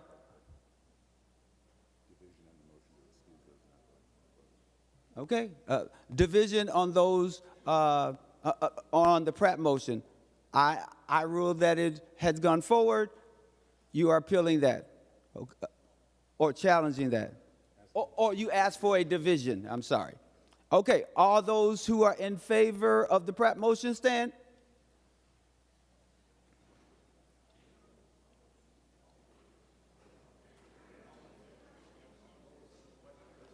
We are on the Pratt division. Mr. President. The motion to excuse, hold on, sit down a second, let me clarify so everybody has the right information. Senator Pratt put forth a motion to excuse all those from voting who hasn't voted. I said all those in favor say aye.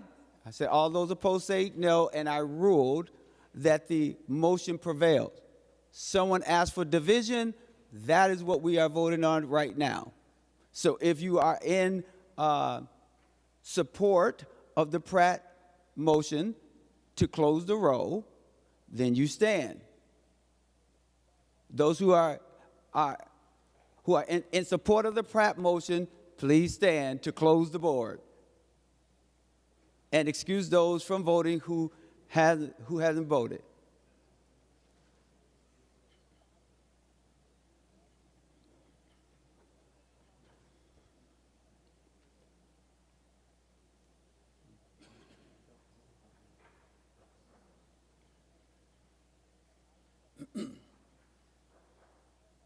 You want to make sure that those who are interested are in the chambers, because we only vote with those in the chambers.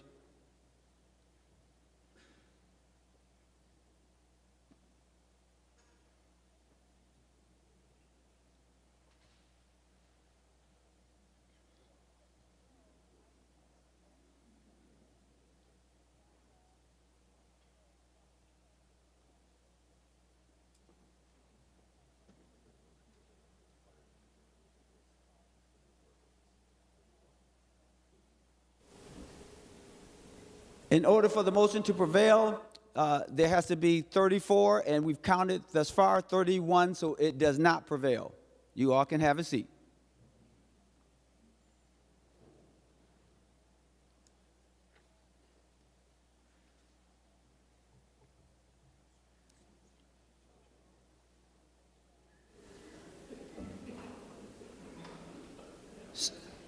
Members, this is why you have to stay near the chambers, because you miss important votes. Point of parliamentary inquiry, Mr. President.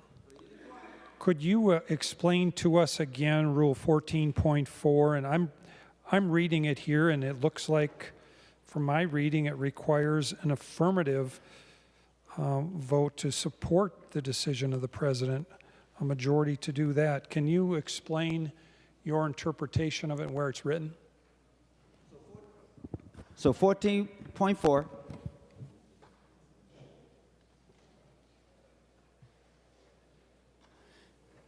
So that you know that I made a ruling and it's an appeal. So it's the appeal that has to prevail with 34 or a majority of the votes. Because that's what you're doing. You're appealing the ruling of the president. Mr. President?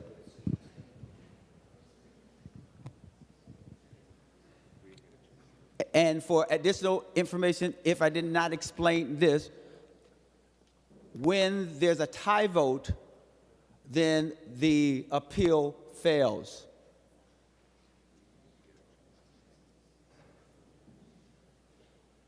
And you can see that in Mason's section 244.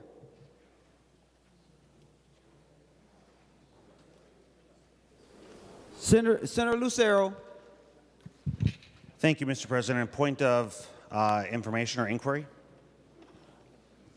So, what is your inquiry? If you could just remind me, the vote that is presently up, is this the vote to overrule the decision of the president after the president provided absolutely zero explanation as to the rationale for his reasoning, his ruling?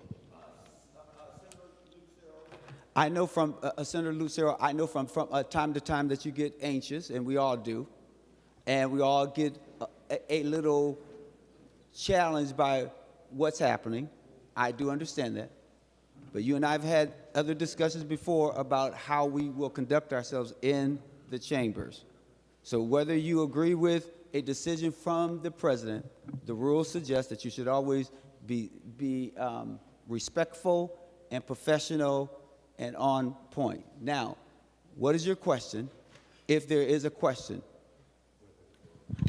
Thank you, Mr. President. Because several minutes have gone by, there's been many points of parliamentary inquiry and or points of information. I'm seeking to be reminded, is the ruling or the vote that's presently open the motion to overrule the president on his ruling after providing no explanation for the rationale for his original ruling? It is, and as I will state to you again and the rest of the body, we usually don't give explanations and our analysis how we get there, but we do take advice from all, and we look at the rules, and we also take advice from the front staff, which is why you often hear me say, after hearing advice and reading the rules and conferring with staff, then I make a ruling, whether a point of order or whatever that action is before the body, if it is well taken or not. So we are at 33. That's where we are at this particular point. Senator Rasmussen. It has to be a point of order or an inquiry. Senator Rasmussen. Thank you, Mr. President. I'd request absentees. Senator Rasmussen, that's been requested already.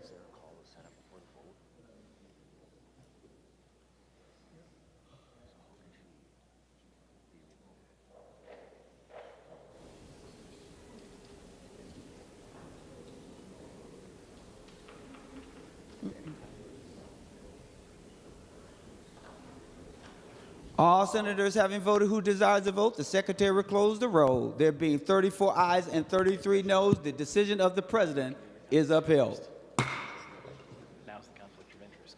Now, members, I am remaining under motions and resolutions. We'll revert to the third order of business, messages from the House. The Secretary will read the message. Mr. President, I have the honor to announce the passage by the House of the following House files herewith transmitted. House File Number 4894 and House File Number 5246. Signed, Patrick D. Murphy, Chief Clerk, House of Representatives. Members, no action is required. The next order of business is the fourth order of business, first reading of House bills. The Secretary will give the bills their first reading. House File Number 4984, a memorial resolution requesting the Joint Committee on the Library of Congress of the United States Congress to approve the replacement of the statue of Henry Mower Rice, now on display in the National Statuary Hall in the Capitol of the United States. And House File Number 5246, a bill for an act relating to state finance. Members, House File Number 5246 is referred to the Committee on Rules and Administration for comparison with Senate File Number 4936, now on general orders. Senator Murphy for a motion.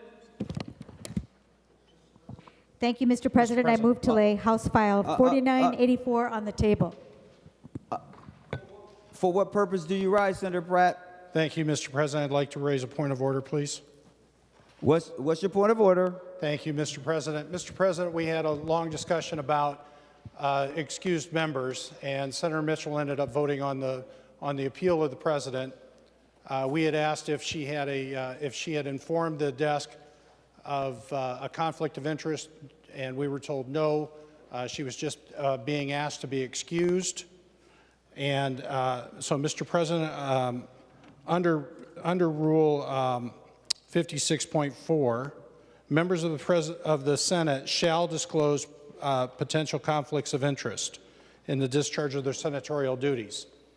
Mr. President,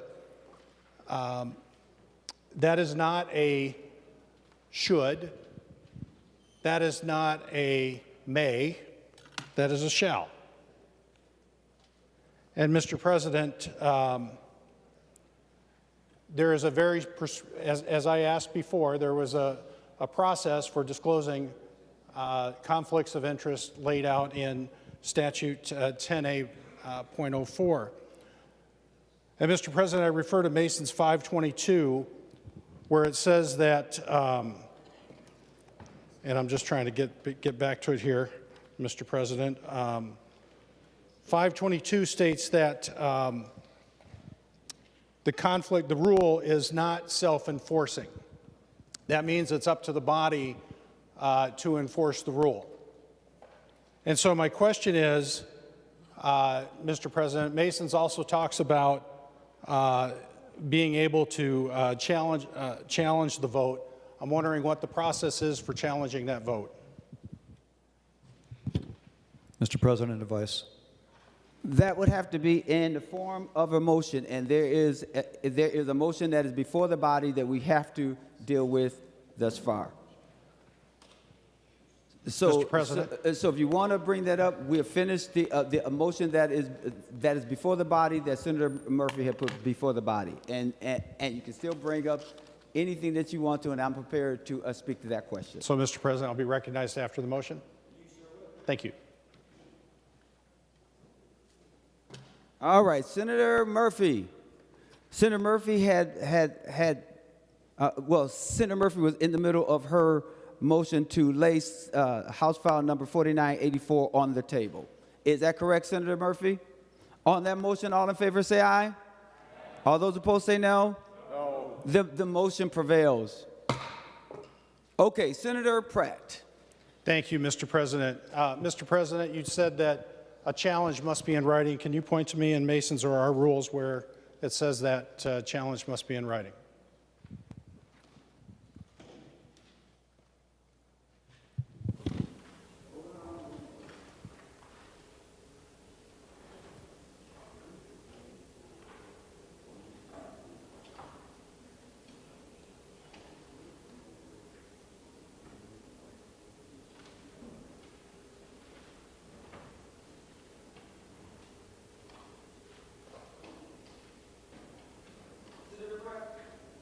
Senator Pratt, for your edification again, you can look at Rule 27.1.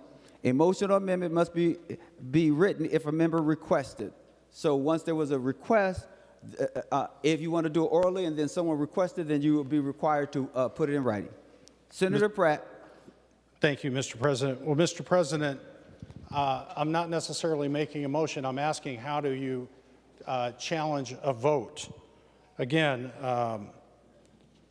it does say in Mason's, not only is the rule obviously not self-enforcing, and unless a vote is challenged, members may vote as they choose.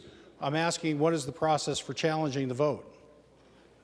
Senator Pratt, if you have a motion that we can direct with specification, but you have to know exactly what steps that you want to take in order to put something before the body. Senator Pratt. Thank you, Mr. President. I think it's a question of parliamentary inquiry. How do we challenge a vote under Mason's 522?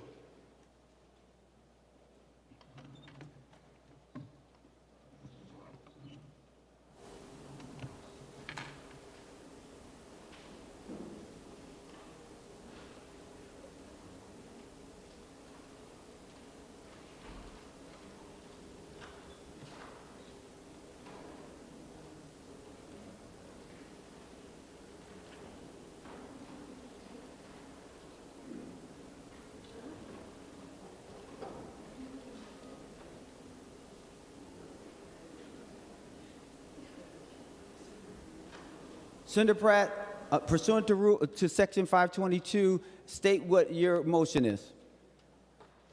Mr. President, I don't have a motion. I have a question of parliamentary inquiry, and that is, it states, we've asked if Senator Mitchell had asked to be excused for conflict of interest. We were informed by the President that that answer was no, and then she voted. So my question, Mr. President, is, under Section 522, it states, the rule is obviously not self-enforcing, and unless the vote is challenged, members may vote as they choose. And my question, Mr. President, is, under Mason's 522, it states, unless the vote is challenged. My parliamentary inquiry is, how would one challenge that vote? Senator Pratt, we had talked about before that someone bowing out of a vote because of a conflict of interest is self-identifying and self-enforcing for them, because we do not have a process to say how do we determine if someone's vote is of self-interest. And just for clarity, the vote that Senator Mitchell eventually voted on was only whether to uphold the ruling of the President. Just now, that's an important notion that I'm giving you. Hold on one moment.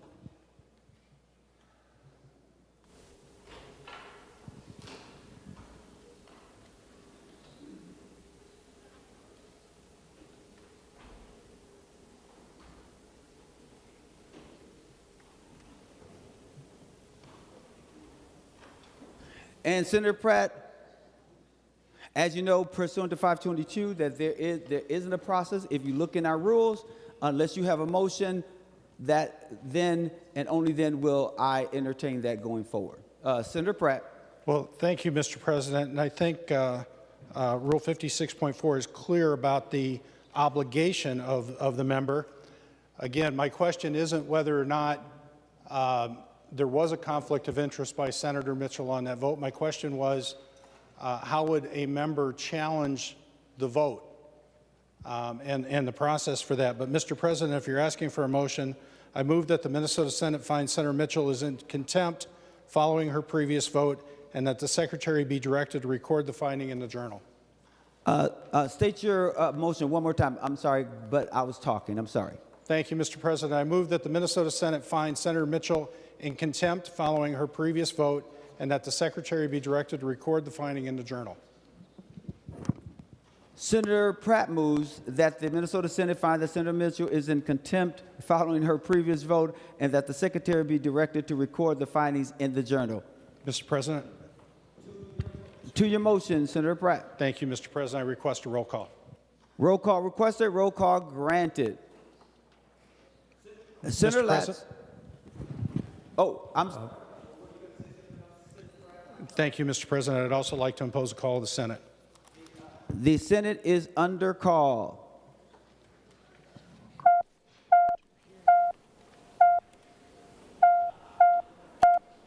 Senator Pratt for the balance of the motion or for the duration? Yeah, for the balance of the motion. For the balance of the motion. Senator Pratt. For the balance of the motion, Mr. President. Thank you.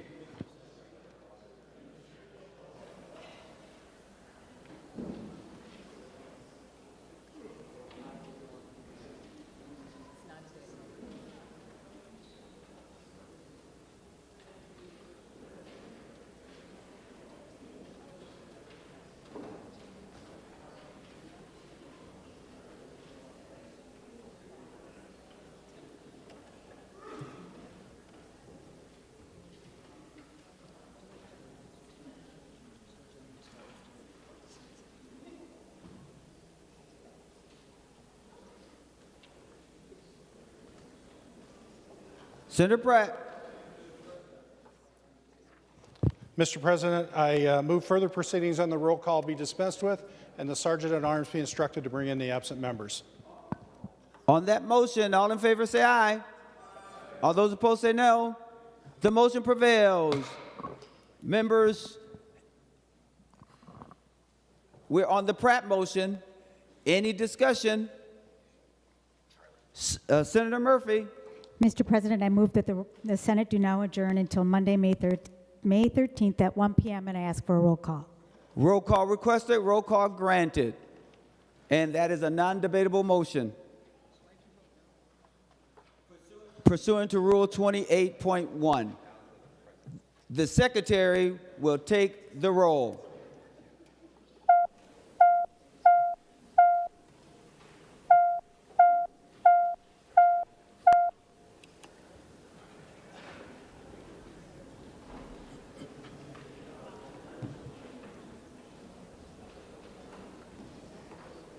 Senator Umu Berbating, those voting pursuant to Rule 40.7. Thank you, Mr. President. Senator Dietzick votes aye. Senator Dietzick votes aye. And Senator Port votes aye. And Senator Port votes aye.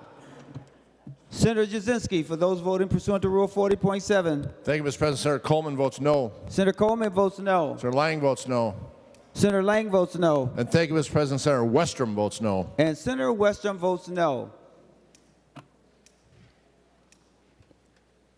All having voted who desires to vote, the Secretary will close the roll. There being 34 ayes and 33 noes, the motion to adjourn is adopted. The Senate is now adjourned.